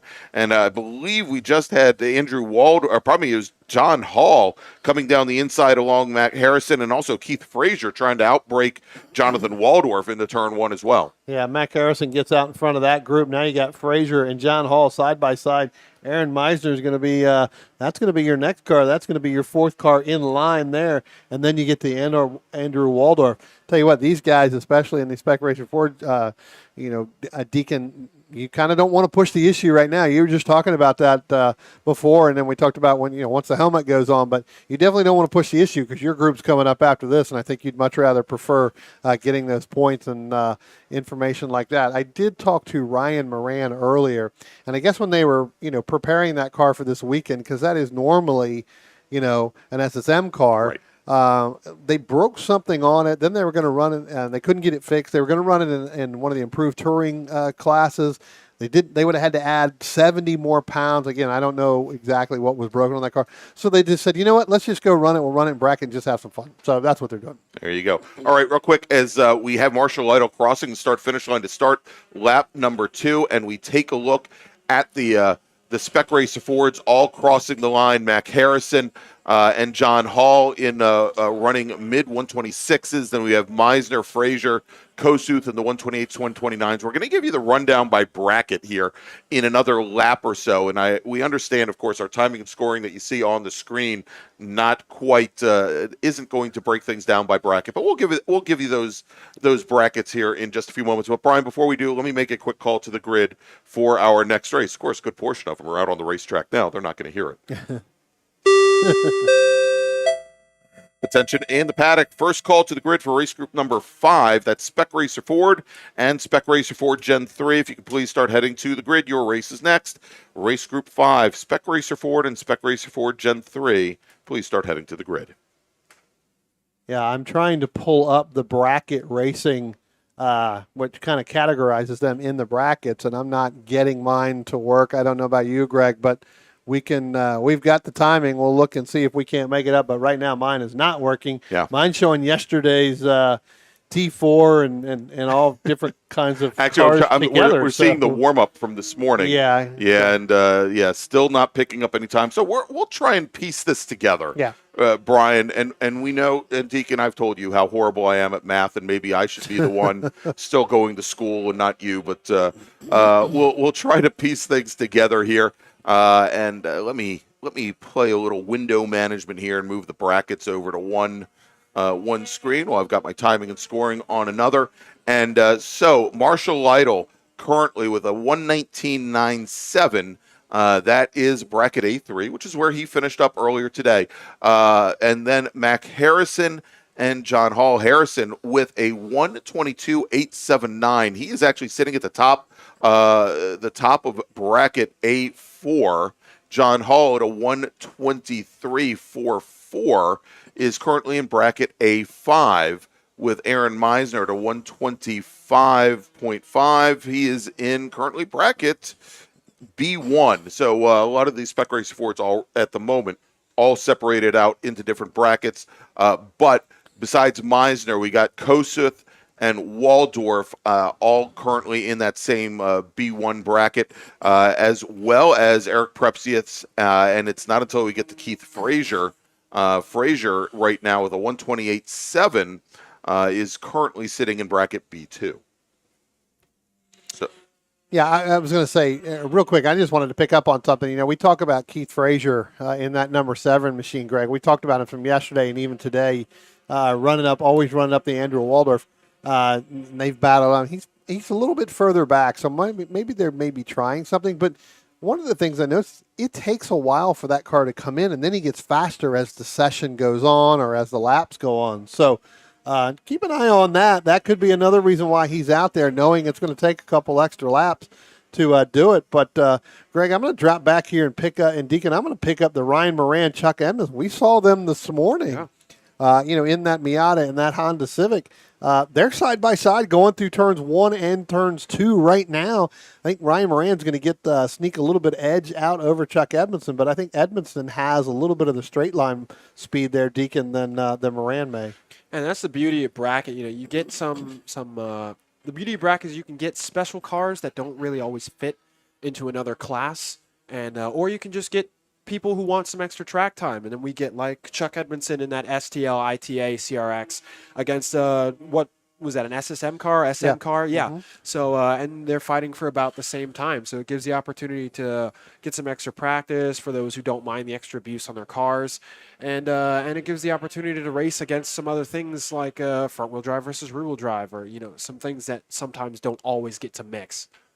Like we've seen the Silverado here before, which that was quite the battle. Yeah, the Silverado, the NASCAR truck of Bill Smith out on track, the cars that you wouldn't normally see. But again, we see, for example, Edmondson's ITA Honda CRX, which probably has somewhere around 130 horsepower, maybe a 25 horsepower advantage over Ryan Moran's SSM car. We don't know what broke that who knows, he may have. You mentioned something to me I don't really remember. He may have like a 210 horsepower monster under the hood. Well, I don't know about, for all we know. I don't know about that. But but to see how a CRX with a lot more power does in a straight line versus the cornering speed is Ryan Moran. Well, maybe he does have 200 horsepower. He just drove by Chuck Edmondson down the front straight and took the position on track.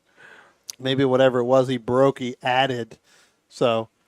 Yeah, and that last time by Moran with a 131.118, that would put him in bracket B4 with Edmondson currently at a 133.2.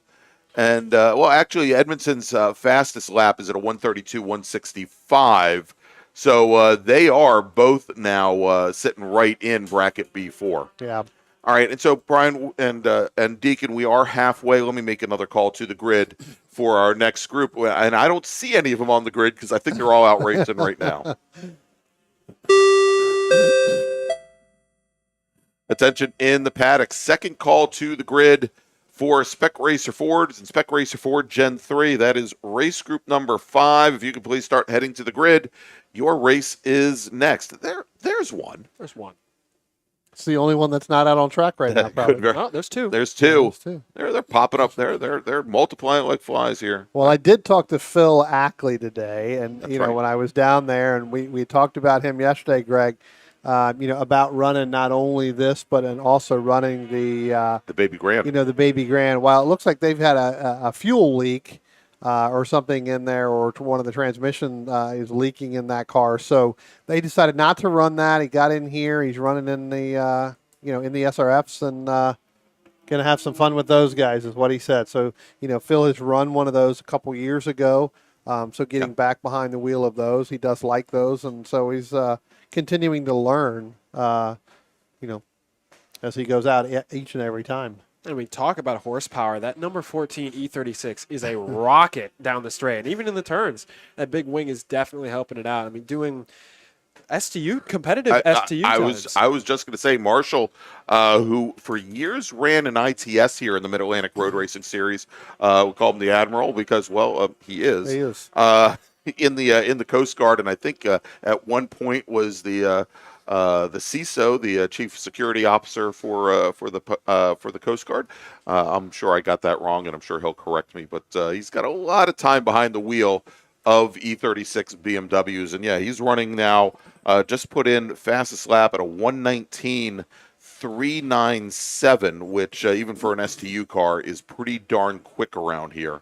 As a matter of fact, if we take a look at the track record, 18.2. Yeah, I think it's like an 18 and change in STU.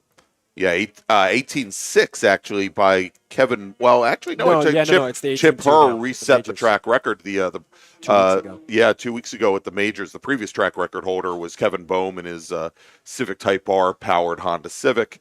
Chip Herr in his Audi A4 just reset the record two weeks ago. I think we just 3 weeks ago. made Chip's head swell as That's big right. as he is tall. Hey, is Chip still here? Because he's not very tall. Yeah, I don't know if Chip is still on or not, but now his head is going to swell as big as he is tall. Oh, stop that! Stop that! I'm still waiting for him to wash the outside of my motorhome. So.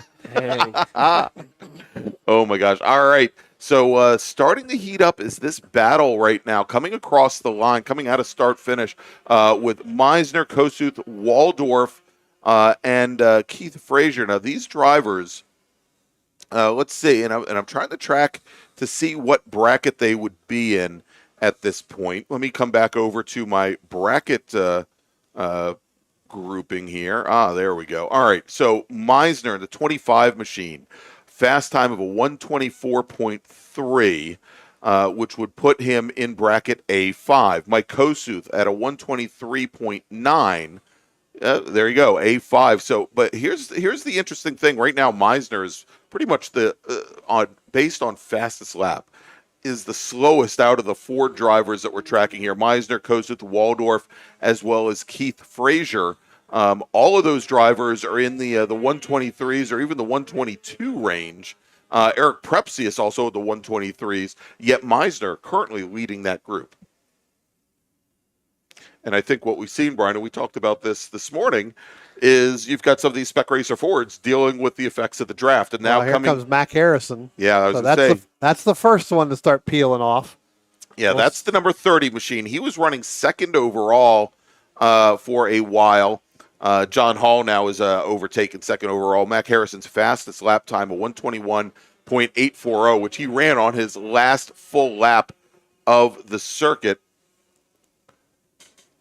Basically going to come out, make the right. He's going to go right back to the paddock real quickly, get filled up, get some pressures checked, and go right back see out. what they did, and then turn around and go right back to the grid. But our group there with, as you said, John Hall now going to be in overall second place, running there by himself. You got Meisner, Kossuth, Waldorf, and Frazier. They're battling out, coming through turns 3 and headed up over the hill down into 4 and 5 there, Deacon. It'd be interesting to see whether or not they pull off. All right, and, well, they're not going to have much time to do it because Marshall Lytle, crossing the start-finish line, has just been given the 1-to-go sign. So we are almost ready to go. So, Brian, let me make a final call to the grid for our next group. Attention in the paddock. Attention in the paddock. Final call to the grid for race group number 5. That's Spec Racer Ford Gen 3. Please start heading to the grid. Spec Racer Ford and Spec Racer Ford Gen 3. Please start heading to the grid now. Your race is next. Yeah, with that Group 5 coming up next, those 4 surfs are pretty nose to tail, so I think we're going to see that echo in the next group here. But if I were them, I really would not be showing off any strategical or any advantages and really just get a consistent line to get it in my head, figure out the tracks. So the sun just came out, so it's getting pretty consistent, nice and warm here. But I would not be showing any of my defensive moves or any of my advantages over the other cars in the lead to be able to hold off for the real race in Group 5. Yeah, I mean, I wouldn't be pressing the issue. You just, sitting here right now, you got Kossuth and then you got Meisner, Frazier and Waldorf. Frazier just went, kind of too wide there with Waldorf into turn 1, was able to make that stick and head out. So we'll have to see. Here comes our overall winner right now, getting the checker flag, Marshall Lytle. So those guys are going to finish this up rather quickly. So Marshall Lytle putting it up and laying it down. That's a quick 10 laps. It went very quickly. More quickly than this morning, and I had just had coffee this morning, so I don't know what the deal is there. But Marshall Lytle with a lap time of 1:19.397, that is going to put him in bracket A3, as it did this morning. And as I say, if we take a look at his lap times from this morning, he ran a 1:19.147. So as it has gotten a little bit warmer out, we're running about 60 degrees now, and there's a little bit more wind as well. A couple tenths, about 2 tenths off of what he ran earlier today. Then we've got John Hall, who crosses the stripe. His fast lap time, a 1:22 and change, a 1:22.329. And that puts him in bracket A4.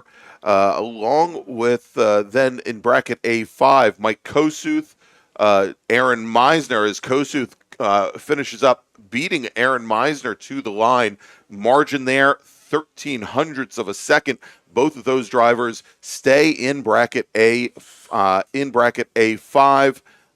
Then we've got Andrew Waldorf, Eric Prepsius, Richard Herman finishes up in bracket B2, Bravo 2, with a fast time of 1:28.240.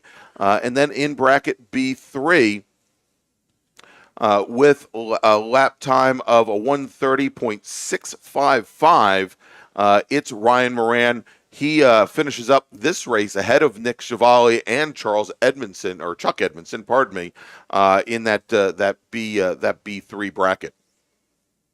And then finally, Jed Prentice and Steve Martin running very similar lap times in the 133.1 for Martin, a 133.7 for Prentice. That's how it finishes up in bracket B4.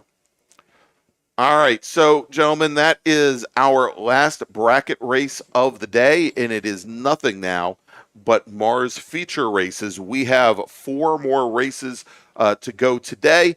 Next up is going to be Spec Racer Ford Gen 3, and we've still got those cars heading up to the grid now, and we anticipate rolling off somewhere in the next 7 to 8 minutes. But let's do this. Let's take a quick break. And when we come back, we'll take you all the way to the end of the day with our MARRS feature races from Summit Point Raceway and the April MARRS presented by OG Racing. Since 1976, Radial Tire Company has been providing the Washington, D.C. area with quality tires and the finest service.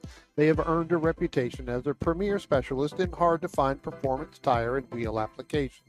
They stock tires from all of the top manufacturers for whatever you drive, from small economy cars to SUVs to trucks.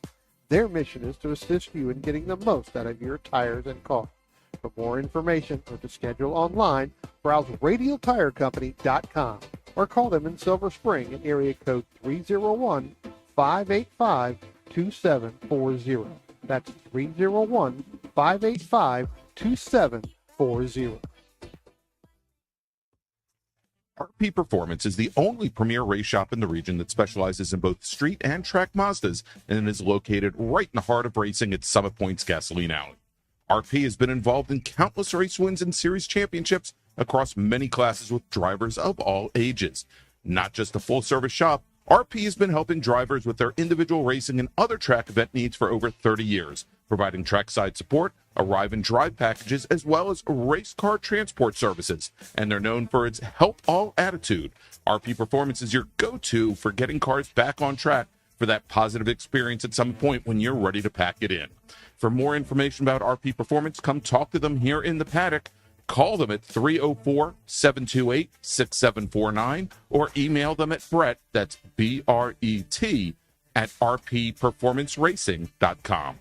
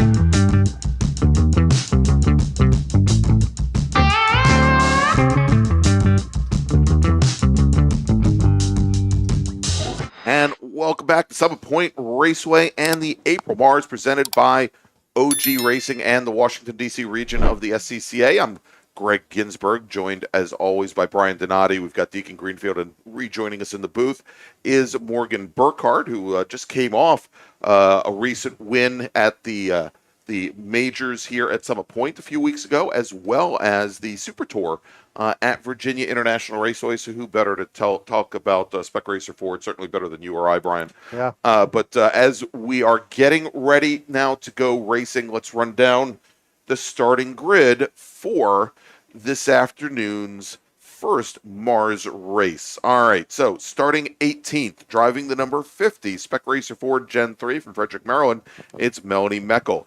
Dave Trossel is out of Annapolis, Maryland. He's starting 17th in the number 33, Spec Racer Ford Gen 3. Starting 16th in our only Spec Racer Ford second gen car in the field.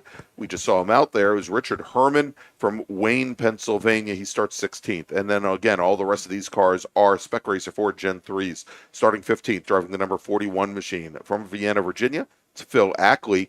Amy Gould is going to start 14th. She is driving the number 07 machine and is from Gibson Island, Maryland. Frederick, Maryland is where Eric Prepsius calls home. He's driving the number 51 machine and starts 13th, starting 12th. Mike Koseth from Westchester, Pennsylvania, representing the Philadelphia region of the SCCA. He's driving the number 5 car. And then we've got Kevin Silbert starting 11th. He's driving the 14 car. He's out of Columbia, Maryland. Aaron Meisner in the number 25 car. We just saw him on track as well. Actually, a lot of these drivers we just saw on track. I'm not going to say that anymore.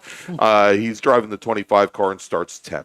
Starting 9th, driving the number 7 Spec Racer Ford Gen 3 from Annapolis, Maryland, it's Keith Frazier, while Matt Polk will start 8th.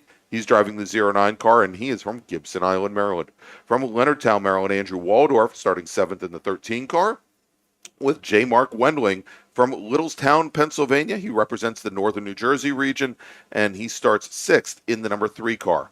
John Hall will start 5th. He's from Vienna, Virginia, and is driving the number 71 machine, that bright orange car. And then we've got Joe Blanks. Joe's out of Chesapeake, Virginia. He's representing the North Carolina region, and he starts 4th. Mac Harrison in the 30 car. He'll start 3rd today in the number 30 machine, and your front row.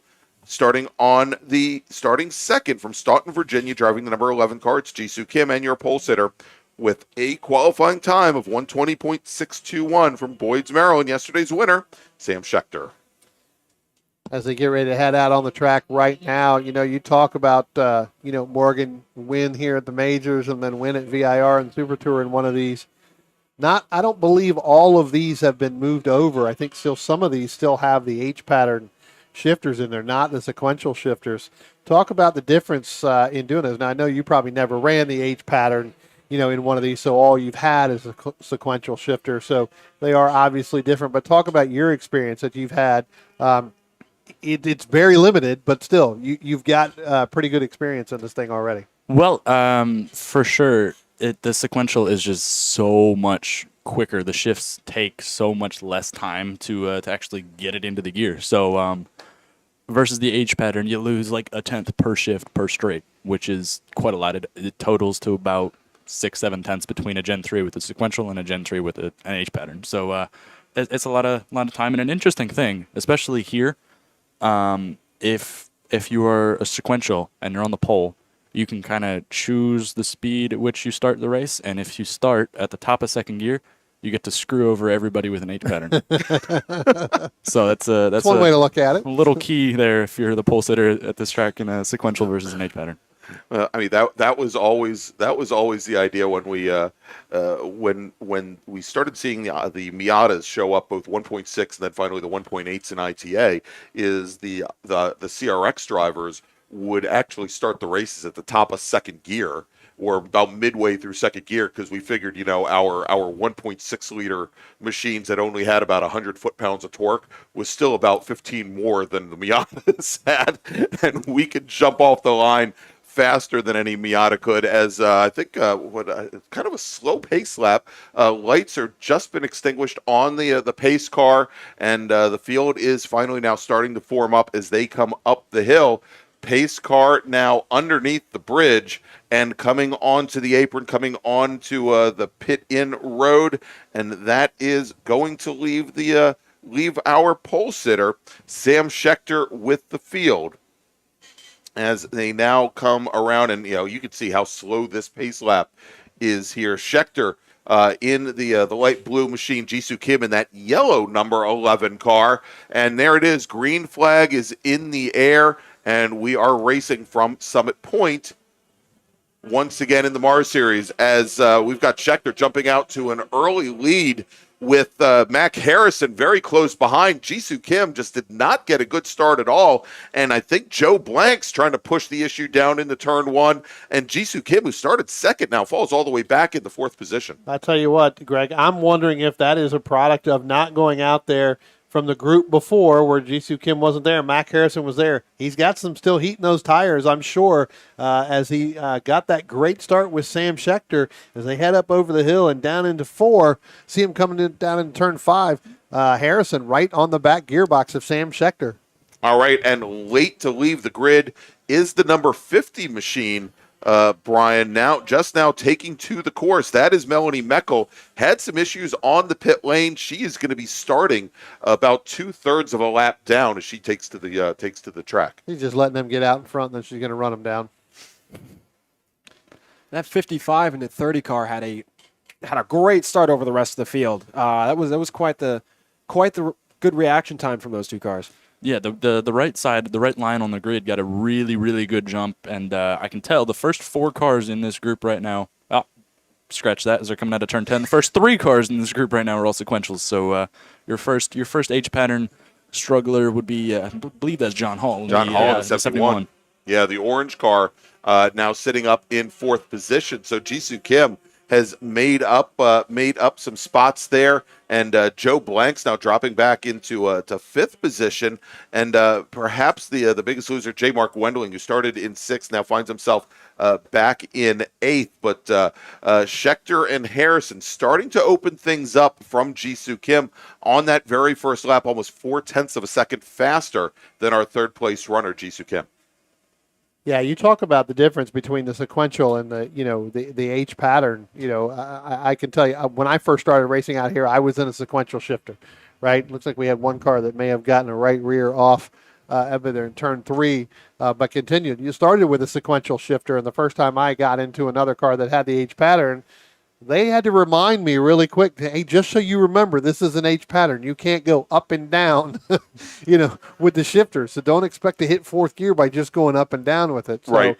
You had to do it. So you got to get a little bit of muscle memory, and a lot of these guys have had the H patterns, and so going to sequential shifter is a little bit easier than, going the opposite direction. As here comes our leaders now out of turn 10, and it is still Schechter and then Mac Harrison. Jisoo Kim now right on the back gearbox of Mac Harrison. Jisoo Kim's going to pull out driver's right. Looks like he wants to make that move. I'm not sure that's a power move that he's going to be able to make stick. Looks like he's going to try to outbrake Harrison and head on through there. A little tire lockup a little bit behind that. Yeah, it looked like the second group coming through with Hall, Blanks, Waldorf, and Frazier. A little bit of brake lock up from Andrew Waldorf in the number 13 machine as he's going to continue sitting right back in 6th position, having lost a position or having made up a position on Joe Frazier.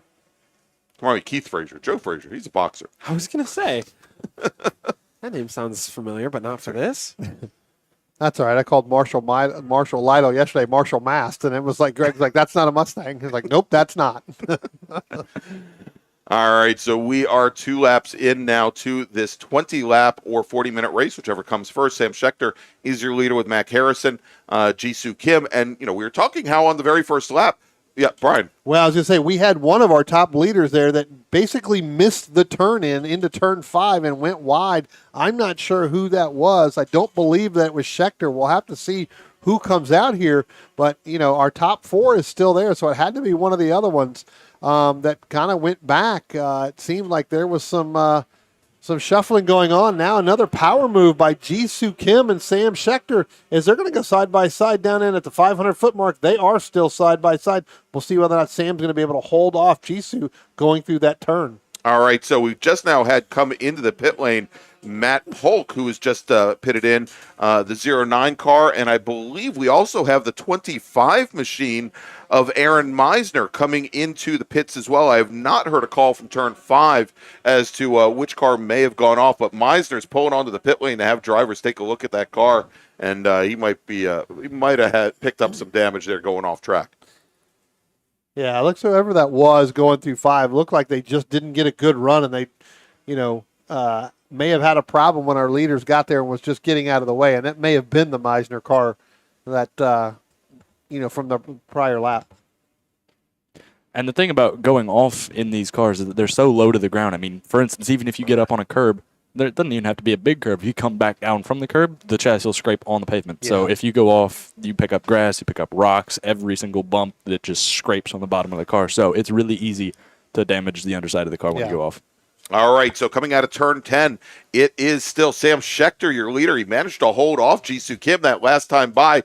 Kim right underneath the ducktail rear of the number 55 machine, and once again moves to driver's left as Schechter goes to protect driver's right. Sitting right behind him is Mac Harrison, and no doubt this continuing battle is keeping Harrison in the fight here. About 8 car lengths back from there is John Hall in that orange number 71, and then Blanks and Frazier right behind. But Kim, who continues to run at a better pace than Schechter. Actually, that last time by, they ran identical lap times at a 1:22.180. You don't see that all that often there. But the previous lap, Jisoo Kim had set the fast lap almost 0.5 of a second faster than Schechter. He's and we saw this, Brian, last season where Jisoo Kim did not get very strong starts. That typically he would fall back and would have to fight his way up.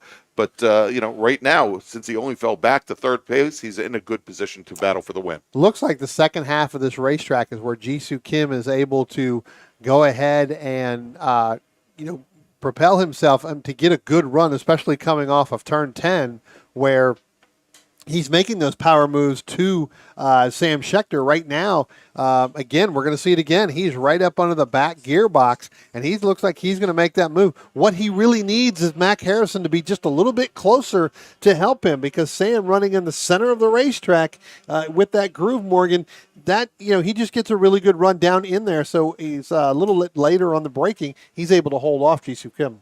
Exactly, and I think Jisoo cannot keep going to the outside unless he can kind of try and hook up an over-under, which it seems as though Sam is covering off on the exit of turn 1. So if he can get a little bit of you don't necessarily have to bump draft in these, because it doesn't really, you can do it once and then you have to pit because it folds up the radiator inlet. Yeah. So you can't really bump draft, but if you get 2 cars right up close to each other, you go a lot faster. So if Mac Harrison can kind of get to the back of Jisoo Kim, they'll be able to do something about Sam Schechter. And as we have a little battle between Prepsicus, Mike Kosa, they're getting a little hot and heavy going through turn 3. Yeah, they've been battling it, for the last 2.5 laps, back and forth between them. But you're right. I mean, there's no way to bump draft in these because there is no bumper that's going to line up. And as you said, you're going to do it one time and it's going to fold up the radiator up underneath there. But, again, Jisoo getting a really, really good run off of turn 10, which is helping him catch Sam Schechter. But again, without Mac Harrison there to be underneath him as well, I just don't see that move. This time not getting a good run out of it, or just thought better to stay behind Schechter as they go down past the start-finish line, headed into turn 1 right now. Jisoo Kim trying to make that move, but Sam Schechter still holding him off. Yeah, he's going to definitely have to start playing with different lines. He's going to be, because it looks as though he's faster through all of the corners, and he's getting really, really good runs out of things. So if he can kind of line it up through the carousel, he might have a door open into 6. He's going to have to start getting a little bit creative with it, because the outside of 1 obviously is not working. As he's getting a good run coming out of 3, going down the hill into 4. It was quite the heavy brake tap from Schechter there as they went down there. It was kind of around the 5, but it wasn't very light. There is a trick to be able to go into 1 and kind of lightly graze the brakes to get the front end down. But that was a little heavy. It seemed a little bit long.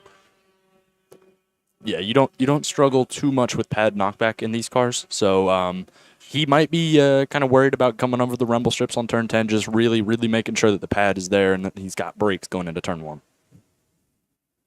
So we'll have to see next time by when they come out. We'll see what the lead is there, and it's about, that's opened up to about a car length there. It's about what it was on the last lap. Yeah. They really just nose to tail, kind of in a stalemate here. Although there's a move made right on their start finish in the 11.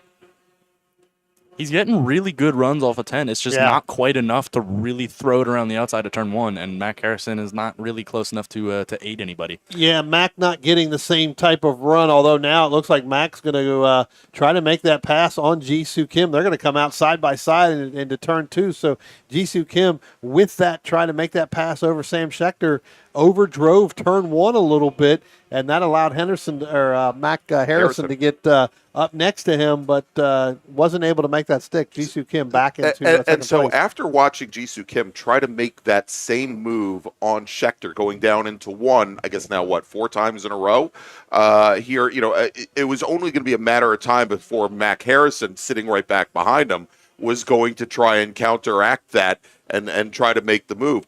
Because at this point, as Schechter, lap after lap, just sticks to the center of track, he doesn't seem to, he's got Kim covered. So, at this point, I think Harrison's got that in his head, and it's time for him to make the move, try to make it a move on our leader. And what Sam Schechter's doing, as he's got a fairly large lead coming onto the front straight. Didn't it? Yeah. But what Sam does coming down the front straight is he's basically middle of track. There's about a car width on the right and there's about a car width on the left, and I don't think Jisoo is super comfortable with going down right to line the to inside. car. So if he's going to do it, he's going to have to do it, but it's going to be really tight. Yeah, I think, we talked about it. Jisoo Kim getting a great run in the second half of this track, and I'm not sure what happened there, but that's the largest lead that, we've had since the beginning of this race between those 3. But, maybe Jisoo Kim's going to sit back a little bit, let some tires come back in, and then make another run, because he tried to make it, like we said, 4 times in a row. Now you got to let your equipment kind of go through there. But I think that, unless he has help from Mac Harrison up underneath him getting the same type of run he is getting off of 10, it's going to be very hard. As you said, Schechter running the middle of the track, and Jisoo just not comfortable getting out that far driver's left. All right, and it looks like we talked about Aaron Miser, who pitted in earlier. He has now continued and is back out on track. And I'm trying to track, and I've heard 2 calls now for a car 7, but I believe it might actually be the 07 machine, that whether it be the 7 of Frazier or the 07 of Gould, not the best lap number 8, as that car went off at turn 4 and then spun the car over at turn 7. Let's see which way he decides. Jisoo's going to go for the outside again, but Sam Schechter has that better defense, and he's just scared to go around the outside. Yeah, and this time Schechter actually brought the car more than just center of track. He actually moved a little bit more down to the inside, down to driver's right, and maybe that took away a little bit of the fear that Jisoo Kim had, but certainly Kim was never going to be able to come down the inside. He was always going to have to take the outside. That was going to give Schechter essentially the decision of when to actually turn in, and he could hold that other driver off to the outside as long as possible. Yeah, and Jisoo Kim, I noticed, moved out a bit later, so I think he's really trying to maximize his draft because he knows he can't, or at least he hasn't figured out how to get Sam around the outside, but I think he's really trying to make up for it and get the pass made and done before the braking zone. Yeah, when he comes off of turn 10 and he gets that big run, Greg, and I'll come back to you here real quickly, he tends to make that move driver's left. I think you're going to see shortly where he may end up making that run to driver's right to get to the inside. That's because then he's going to be able to determine when the turn in is. Yeah, and but so, getting that, talking to Alan here, Alan Olson is kind of texting me. I'd rather have Alan than Michael Collins text me. But Here it comes. here he comes again, going driver's left. So, again, you got to get to the right. Sam shutting the door, not allowing him to get to the right. So now Sam is the one who's going to be able to determine when the turn in is, and that holds Jisoo Kim out, Greg. All right, Brian, now as we're halfway through this race, I see 2 or 3 cars on the grid, but let's make a call to the grid for our next group. Attention in the paddock. Attention in the paddock. First call to the grid for race group number 6. That's Big Bore, American Sedan, GT1, 2, and 3, GTA, GTX, ITE, ITR, Spec Corvette, SPO, STU, T1, T2, T3. I'm not going to repeat them all again. So, Big Bore drivers, race group number 6, please start heading to the grid. There we go. Yeah. And despite Jisoo Kim not being able to get around Sam Schechter, he does have the fast lap of this race with a 20.6. That is impressive. Yeah. Yeah, and I think we're seeing that Schechter's is able to pull coming out of the carousel, going up the hill, and anytime he's gonna, regardless of the run that Kim gets coming out of turn 10, if Schechter's gonna come out with a car length or a car length and a half, Kim may be able to pull up alongside, but he's never going to be able to break to the inside here. It's going to give plenty of time for Schechter to make that one move and come down. And now as they come down the front straight, it is almost 4 car lengths separating Schechter and Kim. And Schechter's going to have a slower car that he might be able to use as a pick coming down into turn 1. That slower car now gets pushed wide, and Jisoo Kim has to also correct for that situation as well. That's going to be the 07 of Amy Gould. They're going to be able to work around it. Guys, one of the things I just noticed, Mac Harrison, when he came out of 10, seemed like it went off pace. Now he seems to be back on pace, but he has dropped completely from that 3-car battle at the beginning of this race. It is now a 2-car battle. Through there. And I tell you what, Alan Olson, if Jisoo Kim could hear Alan Olson from Florida, he'd be yelling at him. You got to get to the right-hand side coming out of 10. And Alan, it's a lot harder than it looks right now because Schechter's in the middle of the track and there's just nowhere to go. Either that, or he'd be saying, Alan Olson, what are you doing watching YouTube? Because the buffet starts in about 25 minutes. Well, no, it's not 4 o'clock. Alan gets to get a discount now at 4 o'clock. Yeah, I was going to say. That's where he goes. But looking a little bit farther back in the pack, we have J. Mark Wendling, followed by Joe Blanks and Andrew Waldorf have been battling it out quite a little bit as Wendling and Joe Blanks came side by side down the front straight. And as we're seeing, Jisoo Kim is now going for the inside down the front straight, and Sam Schechter seems to be covering it off pretty good. Yeah, and Schechter that time, he kind of started the move a little late and started to drift over, and now Kim, he's pinned all the way to the stripe on the inside there, and Kim almost has to stand the car on its nose to get the car turned in. He was so far along the white line, he started to move a little bit driver's left, and then we actually saw Schechter pin him further down, actually moved over driver's right, and I think Kim might have gotten a little freaked by that.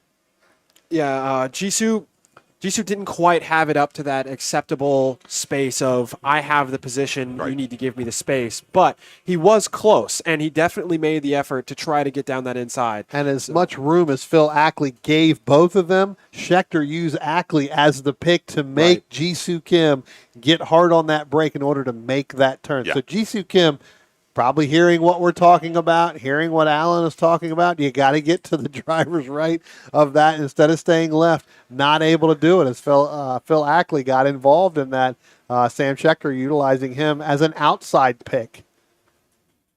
Here they come again, and again, they're still close. So Jisoo Kim's obviously got the faster car right now today. So, and you see Schechter makes that really slow, lazy move over to driver's right, and Kim is always following him here, and now Schechter again sticking center. He's waiting to see if Kim will move to the inside, and again, Kim chose to open it up and start from driver's left, take a traditional entry to try and come underneath the 55 car. Schechter gets a really good run from the center off of between 1 and 2 And that helps him get a little bit of that, open that up a little bit there, Morgan. But as they come in through 3, that's where Jisoo Kim starts to close that gap a little bit. It looks like we got a waving yellow down into turn 5. As they start to come down there. So we'll see. Now the waving yellow is gone, but it looks like they did have a waving yellow. Yeah. So, Greg, you'll probably hear that in a second. So Jisoo Kim had to back out of it a little bit till they get past that. And I think if Jisoo Kim he seems to be really good through the high-speed corners. So if he gets a really good run coming out of 10 one of these laps, and he can get far enough alongside, even if he goes down the outside going into turn 1, if he can cut back and get to the inside, coming off, get an over-under, it means words. Yes. That's okay. You'll remember words in a moment here. As the 25 car of Aaron Meisner, he had gone off track, spun the car at turn 7. As we've got our leaders coming down into turn 1, but gentlemen, I have to go and make another call to the grid quick as we watch our leaders coming down into turn number 1. Attention in the paddock, second call to the grid for race group number 6, Big Bore American Sedan GT1, 2, and 3. GTA, GTX, ITE, and ITR, Spec Corvette, SPO, STU, T1, T2, T3. Big Bore drivers, race group number 6, please head to the grid. As we were watching, you were making that call, Greg. Morgan and I were sitting there watching them both head down into turn 1, and Sam running the same line he's run the entire race. Center of the racetrack, pushed Jisoo Kim wide. Jisoo had to get hard on the brakes, locked up that right front a little bit, and now that gap is probably the biggest it's been coming out of turn 1 and turn 2, headed up into turn 3. All right, a little bit further back in the field, Brian. Looks like we got a pretty good battle unfolding, and trying to get numbers. I think this is Blanks, Wendling, and Waldorf coming through turn 2 and 3 now. Well, it looks like that's going to be Kossuth is one of them. It's Silbert and Herman, perhaps? Yeah. Yes, that is correct. All right. As our leaders come through the start-finish, there's quite a few car lengths in between them. Let's see if Jisoo Kim can catch that up. And I've been watching Sam Schechter come through turn 3 and turn 10, and especially last lap after he got a big gap coming out of turn 1. He's having wiggles towards the middle exit of the corner, so I don't think that car is super stable through the high-speed stuff, which explains why Jisoo is getting really good runs coming out of turn 10 down the front straight. All right, now here coming down the front straight, here's the battle I was looking for. We've got Joe Blanks, Mark Wendling, Andrew Waldorf, all separated by about 0.7 of a second. They just came past a slower car going down coming out of turn number 10, but very tight battle, and again, that is for 5th position. Yeah, they just went by the number 2 Richard Herman there, but yeah, you've got Blanks, Wendling, and then the Andrew Waldorf machine. They're headed up to turn 3, headed down in turn 4 into turn 1. Turn 5. Sorry. And now we've got going down into turn 1 with Mike Kossuth and Kevin Silbert trying to make a move on Eric Prepsius in that light blue number 51 machine. It looks like Prepsius managed to hold them off. There is a 4th car in that grouping as well, and I think that's Richard Herman. No, that's actually you got Silbert. Richard Herman was back in the middle of the Joe Blanks and Wendling and Waldorf machine. All right, Brian, real quick, let me jump in here. As we've just had Jisoo Kim run wide coming out of turn number 10, goes for the Mr. Toad's wild ride through the gravel trap there, and he has now just regained control of that car, and as he rejoins, Jisoo Kim now dropping back, and looks as though he's fallen back behind John Hall. No, that would be Mac Harrison. Mac Harrison, gotcha. Yep. That is what we call a code brown. He was about a few feet from that wall and a race over, but he managed to keep that fiberglass body out of the wall. And that could be a product of just really overdriving that car, trying to make that gap back up to Sam Schechter there, trying to push every inch of that car on every inch of this racetrack. And Sam Schechter continues to put down good times, but not enough to beat that draft lap from Jisoo Kim with a 20.75. Yeah.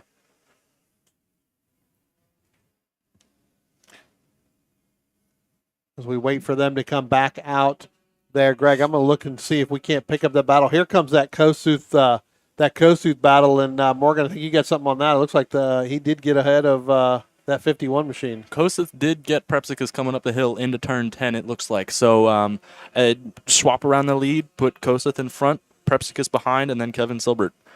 And as the Jisoo Kim is following Mac Harrison down the front street, he's made up quite a lot of ground already. If I'm Mac Harrison, I'm kind of like going to roll over, try and follow Jisoo through. Maybe there's still enough time left to go up and catch Sam Schechter. Apologize. And a little bit of break lock up from Harrison. This time, Jisoo Kim able to come down center of track and make the pass on Mac Harrison. So move Jisoo Kim, even after that off, back up in the second position. Yeah, pretty big gap right there. I don't, Jisoo Kim is a little bit faster than Mac Harrison. So next time by, Sam will have 2 laps to go. So it'll be kind of interesting to see. I don't think he's going to have enough time to catch him. But, we looked at this Mike Kossuth battle here. And you've got the 0-9 here of Matthew Polk. So Matthew Polk is, behind them. I think they're kind of lapping him maybe. Within that, maybe not, but timing and scoring has Matthew Polk way down below that, but he is right up there with that group with Mike Kossuth. And it doesn't look like he's getting blue flags either, so it could be a transponder issue or Yeah, something of could be. that sort. But Mike Kossuth has now gotten about a 8 or 9 car length lead coming out of turn 3, so now make that a 3-car battle really between Prepsicus Silbert and I just lost him. Matthew Polk. Matthew Polk. All right, so gentlemen, the next time the number 7 machine comes by, that's Keith Frazier. He just put the car around for the second time over by turn number 7. He's gonna get the fraud black flag, and I think he just got it from the starter stand to let him know that perhaps the stewards are taking a very close look at how he's driving on course. Interesting. So there goes our overall leader there, Sam Schechter. He's going to come up over the hill, head down into turn 5. I believe the next time by, he's going to get the one to go here. And it does not seem like there's any more lap traffic in front of Sam Schechter, so it's not going to look like that 5.5-second gap is going to be closing in the next lap unless he makes a significant mistake and off or a really big wiggle, maybe a half spin or something like that. So assuming Sam keeps it on the road, it's looking pretty sealed. Well, you've given him 1 lap to I exercise just cursed it, didn't commentator's it? curse. Yep, I so, just cursed let's it, see didn't if That's right. Well, he's coming up. Our leader now, Sam Schechter, coming underneath the bridge and around through turn 10 all by himself. Next closest car is driver almost a lap down here as Sam Schechter will cross the stripe. He takes the one to go. One to go. That's what he did. He took the one to go board, not the checkered flag. As wow. So you broke out the curse. I broke out the Greg should be announcing The speech impediment. Yeah, yes, that too. God. There's another big word. It's been a long day, hasn't it, Greg? It has been a very long weekend, not a day. But I've got a cup of cold coffee here. Thank you, Jagos, for I will have that now. It wasn't cold when they brought it up here. Thank you to the Jagos for again for the coffee and donuts this morning. All right, here as we are working the very last lap, what do we have, gentlemen? Well, go ahead. No, you go ahead. Well, I was going to say, I'm going to drop back here and look at this Kossuth battle. Again, it looks like they showed the board to the 14 machine last time by for Kevin Silbert. I'm not sure really what that was for. I didn't see what they were pointing to, but, Kossuth is leading the Kevin Silbert machine going down into turn 1. Prepsius is right there with him, but Kossuth's going to come out of turn 1 and come out of turn 2 with a little bit of a lead there. But Eric's fighting back as hard as he can. All right, Brian. So this time, coming out of turn number 10 all by himself, and oddly enough, the checkered flag is waving this time for Sam Schechter, who's going to take the win in Spec Racer 4 Gen 3. Jisoo Kim, he works his way back up at the second with about 4 car lengths separating he and Mac Harrison, who will come home in third. The orange number 71 machine, John Hall, he's going to cross the stripe. He'll come home in fourth with Joe Blanks coming home in fifth in the number 74 car. Mark Wendling will come home sixth. Andrew Waldorf will finish in seventh, and then we're waiting for a few more of our cars to come through here, coming out of turn 10 and on to the front straight. This looks like Philip Ackley and Richard Herman here. Yeah. Winner in Spec Racer 4 Gen 2 as we're getting Mike Kossuth Eric Prepsicus all coming out of the final corner in a big wide. I think Mike Koseth will be coming across the line in 8th. Eric Prepsicus 9th. Timing doesn't say so, but it looks as if. Yeah, Kevin Silbert, I think, is that Silbert in the 14 machine? Yep. Yeah. It's either Silbert or Matthew Polk. Its timing says he's 15th, many laps down. Yeah, well, we'll take a look here. Yeah, I was gonna say, as we mentioned that Polk seemed to be having a transponder issue, but as we take a look at him coming out of turn 2, actually, I think it was Polk who The Polk beat I think Silbert across the line yeah, in he did 10th. across the line. Yeah, so Silbert going to finish just out of the top 10. All right, so gentlemen, it is 2:14. Let's do this. Let's take a quick little break. And we're going to say, oh, nope, not 2:50. It's going to be, we're going to just say we'll be back probably around 2:25 and maybe a few minutes before that. So definitely stick with us here as we now have 3 more races remaining. We've got big bore, we've got small bore, and we've got our open wheel group here at Summit Point Raceway, where you're watching the April MARRS presented by OG Racing at Summit Point. We'll be right back.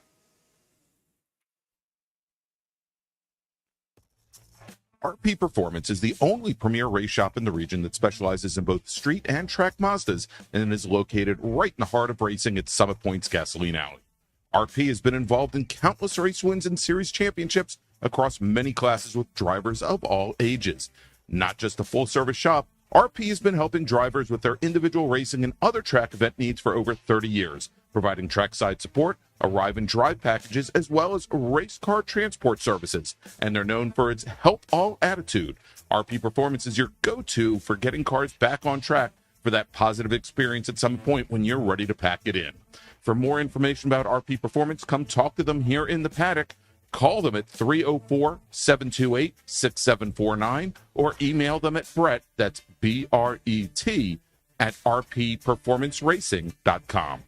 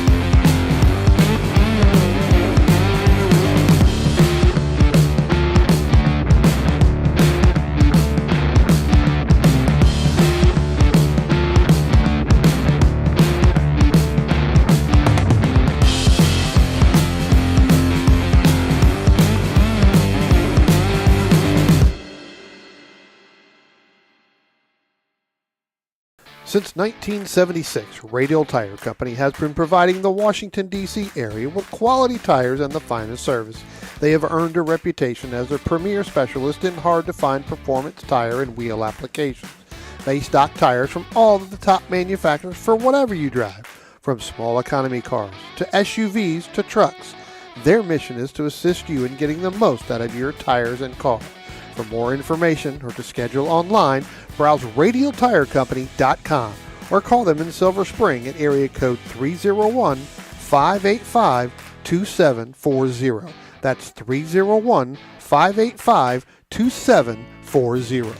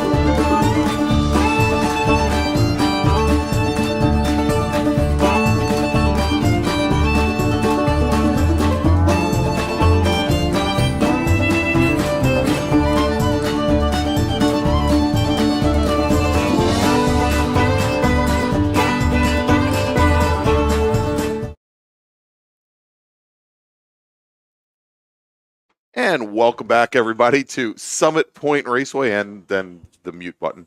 Welcome, welcome everybody to Summit Point Raceway, and we're starting to get into the later stages here of the April MARRS, presented by OG Racing and the Washington D.C. region of the SCCA. I'm Greg Ginsberg, along with Brian Donati.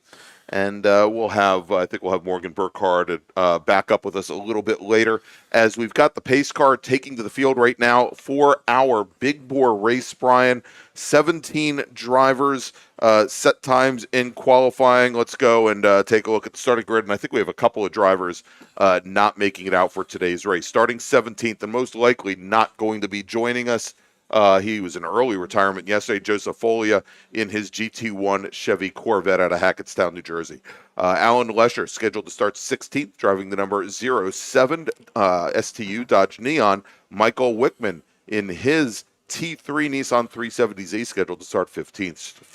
Starting 14th, driving the number 33 T3 BMW 330i. Ben Phillips with Frank Delane in his number 82 Spec Corvette, the Chevrolet Corvette 06. He's out of Waynescott, New York, starting 13th. Starting 12th, driving the number 44 T3 BMW Spec E46 from the Plains, Virginia, it's Clark Ostrom. Starting 11th, driving the number 121 STU Mini Cooper S from Bluemont, Virginia, Scott Luttrell. Starting 10th, driving the T3 88 Supra Impreza WRX from Mauritown, Virginia. We saw him a little earlier today, I believe, in ITS. It's Anthony Pacelli. Starting 9th, driving the number 26 Spec Corvette out of Wayne, New Jersey, it's Dominic Rizzo. Mario Scaramouche is scheduled to start 8th today, driving the number 53 Spec Corvette. He's out of Pittsburgh, Pennsylvania, representing the Steel Cities region. Starting 7th, driving the number 9 Factory 5 Cobra in SPO, and I think most likely this car also did not make the grid. Robert Haschak. Starting 6th, driving the number 17 GT2 Chevy Camaro TA2 from Belmont, Ohio. It's Andrew Mistak. Starting 5th, driving the number 63 Spec Corvette from Aston, Pennsylvania, representing the Philadelphia region. It's Jeffrey Pascola. Starting 4th, driving the number 39 Spec Corvette from Middletown, Maryland, Charlie Abel. Cord Keystart is scheduled to start 3rd in his T1 Chevy Corvette. He's from Hershey, Pennsylvania, representing the Susquehanna region. And our front row, driving the number 73 Spec Corvette from Malvern, Pennsylvania, representing the Philadelphia region. It's David Sanders. And our pole sitter, driving the GTX Ligier JSP 320 prototype car, one of the LMP3s from Bethesda, Maryland, David Glassman. As we've got the field on the front straight, and a green flag is now in the air, Brian, and we are underway here from Summit Point. David Glassman with a great start in that Ligier, headed down into turn 1, opened up that gap over David Sanders by quite a bit. Now you get under braking. David Sanders being pressured by Cord Keystart in that other Corvette as they head down in turn 1 and get through turn 1, coming out of turn 2. Now David Sanders starts to open it up a little bit. That second overall, but that lead in our Spec Corvette. All right, as they head down now into the talent section, heading down into the carousel for the very first time, and you can see him rounding turn number 4, coming down through the chute and around the bend there, as already Glassman opening up, as we would expect, our sole GTX car in the field, opening up a large advantage over the rest of the field.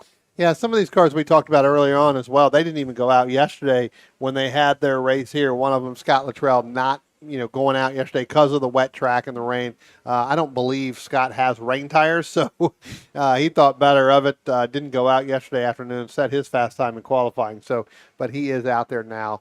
So here comes David Glassman out of turn number 10, headed down to the start finish line, and then you got David Glassman, as I said, going down through there. Then you've got David Sanders coming through the start finish line now. He's going to lead our Spec Corvette going down into turn 1. All right, and here's where we see coming down the front straight here is our Spec Corvettes making, matter of fact, we're just taking a look at Clark Ostrom going right past Anthony Pacelli's Subaru on the front straight here. Ostrom in that number 44 machine. And he is actually, Ostrom's in the 44 BMW, getting past Pacelli's Subaru here. But in Spec Corvette yesterday, it was a pretty strong finish there for David Sanders, driver of the number 73 machine, as Charlie Abel at the very end of the race started to make up a lot of ground on the 73 car, but the 39 machine out of Midlothian, a Chevy Corvette technician here in Maryland, just was not able to keep up with the 73 car. Yeah, not able to do that. We talked about this yesterday in T3. Obviously, Anthony Pacelli picks up that win there. Here comes David Glassman down the start-finish line. We had that great battle between Clark Ostrom and Ben Phillips in that 44 and 33 machine. Look for that to happen again today. There is a car in between both of them, but that is, pretty much going to be kind of for second and third right now early on. And now you have them back to nose to tail again coming out of turn 10, where here comes Ostrom and here comes Phillips. Again, Pacelli leading by about, I'd say 3.5 seconds right now. But as we start to wind into this race here, you could see that those two start to gain a little bit of ground. Now you've got Scott Luttrell and Michael Wickman. They're going to go side by side in that STU machine and that T3 machine. They're still side by side coming out of turn number 2. Wickman going to get a little bit of an edge, but Luttrell fights back. They're on the inside, and Morgan, I tell you what, that is probably not the ideal position to be today, especially in that Mini, because that Nissan's going to power through that corner and pull away a little bit. That's a particularly awkward combo because the Nissan's going to want to rotate, rear-wheel drive is going to want to rotate around the corner, but the Mini front-wheel drive on the inside is kind of kind of want to plow, so he's going to have to put in some more wheel into the car not to hit the Nissan. Plow was an understatement at that point because you could see that car just started to weeble wobble a little bit. Well, that Mini Cooper, that STU car, it's got a pretty big wing on the back of it to hold the rear end down, which there isn't a lot of front aero on it. So if anything, probably exacerbating. There's a word for you.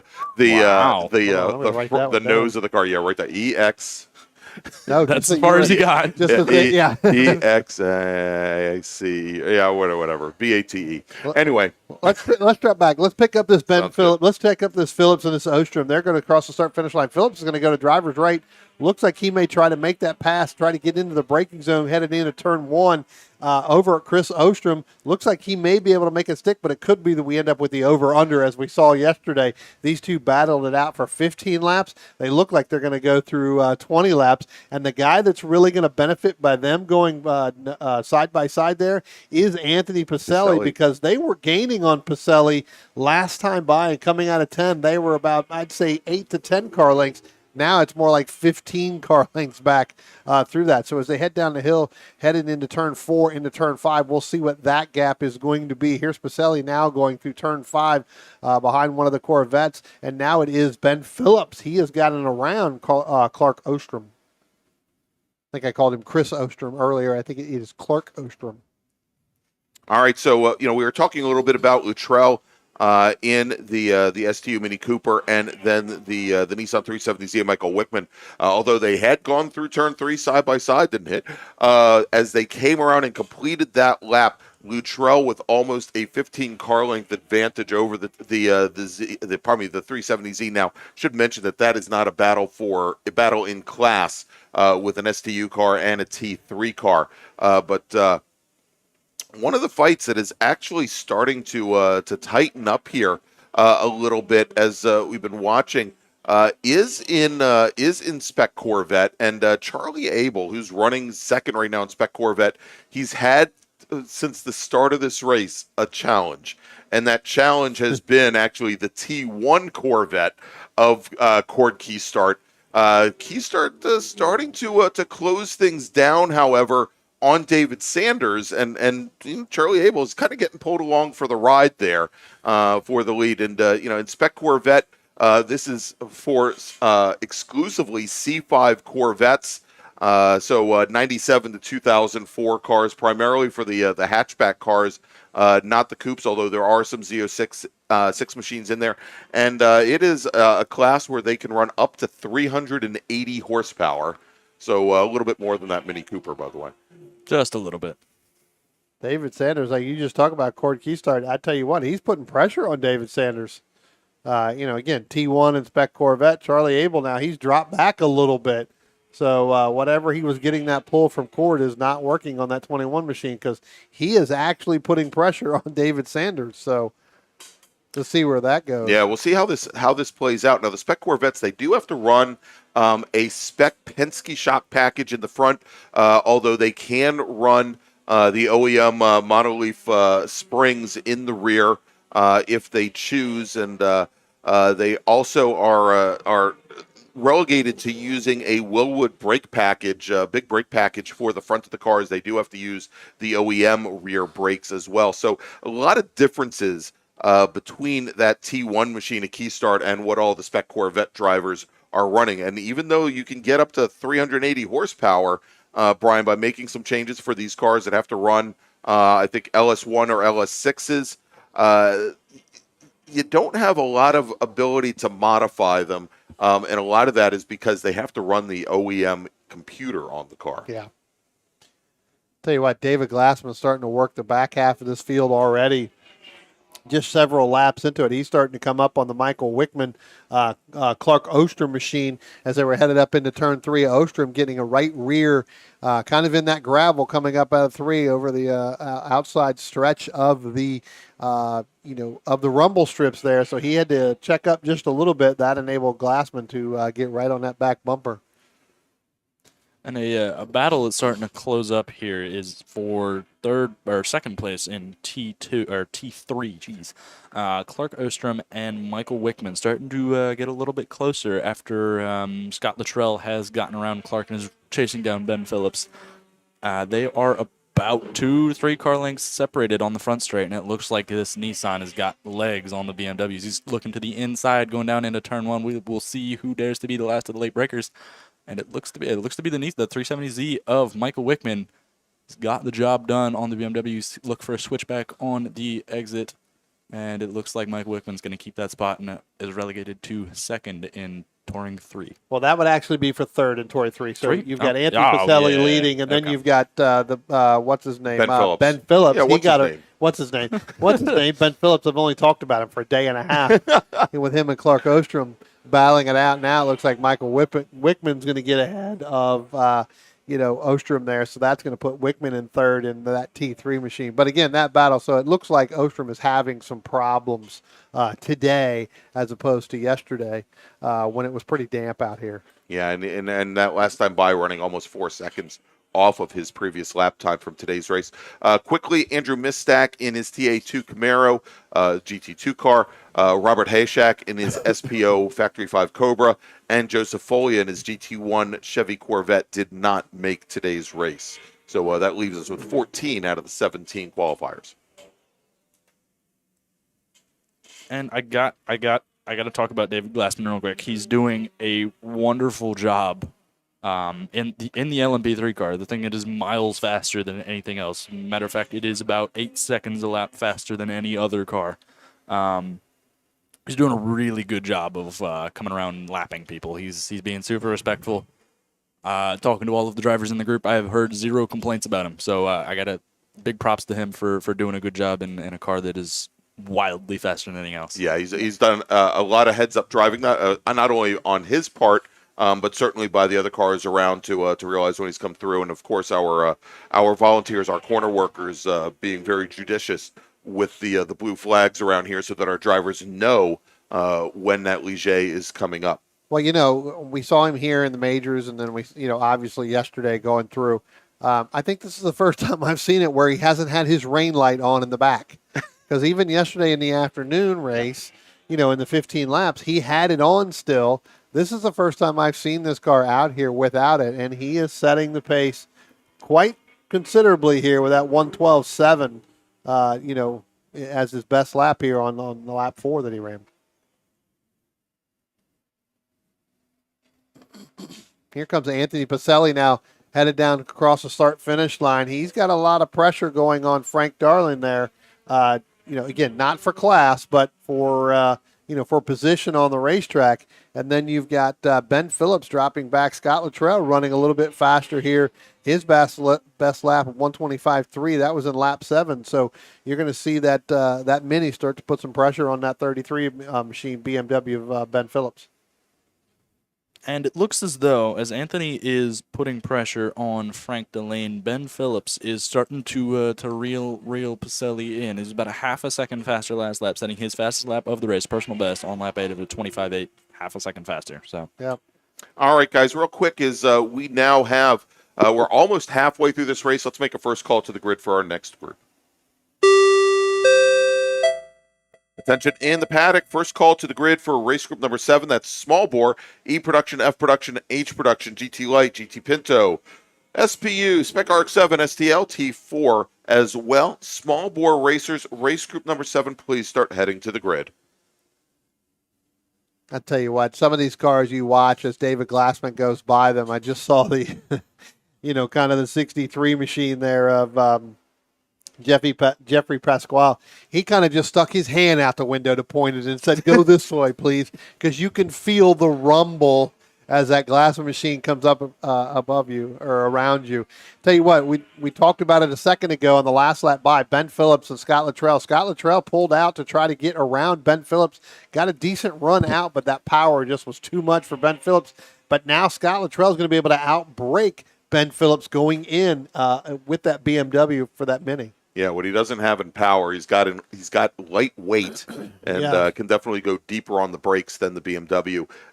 As good as these E36 BMWs are known for being on the brakes, they are also for 3 Series BMW some of the heavier chassis that we had seen over the last 20 years or so, considerably heavier than say the E36s were, and that Mini just almost 1,000 pounds lighter. Yeah. And circling back to David Glassman, as he's lapping people. I remember running in ITA when ITA was running with Big Bore, when Jim McAleese would show up in his GT1 Trans Am Camaro, and he would pass you down the front straight. It would literally move the car across the straight because he displaces that much air. And I'm sure the effect is much the same in an LMP3 car with all of the downforce that it generates. So, I like to tell people about my story about the first time I was ever at VIR, and I ran the test day. This was for the SARC MARRS, I don't know, maybe 2004 or thereabouts, and it was a test day, and it's not relegated to only SCCA racers, and so we had Johnny O'Connell out doing testing on a Daytona prototype that weekend.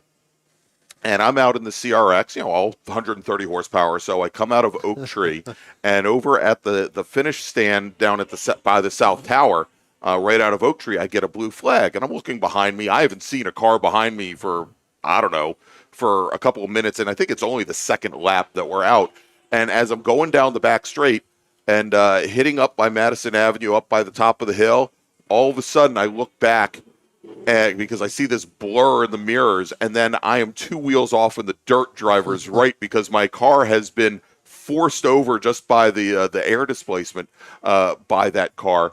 And then 3 laps later, I get the blue flag again at Oak Tree, and this time I'm going down through the roller coaster, about to turn in for Hog Pen, and all of a sudden this Daytona prototype beats me to the corner that I didn't even see coming down the roller coaster. But it's amazing when you have a car that can do close to 80 miles an hour faster, what it will actually do to your car on the racetrack.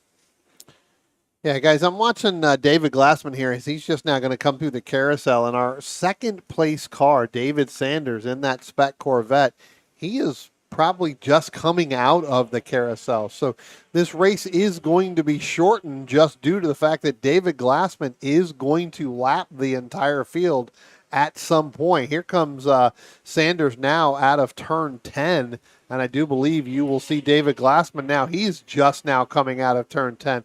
So the next 2 cars to be lapped is going to be David Sanders and Cord Kistard. That's your second and third place overall. So while this is a full 20-lap race, it is only going to be a full 20-lap race for David Glassman. David Glassman, exactly.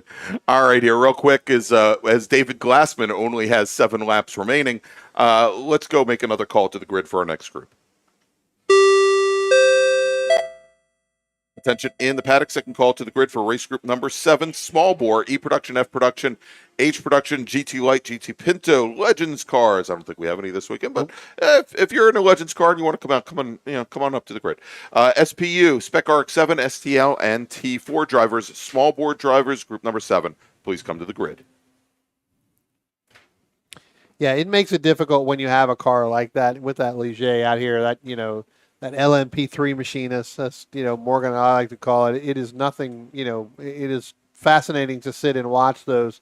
You see them running in IMSA and everything else, and then to get one out here and to watch it and watch the difference of what they are, that clearly is fascinating to see.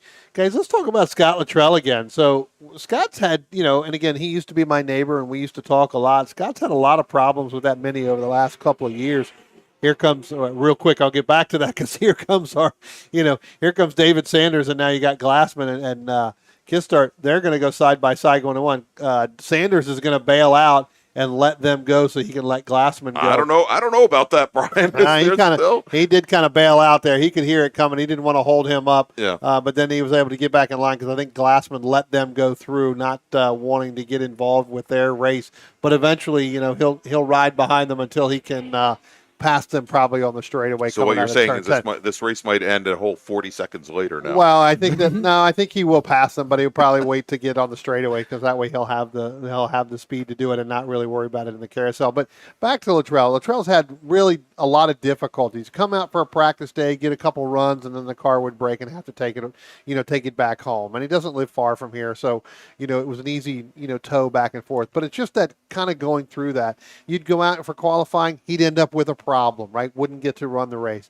Now, again, come out here for majors and then come here today and running pretty good. I know that car is not into the the speed that it has in there. I think right now just ran a 125.1. I think he has a 124 in that machine before. But it's good to see that Scott's out here running that mini, now chasing down Anthony Pacelli. So where he got off to a slow start, has now picked that up and, been able to get some pretty good runs here. And just as I said, David Glassman now went by Sanders and Kistart just past the start-finish line. All right, just got word that Jeffrey Pascola in his spec Corvette just had some issues over at turn number 5 and spun the car. He has continued a lap before that. The number 44 machine had gone around. That was the T3 machine of Clark Ostrom, who is now sitting back at 12th. And we have one of those spec Corvettes coming down. I believe it's one of the spec Corvettes coming down the pit lane right now. We'll try and get the number on that car in just a moment. I believe that 53. maybe. Yeah, I was going to say, I think that's Mario Scaramouche, who's definitely been off the pace today, at least in comparison to how he was running yesterday. And he is taking that car back to the paddock, the silver number 53 spec Corvette.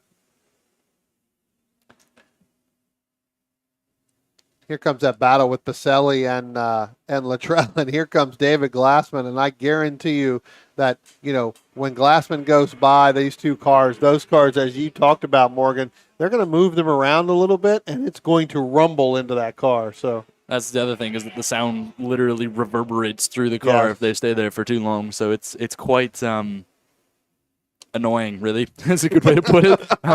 The car will pass you, and the sound will stay in the car and bounce around, and especially if the harmonics between your own engine and his engine don't work too well together. Yeah, and you end up thinking, oh, I either have a big problem with my car, or wow, this car really sounds loud now, right? And it's really not you; it's him. It's not me; it's you. And every last little body panel is just vibrating around. All right, so Scott Luttrell does get past Anthony Pacelli under braking going into turn 1, and I think he used Glassman as basically to pull him through the corner there because it was interesting to watch them as they were coming out of 10. And you watch Luttrell with the rear end hanging out on the Mini. You watch Pacelli in the 4-wheel drift through 10 in the Subaru, and Pacelli started to pull away from the Mini of Luttrell, but all of a sudden Luttrell just, I guess, gets sucked along by the lump 3 and gets by. Here as Glassman completes another lap, as we now have 3 laps remaining here. And let's go, Brian, and I got to remember I'm not using a touchscreen here. We'll go and try and break things down currently by class here. Really, I think the only classes where we have more than 2 drivers are T3 and Spec Corvette. Actually, we've got 2 drivers in STU, where Luttrell is currently your leader over Alan Lesher in the 07 machine. Lesher in his Dodge Neon is a lap down. In T3, it is Pacelli leading with Ben Phillips second, then Michael Wickman and Clark Ostrom currently running in 4th. In Spec Corvette for the 2nd day in a row, David Sanders leading the field with Charlie Abel second. Jeff Pascola is 3rd with Dominic Rizzo, Frank Deline 4th and 5th, and as we mentioned, the 6th car in that field, Mario Scaramouche, is taking his car back to the paddock. And like you were saying earlier, Brian, Scott Luttrell last lap by did a 24.9, so there is a 24 in that car. Yeah, see, it's getting faster. I'm not sure, I know I've had conversations with him. I'm not sure exactly what the fastest time in there, but I tell you what, that car really looks good this weekend.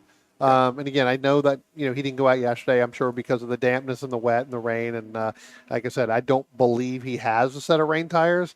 And I think even if he did, he has told me before he doesn't like racing in the rain.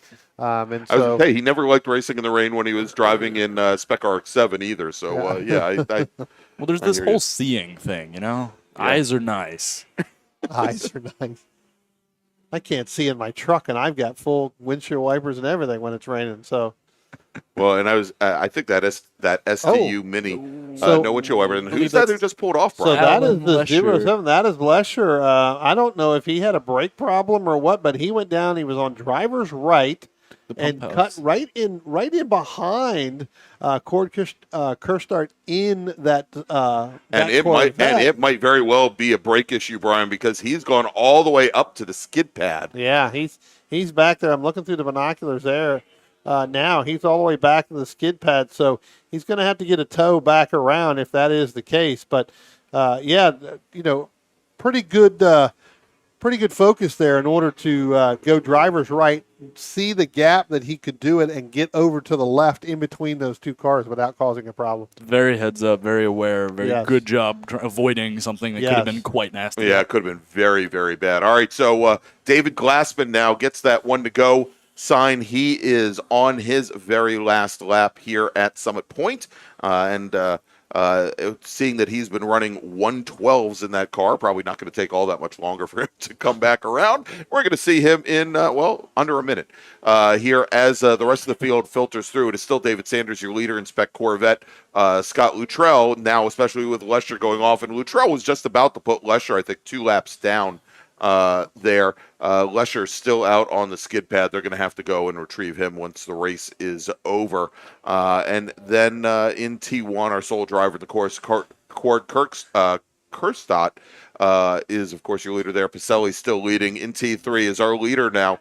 Glassman is coming underneath the bridge and coming over through turn number 10 now. And he let out of the throttle a little bit, I think, to let the 63 machine and the 72 machine go by, but taking the checkered flag now is the 08 machine, David Glassman, in his GTX Ligier, the LMP3 car.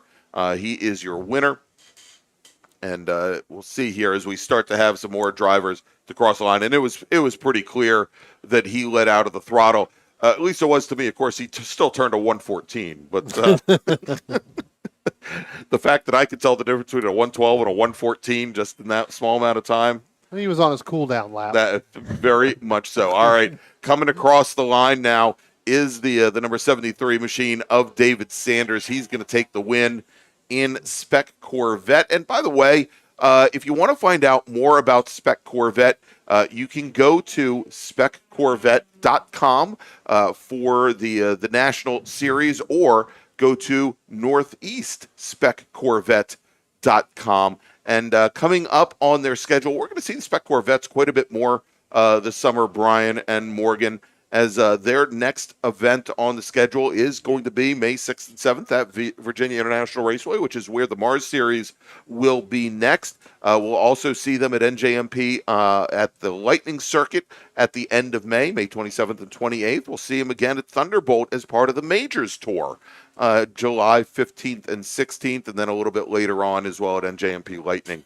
once again in October. So we'll get to know this group quite a bit. All right, so here if we go and we run down the finishing order, as we mentioned, Glassman, your winner.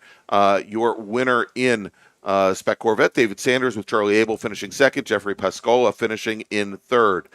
In STU, Scott Luttrell takes the win with Lesher finishing second. Cord Kirstadt will take the win in T1, who's our sole driver in the class. And then finally in T3, Anthony Pacelli finishes with the gold medal. Ben Phillips second. Michael Wickman will finish third. And Clark Ostrom, just off the podium, finishes in fourth. All right, so we are going, gentlemen, to be sending our drivers out for their victory laps. I am going to go out on a limb, a very small limb, mind you, but a limb nonetheless, and say that we'll probably be back with our next race group. That is small bore in just about 10 minutes, probably right around 3:05. But let's do this before we go and take another break. Let's thank one of our great partners and sponsors that are bringing you the MARRS Series, not only this weekend, but all season long here at Summit Point Raceway. And that would be RP Performance. RP Performance is the only premier race shop in the region that specializes in both street and track Mazdas and is located right in the heart of racing at Summit Point's Gasoline Alley. RP has been involved in countless race wins and series championships across many classes with drivers of all ages. Not just a full-service shop, RP has been helping drivers with their individual racing and other track event needs for over 30 years, providing trackside support, arrive and drive packages, as well as race car transport services. And they're known for its help all attitude. RP Performance is your go-to for getting cars back on track for that positive experience at some point when you're ready to pack it in. For more information about RP Performance, come talk to them here in the paddock. Call them at 304-728-6749 or email them at Brett, that's B-R-E-T, at rpperformanceracing.com.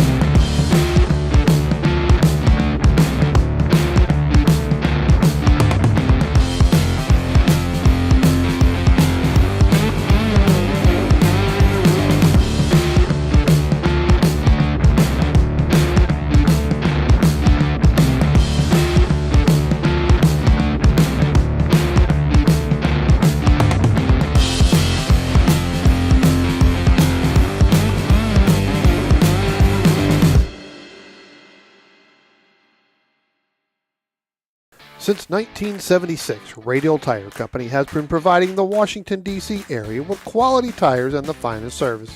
They have earned a reputation as a premier specialist in hard-to-find performance tire and wheel applications. They stock tires from all of the top manufacturers for whatever you drive, from small economy cars to SUVs to trucks. Their mission is to assist you in getting the most out of your tires and car. For more information or to schedule online, browse radialtirecompany.com or call them in Silver Spring at area code 301-585-2740. That's 301-585-2740.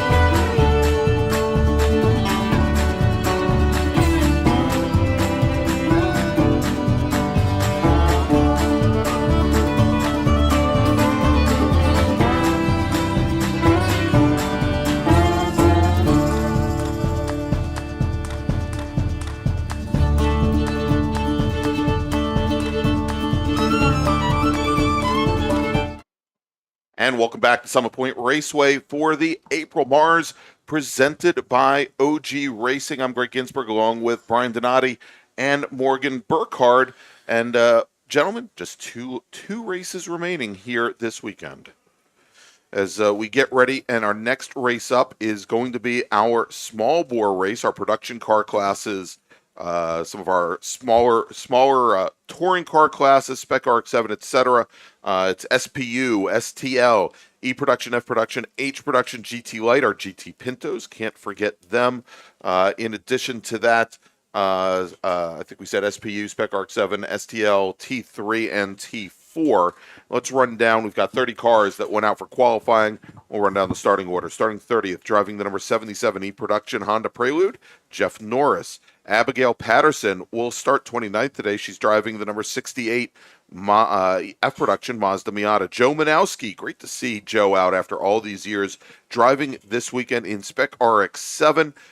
He is starting 28th. Starting 27th, driving the number 64 E Production Alpha Spider, it's Kathy Leidick. Starting 26th, driving the number 132 STL Mazda Miata, Court Wilson.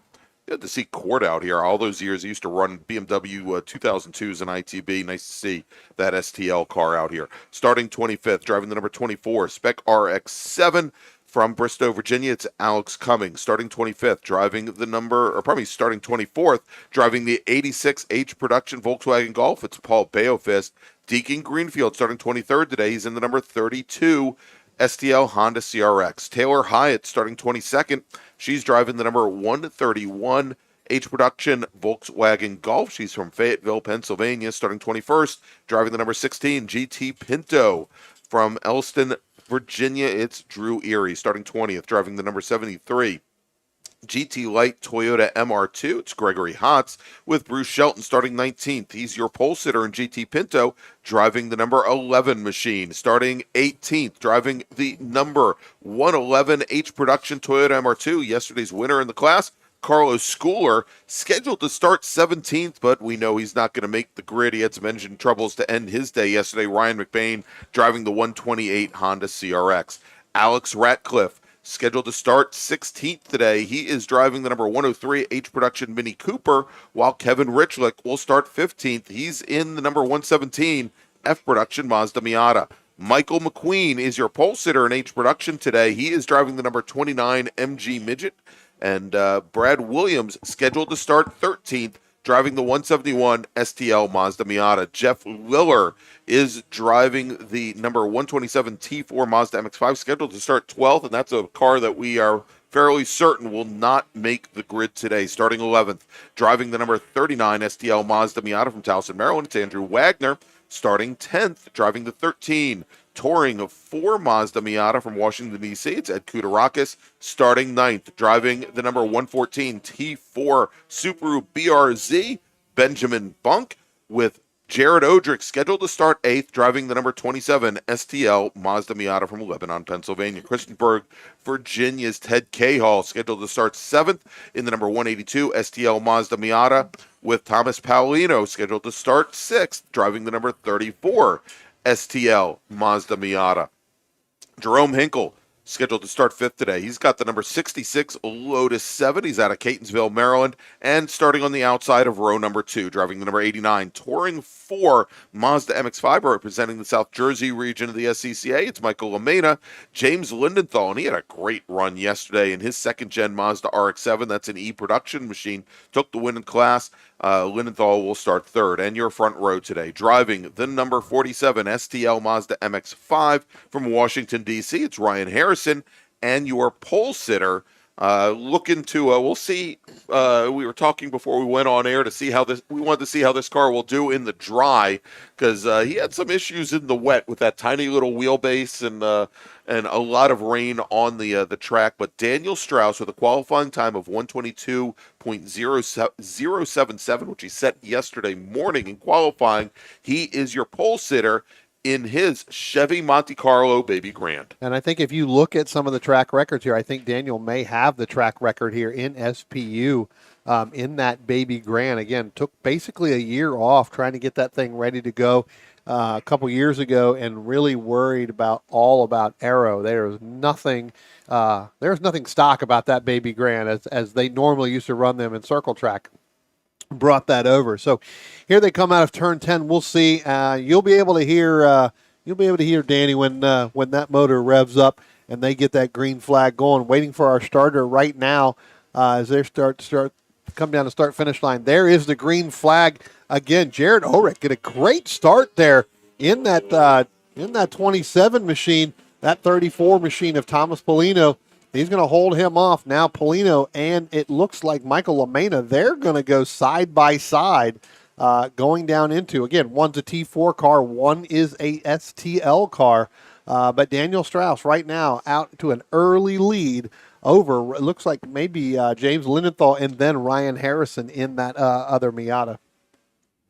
And coming into turn 1, we've got one taking the access road. This is Spec RX-7. I think it's in the number 24 car.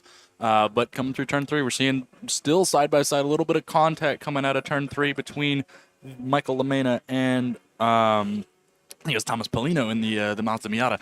As the entire field works its way across turn 3 and over the hill into turn 4 and down to turn 5. Yeah, remember, guys, this group here was completely just wet yesterday. And yes. You talked about it with Daniel Strauss, trying to do everything he could. It got out to an early lead, but then really, really fell back in as these guys started to really get going. So it's going to be interesting to see what these cars can do in the dry. Let's talk about this T4 yesterday, because yesterday in that Subaru with Benjamin Bunk, I was talking to Michael Lamena and his family last night having dinner.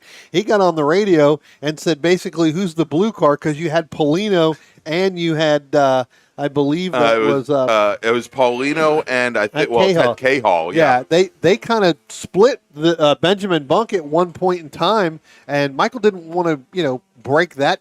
Break that STL race up, but then he realized when they told him that Benjamin Bunk was right there in that T4 machine, that's when he got on his horse and got going. That's right, exactly. And at one point it was 4 wide, much like it was 4 wide just now coming down into turn number 1 here. And I think it looks like Benjamin Bunk was in that fight once again with Kudarakis, also Andrew Wagner, and Michael McQueen down as well. As McQueen currently is your H production leader with some of our other H production drivers, Ratcliffe, as well as Taylor Hyatt just a little bit further back. Now, we'll have to see here. I don't know, Carlos Schooler is out in the field there. Again, Schooler, our winner yesterday in H production. Yeah, as you were talking about that going down the lineup, and you were reading that, as soon as you said that he would not join, Morgan and I both looked at each other as he pulled out onto the racetrack. So he was there. We kind of were like, "Yep, nope, there's another one wrong." All right, and Morgan got it right. It was the number 24 of Alex Cumming in Spec RX-7 that pulled the car off onto the Pump House Road. The engine had shut down. He has been able to get that car restarted, and he has continued. Well, no, he has not. He is coming up in through the back gate here. Okay, well, he continued as far as the to get to the back road. gate. Yeah, exactly. So it looks like Cummings' day is now done. Let's look at some of these times here. We talked about Daniel Strauss here in that 123, and like I said, I do believe he has the SPU. We'd have to check on that, but I think he does have the SPU record. He does. And a matter of fact, I've got the track record right here, Brian. Dan Strauss set the track record back in 2016. So a record that has stood now for 6 years. A 120.819 is the bogey time that Dan Strauss is looking to beat. And he's currently at a 123 flat. So about 3.5 seconds off that time currently. Yeah. So we jump back here a little bit, look at, next couple cars. James Lindenthal, you're leading that E production. Ryan Harrison, he's your STL leader. Michael LaMena, that's your T4. Then you've got Thomas Polino and Ted Cahall. They're fighting for second in STL right now. Then Benjamin Bunk. All three of those cars were together for all 15 laps yesterday. It looks like they're going to start out the same way all the way through. And like we talked about earlier on in the day with our IT soup group,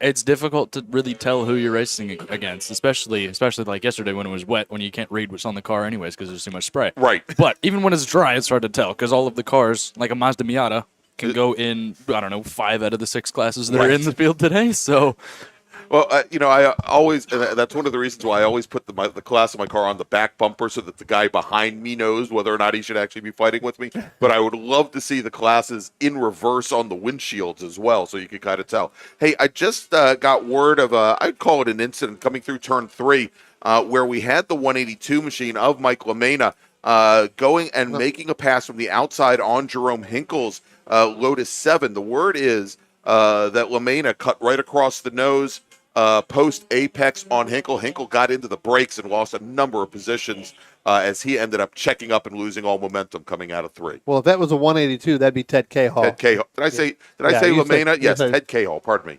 Michael's racing for another jacket. Yes. So we wouldn't see that happen from him. Yeah. Michael just runs over people's feet. Anyway, Ted. Yeah, that was Ted Cahall in the 182 machine. Another story for another day. Let's go back here. I'm going to look at STL. We talked about this STL group here. Ryan Harrison, Thomas Polino, Ted Cahall, and then throw in Jared Odrick in there again. 5th place right now, Brad Williams, Andrew Wagner, and then our friend that was up here earlier, Deacon Greenfield. Deacon's still trying to get through the kinks of that car, in that Honda. And that will happen, but going into that STL group, there are some really good cars that have been run out here for years. So it's going to take some time for Deacon and that team to get everything ready to go. But eventually development from scratch. They've had some fueling issues, and they're running the stock tank, and they've been playing around with fuel pickups.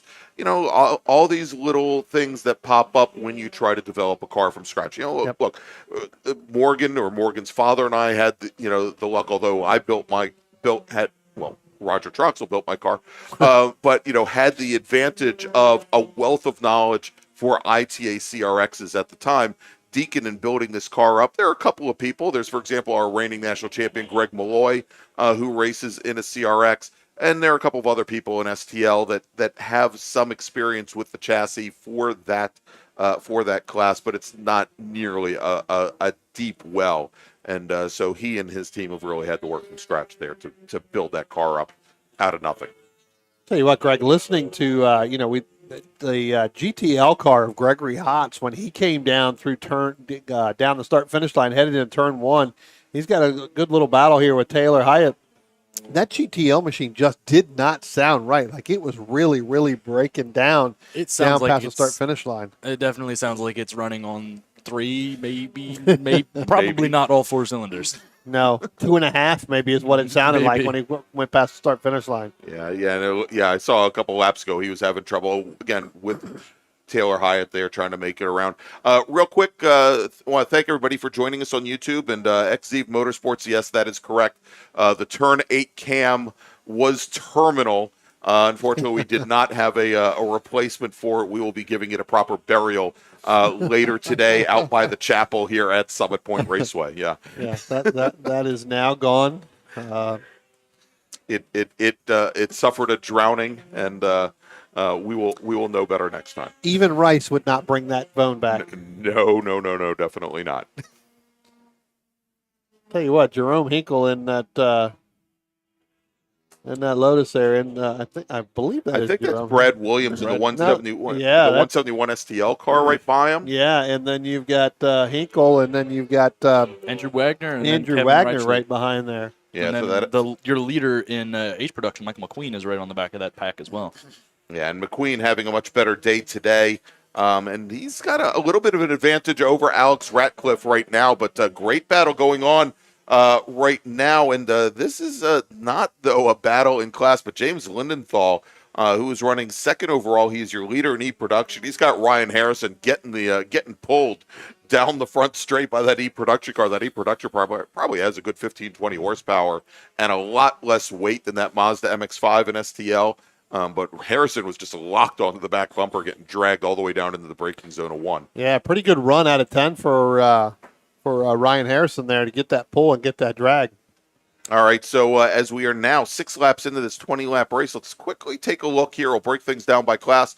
In E-Production, it is James Lindenthal, and he is a lap up on Jeffrey Norris and Kathy Leidick, who is another lap down from there. In F-Production, it's Jerome Hinkle, your leader, with Kevin Richlick. And Richlick's actually starting to make up a little bit of ground, I think, on Jerome Hinkle. Last time by was about 0.8 of a second faster, and is starting to only now about 7 car lengths back as we have a few cars coming down the pit lane. We're going to get those numbers here in just a few moments. In GT Pinto, it is Bruce Shelton up on Drew Erie. And in H Production, Michael McQueen, Alex Ratcliffe, Carlos Schooler, your top 3. And we see here, and we'll talk, we've got Harrison side by side with Lindenthal coming down the straight. I think it's one of our Pintos. It on is. The pit That looks lane. like that is Drew Erie, and the second car there, the yellow one, looks like that is the 77. That is Jeffrey Norris in the Honda Prelude. Yeah, exactly. The yellow Honda Prelude in E-Production there. In SPU, of course, Dan Strauss, he is your overall leader. He's gotten that car down to a 122.158, so he's still running about a little bit over 1.1 seconds off the track record currently. In Spec RX-7, we had the 2 drivers, Joe Manowski and Alex Cumming. Cumming retired that car after a half a lap. And in STL, it is Harrison, your leader, with Paulino almost 20 seconds in arrears. Ted Cahall, though, and this is a battle we might want to pick up. The 34 machine of Paulino and that 182 of Cahall, both in very close proximity. They've both opened up a pretty big advantage over Jared Odrick, currently sitting in 4th. And then in T4, LaMena has really opened things up now on Bunk's Subaru BRZ. Yeah, we'll wait for that Polino battle, but I got to tell you what, Andrew Wagner and Brad Williams there battling with Jerome Hinkle there. Again, 2 different races there in a class. Battle there in STL. Jerome Hinkle getting a pretty good view of Andrew Wagner and Williams. But remember, Andrew Wagner was involved early on yesterday, in the SM, start where, we had it right near the start-finish line. So good for that team to come back, work as hard as they could Get that car to together. get that car back together. I think there was just, not a lot of damage, but I think more to the timing light than anything else, from that car perspective. And something I'd like to bring up here is it's bar our touring classes with STL and T4. All the production classes, they're very fragile cars. So a lot of them are, 30, 40, and even like 50, 60 years old. So they're made largely out of fiberglass, duct tape, and bubble gum. But they can't really push them real hard for very long because there's a high likelihood that they'll just kind of come apart. There's not a whole lot of bump drafting going on.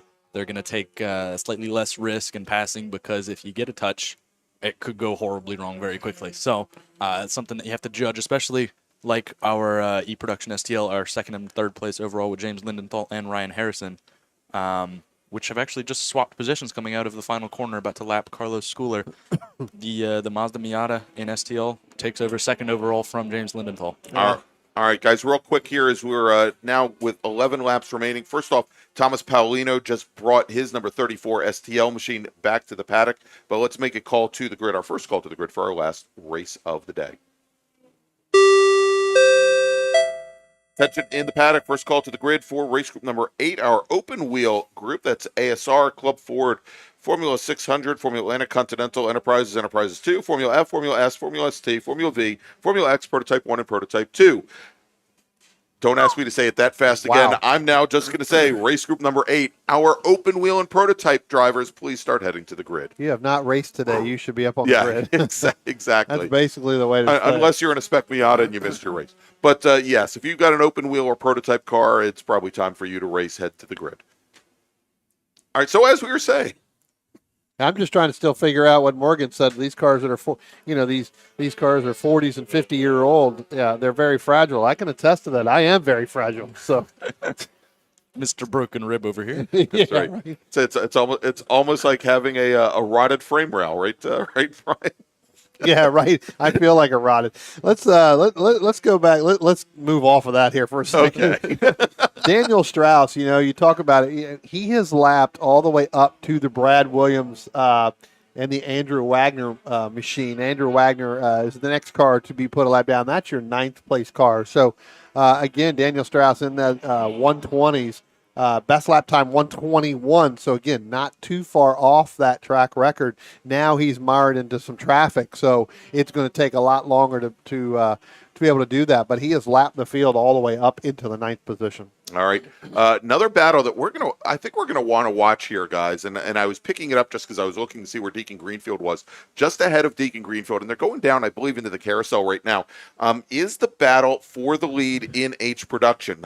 We have Michael McQueen in that green number 29 MG Midget, and then Alex Ratcliffe in the red 103 Mini Cooper, which I believe is actually a B-Spec spec, which can run in H production. They're going to be coming up and under the bridge here momentarily, but they were really starting to tighten things up here.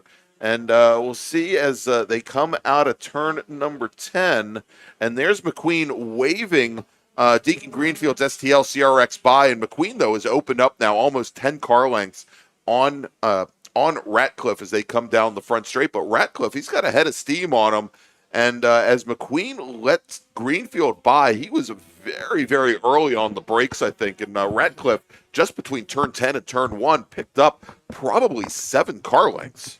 Yeah, he's less than a car length behind McQueen right now, heading up into turn 3, coming out of turn 2. It's about a car length now and a car length and a half. And so you're right, Greg. I think that when he had to get on the brakes to let Deacon go by, that really, deterred him from getting that turn in correctly, while Alex was able to just run the traditional line, get through that apex, and be able to pick up some speed there. All right, here as we are now just past the halfway mark with 9 laps remaining here at Summit Point in our small bore race, and it is currently Daniel Strauss, your leader, and he's continuing to not only get faster, but he has been very consistent, Brian. On lap 8, he set his fastest lap of the race at a 121.80, and the previous lap he ran a 121.89. Now he's in the 122.1s, but still within about a 2 to 3/10 margin, almost entirely through this race. Is we're going to jump and take a look again at this H production race, and Mike McQueen on the bottom half of the course gets around Deacon Greenfield, so he's put that CRX between he and Alex Ratcliffe. But McQueen, he's getting, I'd say he's getting balked just a little bit. Just ahead is Kevin Richlick in the 117 machine. And that may be impacting McQueen, who's, I think, being very deferential to these STL machines. Much as Morgan was saying, I think there's a question there, one of weight and also fragility in these cars. Well, McQueen let Deacon Greenfield go last time by, and then all of a sudden passed him in a carousel. So Deacon may have come up on some traffic, not able to get through it. We look through the camera here, and again, Deacon right up on the back bumper of McQueen is that, and now he's ahead of McQueen again. So, I guess fortunate for Deacon is he sat up here and watched all the individuals take that outside line into turn 3. He was able to do that, and that's what helped him get by McQueen there on that lap. All right, so Brian, just after I got finished saying that Dan Strauss had been very consistent in running within a couple tenths almost every lap, and we saw this yesterday as well. And we were kind of chalking it up to the weather, but for the last half of his race yesterday, Dan Strauss had really fallen off the pace that he had set early on. And we thought, well, maybe he was out on dry tires and just the dries were getting run off. But that last time by, he was almost 2 seconds off of his previous lap time. Well, he got hung up behind Ed Kudarakis in that 13 machine last time by. But now that he's gotten around him, we'll see what he can do because he's got some open track ahead of him. As now he goes through turn 5 and getting ready to head through the carousel. I think he's going to come up on the Taylor Hyatt machine next time by. For that, so we'll see. But it looks like we have one of our. This may be one of our rabbits. Yeah, this is the 80. This is the 86 machine. That's the H production Golf of Paul Beofist, and I think Beofist had some issues early on during yesterday's race as well, Brian. So It has not been a very successful weekend for the golf driver out of Harrisburg, Pennsylvania. Yeah. Jump back here to this H production. You talked about Michael McQueen and then Alex Radcliffe. I'm sitting here looking down at the cameras right now. I believe that Alex Radcliffe has now closed that gap again to Michael McQueen. Now that some of that traffic has gone by and opened up, we'll have to see next time by whether or not he's able to do that. But when I looked at it out of my the right side here, it looks like Alex was able to close that gap over McQueen. All right, real quick, Brian, as we have just 6 laps remaining, and it'll be 5 the next time our leaders come by. Let's make a call to the grid for our last race group. Attention in the paddock. Attention in the paddock. Second call to the grid for race group number 8.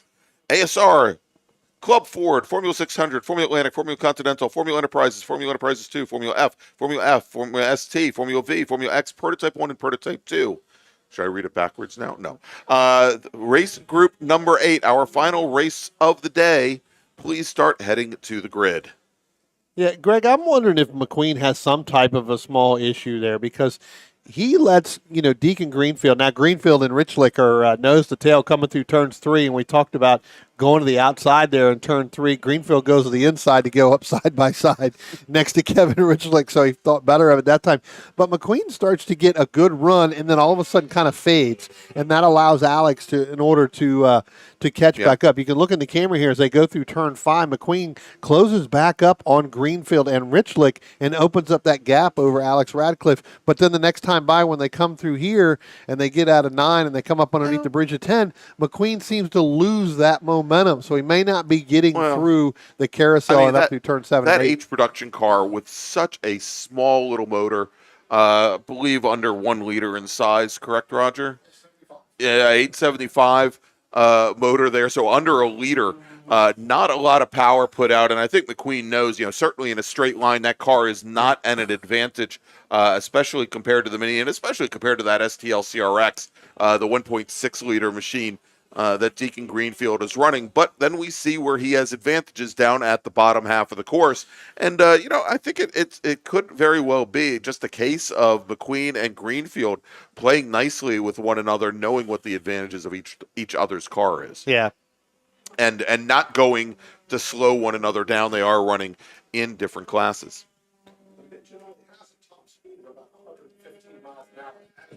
So we've got Roger Troxel up in the booth with us here, and one thing he's saying is that these midgets may be a top speed of 115 miles an hour, and the CRX certainly going to be able to eclipse that.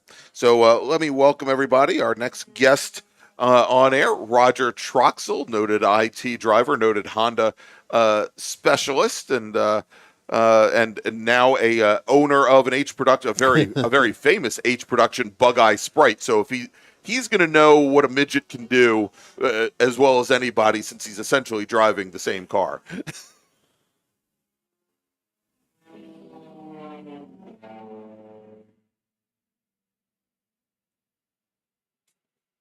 All right, as we now have 4 laps remaining, and when Dan Strauss crosses the start-finish line, we will have 3 remaining, and this is the first time coming out of turn 10 where I've seen the CRX at Greenfield now with about a 6-car length gap back to Michael McQueen, and Greenfield starting to close things down on Jerome Hinkle just a little bit. As they came down into turn 1, though, now with Alex Ratcliffe, he's behind that orange number 117 machine of Richlick, and not making up the ground that he needs to get closer to McQueen. So McQueen, who had some challenges in the wet yesterday, between being an open top car, a rear wheel drive car, compared to the Honda CRX of McBain, who had been leading H production with a lap to go, and then Carlos Schooler took the win eventually as McBain had some engine troubles. McQueen doing what he does in the dry.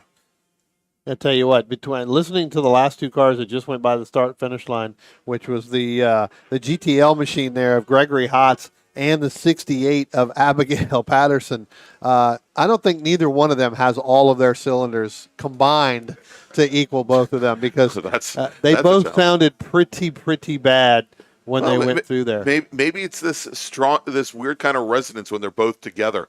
So another driver who may also be missing something, maybe missing a cylinder or two, the 111 car, Carlos Schooler, who was yesterday's winner in H production, he now takes his car back to the paddock.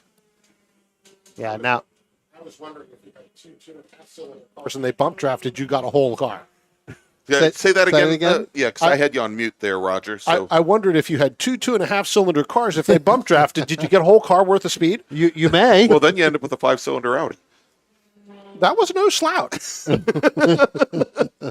Yeah, we should call we should call the guys up north that run those Audis as the 1-8. And here's something interesting. James Lindenthal getting the soundboard now late on in the race here.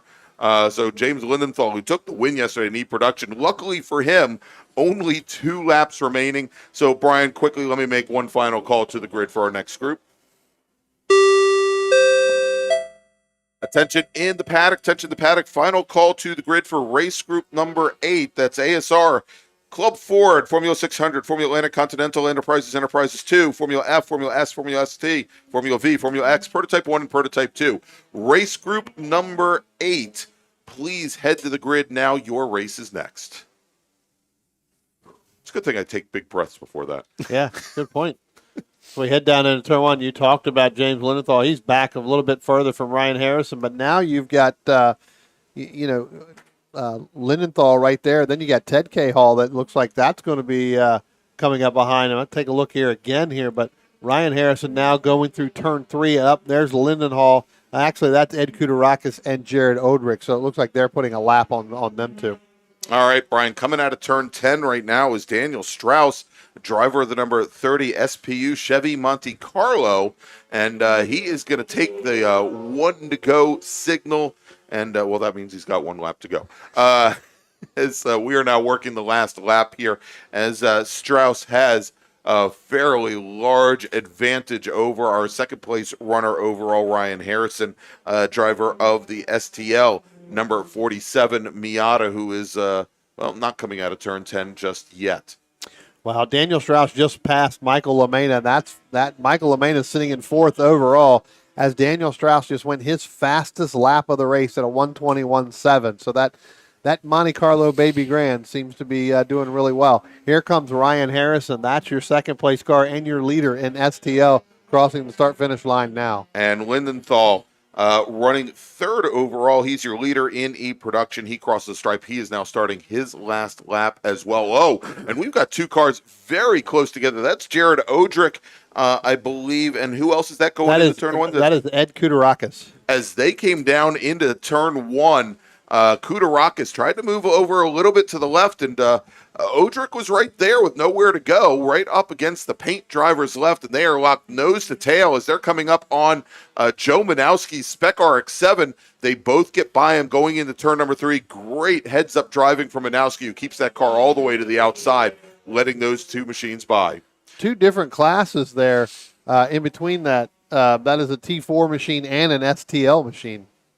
All right, so taking the checkered flag, Dan Strauss is your winner here. He's our sole racer in SPU, and he takes the checkered flag. Ryan Harrison likely will be coming around the bend in just a moment. We'll see if he does. He would take the win in STL, as we just now have our sole remaining GT Pinto cross the stripe. Bruce Shelton is your Pinto winner. Greg Hotz, our sole driver in GTL, takes the checkered flag. He wins that class, and there you go. Ryan Harrison will take the win in Super Touring Light. James Linenthal just now crosses the stripe. He wins E-Production. Michael LaMena takes the win in Touring 4. And our sole racer in Spec RX-7, that's the number 45 machine of Joe Manowski. He will come home the winner in Spec RX-7, as Alex Cumming did not complete a single lap. Let's take a look here, and we'll start to break things down by class. As we mentioned in SPU, our sole racer, Dan Strauss, takes the win. In E-Production, Lindenthal taking the win in E-Production, 4 laps over Kathy Leidick. Jeff Norris in the number 77 machine retired after only 5 laps. In F Production, Kevin Richlick will take the win in his Mazda Miata over Jerome Hinkle. In the Lotus 7, Abigail Patterson in her Mazda Miata will come home in third. In H Production, taking the win today, Mike McQueen in his H Production MG Midget. Alex Ratcliffe in his Mini Cooper will finish second. Taylor Hyatt, for the second day in a row, will come home with a podium finish. He finishes third here in H Production. And then finally in STL, Ryan Harrison with the win. Ted Cahall finishes second. Jared Odrick will come home in third. Andrew Wagner, Deacon Greenfield, Brad Williams finishing off the podium. Tom Paolino retires after 7 laps. Court Wilson did not take the green today. And then finally in Touring 4, Michael Amena is your winner. Benjamin Bunk will finish second. Ed Kudarakis will come home in third. So, gentlemen, that leaves us with one more race to go. It's our open wheel group here, open wheel and prototypes. And we're going to say, not 100% sure, but we're going to say probably have them roll off for that final race right around 3:50 p.m. today. But stay with us, stay tuned in, because it may be a few moments before that. Let's see here. Let me unmute Morgan. Morgan, what are you supposed to do if to ensure that people find out more about the Washington D.C. region's SCCA channel? What do you do? Oh, you got to smash that subscribe button, demolish the like button, drop kick the bell. There you go. That's how you do it. And not necessarily actually, I guess you do have to do it in that order. But there you go. If you like what we're doing here, please go ahead and subscribe to the Washington, D.C. region SCCA's YouTube channel. It certainly is just going to help to get the word out about all of the great motorsports activities we have here in the region, and we would definitely appreciate it. And so, gentlemen, let's take that break. But before we do, we are going to talk about one of our great partners here, bringing you the action in the MARRS series all summer long here at Summit Point Raceway, and it's our title sponsor this weekend. It's OG Racing. OG Racing carries just what you need to get on the track, from driving suits and shoes to helmets, data and video systems, to your favorite brake pads from Performance Friction, Hawk, and Paget. OG Racing has built its reputation during the last 22 years by providing the best customer service in the motorsports business, and their depth of inventory is second to none when it comes to safety equipment. That's why OG Racing has been the highest volume Sparco dealer for 17 years. Come visit their 12,000 square foot showroom and warehouse located in Sterling, Virginia. Call them at 1-800-934-9112 or order online at ogracing.com.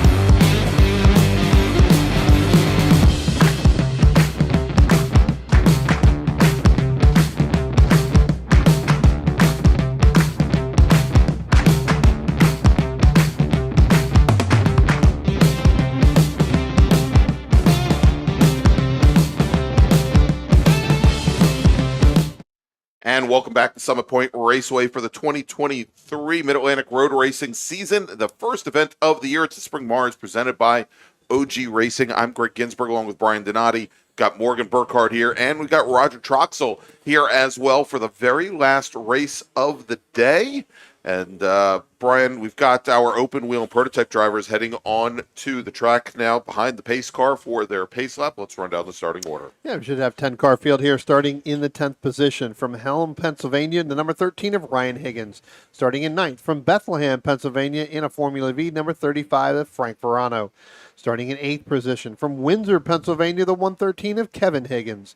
Starting in 7th from Harpers Ferry, West Virginia, the number 76 of Luke Testerman.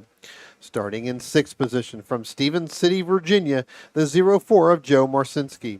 Starting in 5th position from Arlington, Virginia, the 21 of Brian Farrell. Starting in 4th position from Chambersburg, Pennsylvania, the number 98 of Samuel Iyer. Starting in the 3rd position from Moncton, Maryland, the number 20 of Douglas Fisher. And on your front row, starting in the 2nd position from Herndon, Virginia, the number 89 of Jamison Huffman. And starting on the pole, again from Herndon, Virginia, the number 11 of Justin Huffman. There you go. So yesterday, during our 15-lap sprint race in Formula V, Luke Testerman took the win. With Kevin Higgins finishing 2nd, Frank Verano finishing in 3rd. Ryan Higgins pitted in early, only completed a single lap. And in Club 4, Doug Fisher was your winner. Sam Iyer finished 2nd.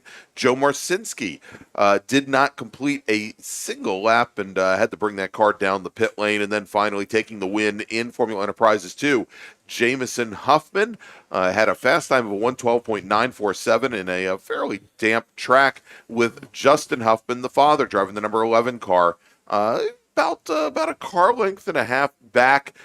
Jamison took the early lead coming through turn 1 on the very first lap and never relinquished the lead. Yeah, and talking to him earlier today, and Morgan, you and I were just talking about it. It's there's one mission and one mission only in this race today, and that is to go out and try to do a track record. Jamison putting on brand new sticker tires here for this last race of the afternoon here of MARRS 1, or April MARRS, I should say. So we'll see whether or not he's going to get that done. And it's not like father and son sitting next to each other where Justin can reach over and just punch Jamison as they do in iRacing. So. Waiting for the green flag, and there it is right now. So let's see who gets the jump, father or son. And it looks like they're both going to be even as they go across the start-finish line. They get a big jump. We'll see whether or not Justin dives back in under Jamison here, Morgan, or does father say, you know what, I'm going to keep going and I'm going to make this turn first. I think it was the latter of that statement, as Justin goes deeper than Jamison into turn 1 and retains the lead coming out of the corner. And I don't think Jamison's not going to have the grip of Justin right now as he's on stickers. He's still rubbing off the grease on his tires. Exactly. Still got that release compound on the tires. They're going to stick in. Now, yesterday we saw Justin get a pretty good jump with the green flag. Jamison jumped, moved over, got behind Justin, used the draft, and was able to draft by going into turn number 1, this time a little more conservative as they come through. Now, we did just get word that the 98 machine, that is Sam Iyer, has spun the car coming out of turn 3, going down the hill. He has managed to continue, however, and so that is going to likely put him in a. It looks like he is now towards the tail end of the field, just now coming down into turn 5.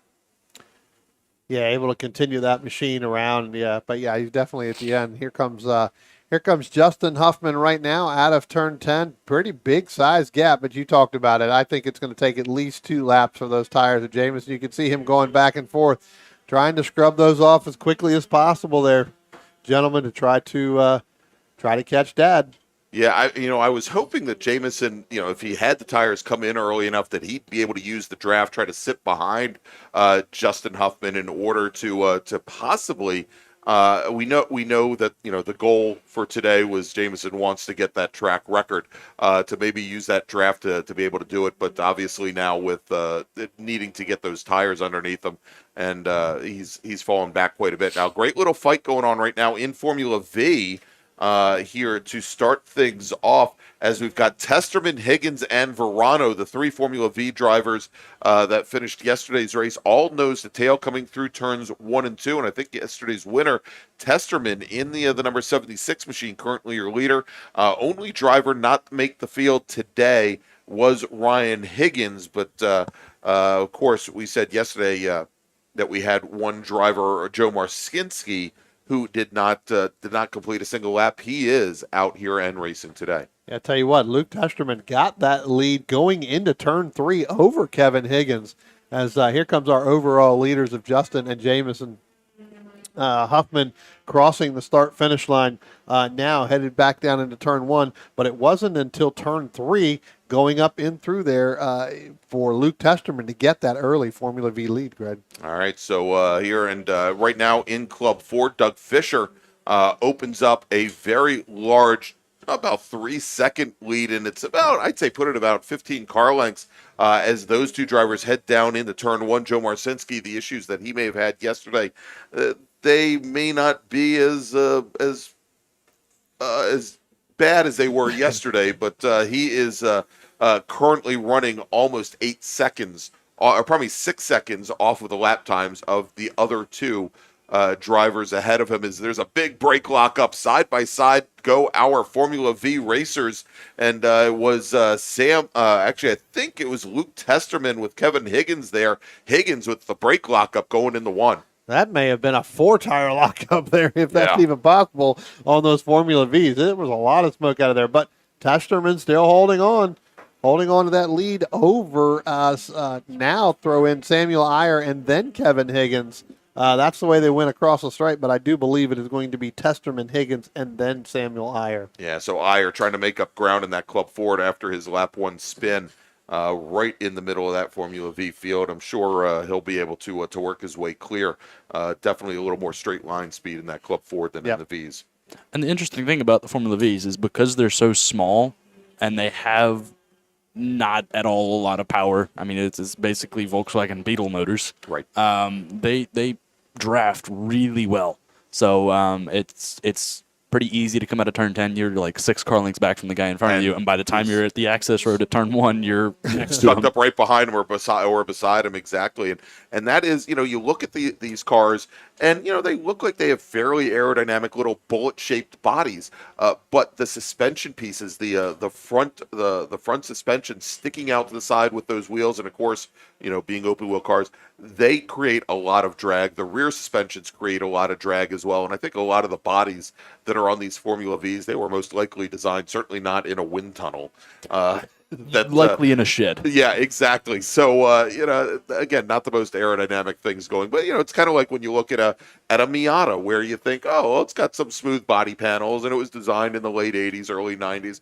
But, you go, and they also are not the most aerodynamic beasts in the world, and that's why you can draft so easily off of them. Well, I tell you what, let's drop back to that Formula V battle, because that is actually a really good one. When we're just talking about that, Luke Testerman now leads Frank Verano and then Kevin Higgins. That's your top 3 there in Formula V. They are all nose to tail, but I tell you what, you're going to have the Huffmans. I'm not going to just say one or the other. It's going to be both of them. They're going to play into that, so they're going to have to give one of those laps as they're, as Jameson's trying to go to the record. They're going to have to give, one of those laps because they're going to have to get around there. So, Morgan, because we were tracking, we know Jamison Huffman was trying to break that FE2 record. His father reset the track record just a couple weeks ago at the Summit Point Majors. But the old track record before it was reset was a 112.547. Jamison definitely under that now. He's at a 112.097. So we'll go to 112.1. What is the bogey time that he's looking for right now as he pulls up right alongside his father going down into turn 1? He's looking for a 111.3 as he's actually got the pass done into turn 1 on Father Huffman, and he's coming out in the lead with Justin stuck in right behind him. So he might actually, if Justin can stick with him and maybe get alongside him going down the front straight, maybe preserve his new record. That's right. Yeah, exactly. I was going to say, because those new tires now are starting to come in. Yep. You clearly could see that definitely coming off of turn 10 right now, headed down the front stretch. At some point, Justin's kind of here, right?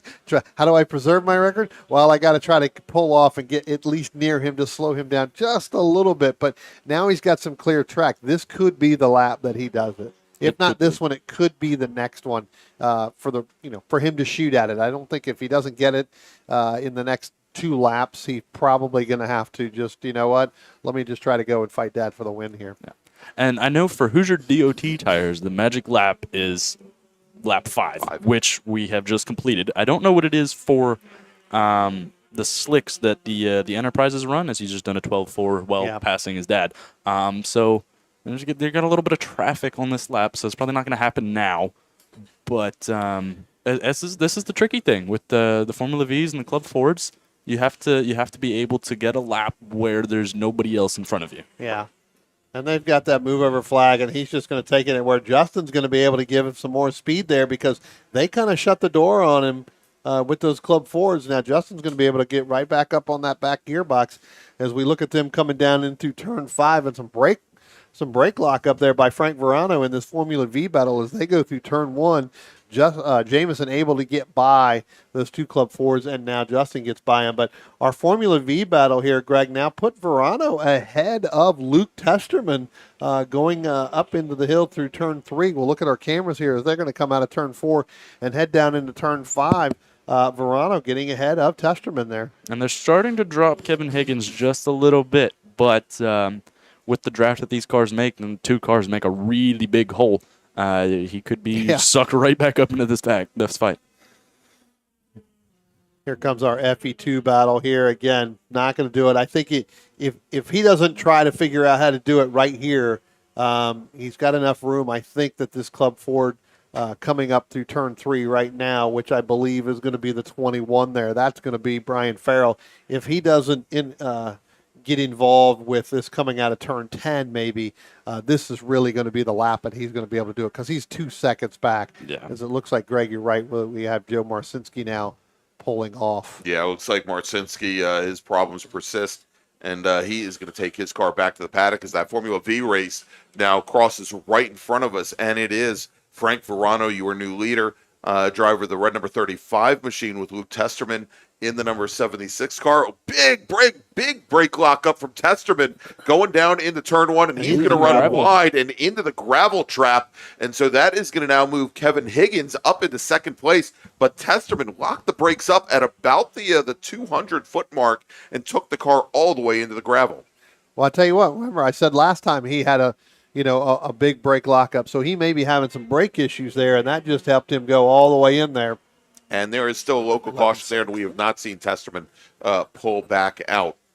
As we now have Jamison Huffman crossing the stripe, and he 3 tenths? Yeah. 3 more tenths. Yeah, it turns in a 111.673.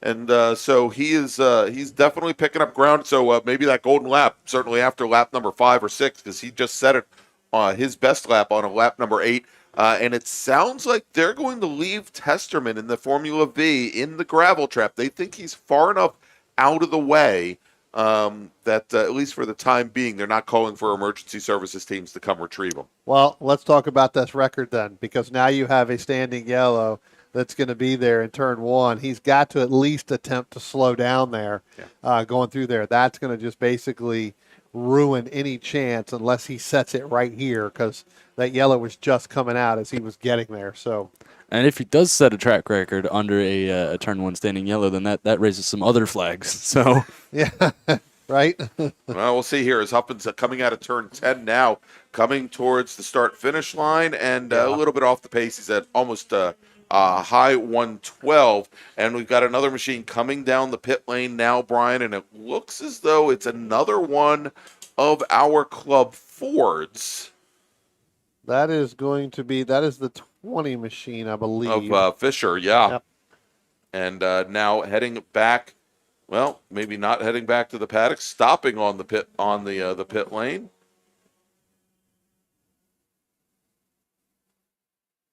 And we'll see what the story is there. But, yeah, I believe that is the number 20 machine of Doug Fisher. He was returning to the paddock as well. Yeah. So I think the question was asking, sorry, Greg, I think the question he was asking Graham there was, if he goes back and makes a quick change, can he come back out? And I'm not sure really, but it looks like he was headed over to the scales right there just to get weighed, just in case something happens. Well, he wants to go. He needs to go to impound anyhow because he would have finished in the top 3. When you only have 4 starters and he's the third one there. So actually, but he has not completed halfway. So right. All right. So Jamison Huffman starting to make his way through the Formula V field. Justin Huffman now crossing the stripe. Also completing lap number 10. So we are now halfway through this race. And that standing yellow now has been dropped because at that point, everybody should be able to see that he is out there and he is far enough out of the way that now it gives him a pretty much of a clean track and there is nobody in front of him. So Morgan, this could be his only shot. I do believe within this lap or even the next lap, I think at this point, those tires are going to start to, equalize themselves out, and I don't think he's going to have a shot at it. So, if he's going to do it, he's got to do it now. Yeah, he's got to do it now. Yep. But, and I think he knows that too. I think that, Jamison is smart enough to know that, hey, now that we've dropped that yellow down there, I've got to get moving because these tires are going to eventually equalize themselves out, and I'm just not going to have that chance. Trying to find this Formula V battle on track, and I think they're coming into turn 5 now, or is that a Club Ford? No, that's a Club Ford right there. Actually, that may be because that looks like Higgins. Yeah, we just had Kevin Higgins spin the car coming out of turn number 3, heading into turn number 4. He has continued, however. Jameson Huffman just turned a lap in that is less than a tenth off of the record. A 111.408 is the latest lap time for Jamison Huffman, who now has a 5.3 second advantage over Father Justin, the current track record holder. As Jameson continuing to, now that local caution is down, I think feels a little empowered and emboldened there all the way around this course, as we now have 9 laps remaining. This is it. This is the money lap right here, I think. He's got clear track. Yeah, he's got nothing in front of him. Yeah, as we only have, including Huffman, only 6 cars remaining on track at this point. So a lot of room on a 2-mile, 10-turn track, and we should see him come under the bridge here momentarily. Does his data set inside the car show him what his lap time is? I hope not. For all of our sakes, as Huffman now comes out of turn 10 and crosses the start-finish line. And he's got it. There you go. A 111.151, the new FE2 track record. Until Justin comes back a weekend later and resets it. Yes. So the question is how old are the tires on Justin Huffman's car, and does he have somebody on the radio to tell him that he has to go try and take it back now? The only one I would think that he may have on the radio would be Keith. That's right. I'm pretty sure he's working grid this weekend. But Keith is done now, and I don't know if Keith is working grid while they're on track to kind of help them in case something happens. But you're right. That's why I said unless he knows that he has the track record, and as he said when he left here a little while ago, that's his mission, right? So he has now accomplished that. Now you could probably, again, if he has the data set that shows what's in there, or what he ran, or, a configuration of what he ran, at some point you may want to back it down a little bit to make sure you finish. I know that car's had some challenges, last couple of weeks, but now it seems like they've got that all figured out. But you definitely don't want to do something if you're going to take it to pit. Yeah, and based on that last lap time, I think he's gotten the message. He's starting to back off a little bit. Yeah. So the smart play by Jamison Huffman there. That's right. So Justin just sets his personal best at a 112.272, almost a second off of what his son just turned in here just a lap ago. So if we take a look at Club Ford, it is Brian Farrell still your leader. With Sam Iyer running almost 12 seconds in arrears. And we've had 2 of the 2 other Club Ford entries, both Douglas Fisher and Joe Marcinski, retire their cars.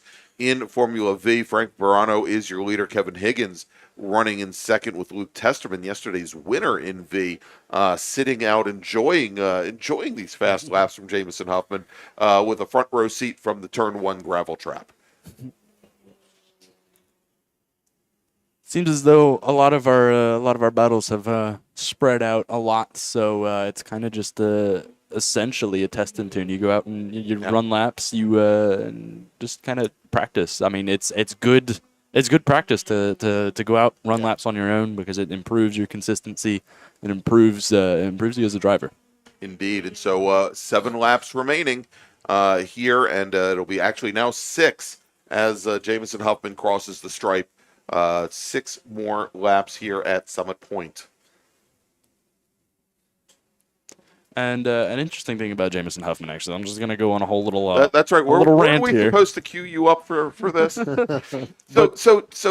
So Morgan, tell us about your friend Jamison Huffman. Everything you know. Okay. Well, actually, it's kind of funny. We grew up together in preschool. I've known him for as long as I can remember, pretty much. Actually, preschool. Funny story. I vividly remember my first memory of Jamison was biting him on the arm when I was 4 years old. But did he deserve it?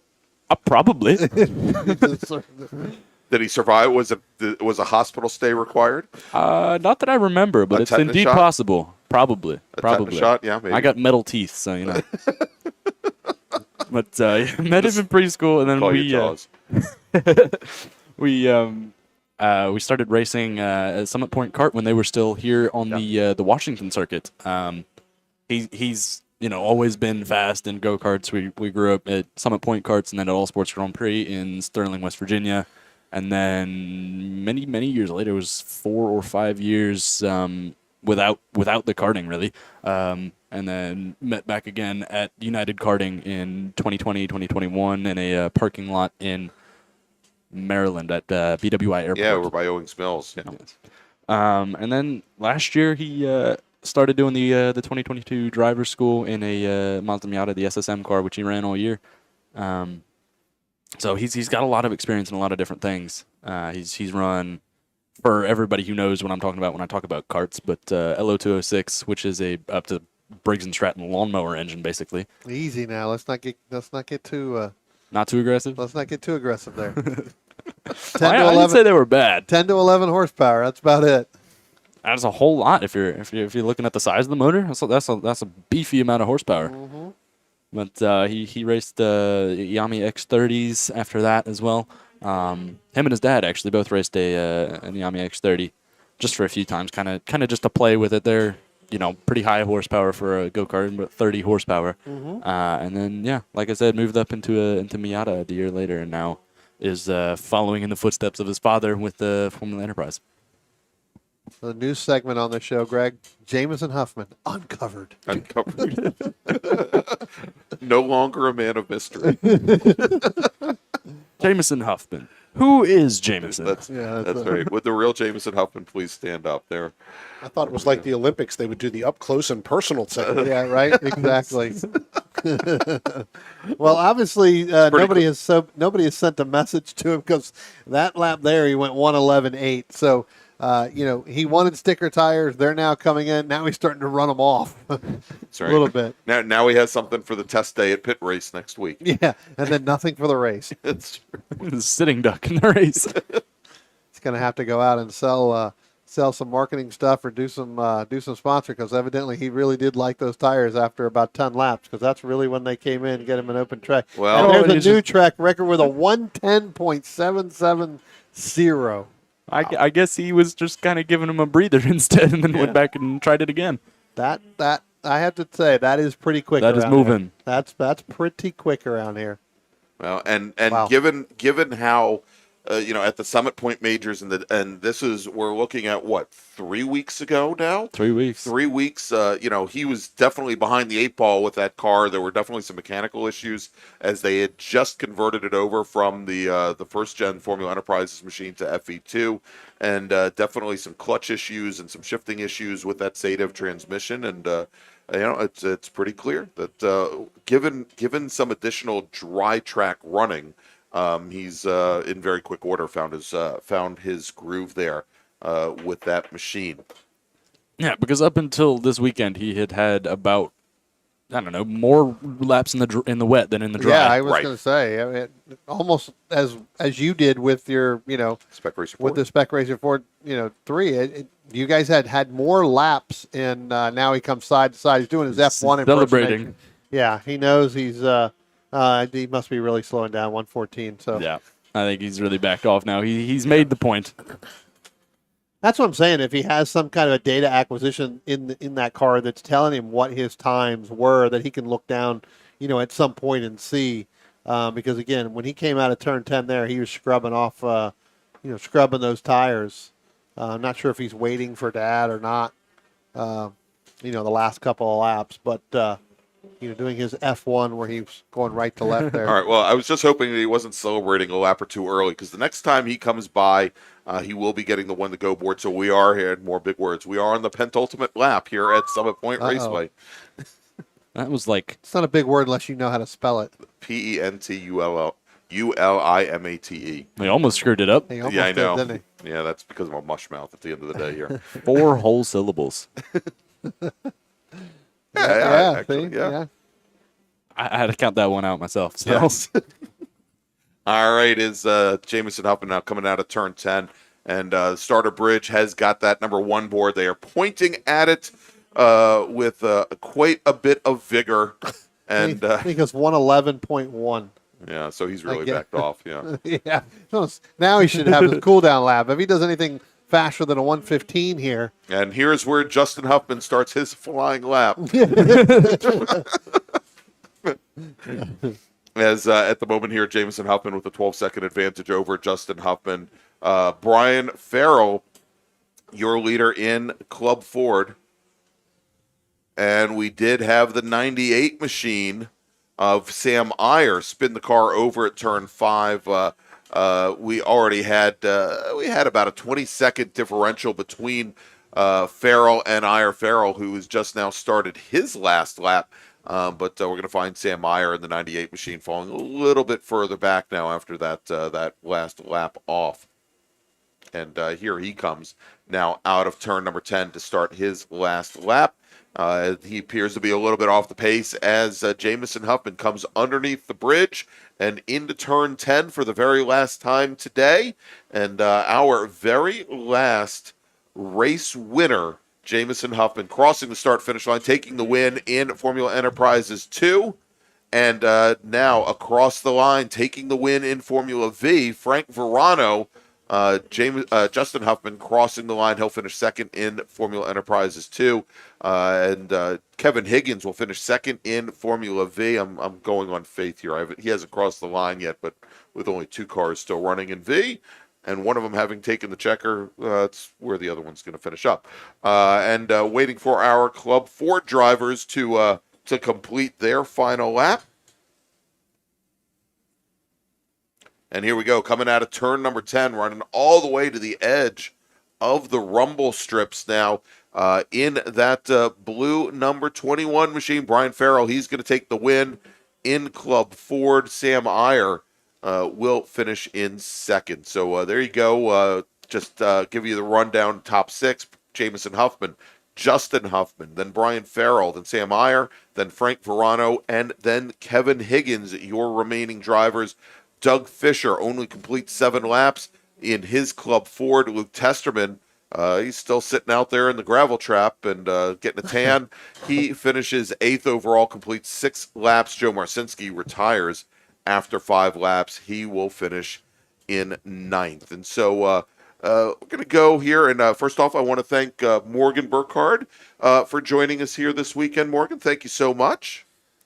You're welcome. I'm happy to be here. Yeah, absolutely. And Morgan just starting his announcing career. He's going to be announcing for Apex Racing TV on the internets and on the interwebs, doing some iRacing announcing. Roger Troxel, thank you so much for coming up and joining us here this afternoon. You're welcome. It's a brief appearance with few words. There we go.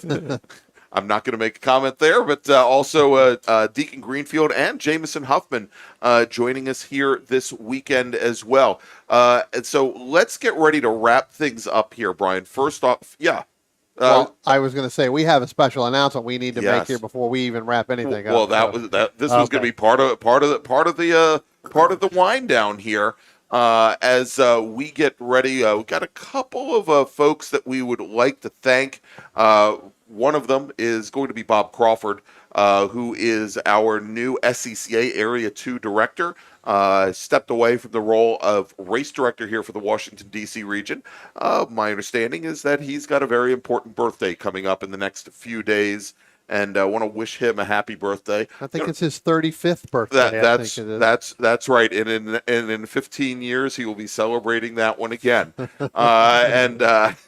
Of course, Brian, we've got your birthday coming up as well. So happy birthday, and we want to thank the Lamenas for providing you with cookies that I could eat all weekend long. Yeah, Stephanie Lamena, thank you very much for making those cookies. I got those on Fridays, and they barely lasted the weekend. So it is my 28th birthday, by the way. If you flip that around, that on means Monday. 82nd, right? I'm feeling that way right now. Believe me. His body definitely starting to break down. We may never see him in a go-kart again. But want to thank all the volunteers that come out and help us put on these events. They had to put up with a lot of miserable weather over the weekend. Yesterday, at least a little bit better today. But the SCCA is made up of volunteers that help run these events. It's a club, and they definitely show what it means to be fellow members here. So I want to thank the great folks, of course, out on the corners from our flagging communications crew, our scrutineers, the folks that work on pit and in grid. We want to thank, of course, the folks in timing and scoring and our starters, and heck, even the stewards crew. But we've got our teams in registration as well, our emergency services teams as well that did a lot of work and moved a lot of metal around this weekend as well. And to take a look at what is coming up, we've got here a number of events that we're going to be bringing to you on the Washington, D.C. Region SCCA YouTube channel throughout the summer. So, Morgan, what do you do with the like button and notification bell and stuff like that?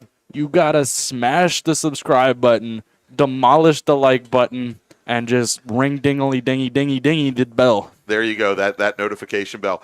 You want to do that because if you do, we're going to tell you when we go live at Virginia International Raceway in just 2 weeks, when we go to the New Jersey Motorsports Park Lightning Circuit in May. Of course, we'll be back here at Summit Point in June, and in July, you can see there, Brian and I will be at the Majors event at the Thunderbolt Circuit at New Jersey Motorsports Park. But we've got a lot of great events coming up all summer long, and the only MARRS event we're not going to be at this season is at Pit Race a little bit later this summer, but it is going to be a wonderful summer. Make sure that you subscribe to the Washington, D.C. Region SCCA YouTube channel. So for actually, before we go, one final thing, want to thank all of our sponsors. Of course, our title sponsor this weekend, OG Racing, RP Performance, as well as Radial Tire. These sponsors have been bringing you the MARRS series for so many years, and we could not do it without them. So for Brian Donati, all of our guests this weekend, I'm Greg Ginsberg. We'll see you in just a few weeks from Virginia International Raceway. OG Racing carries just what you need to get on the track, from driving suits and shoes to helmets, data and video systems, to your favorite brake pads from Performance Friction, Hawk, and Paget. OG Racing has built its reputation during the last 22 years by providing the best customer service in the motorsports business, and their depth of inventory is second to none when it comes to safety equipment. That's why OG Racing has been the highest volume Sparco dealer for 17 years. Come visit their 12,000 square foot showroom and warehouse located in Sterling, Virginia. Call them at 1-800-934-9112 or order online at ogracing.com.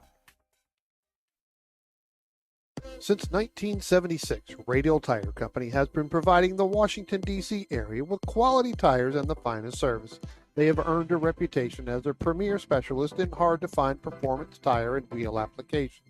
They stock tires from all of the top manufacturers for whatever you drive, from small economy cars to SUVs to trucks. Their mission is to assist you in getting the most out of your tires and car. For more information or to schedule online, browse radialtirecompany.com or call them in Silver Spring at area code 301-585-2740. That's 301-585-2740. RP Performance is the only premier race shop in the region that specializes in both street and track Mazdas and is located right in the heart of racing at Summit Point's Gasoline Alley. RP has been involved in countless race wins and series championships across many classes with drivers of all ages. Not just a full-service shop, RP has been helping drivers with their individual racing and other track event needs for over 30 years, providing trackside support, arrive and drive packages, as well as race car transport services. And they're known for its help all attitude.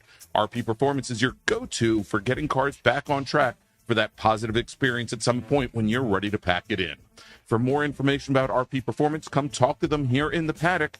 Call them at 304-728-6749 or email them at Brett, that's B-R-E-T, at rpperformanceracing.com.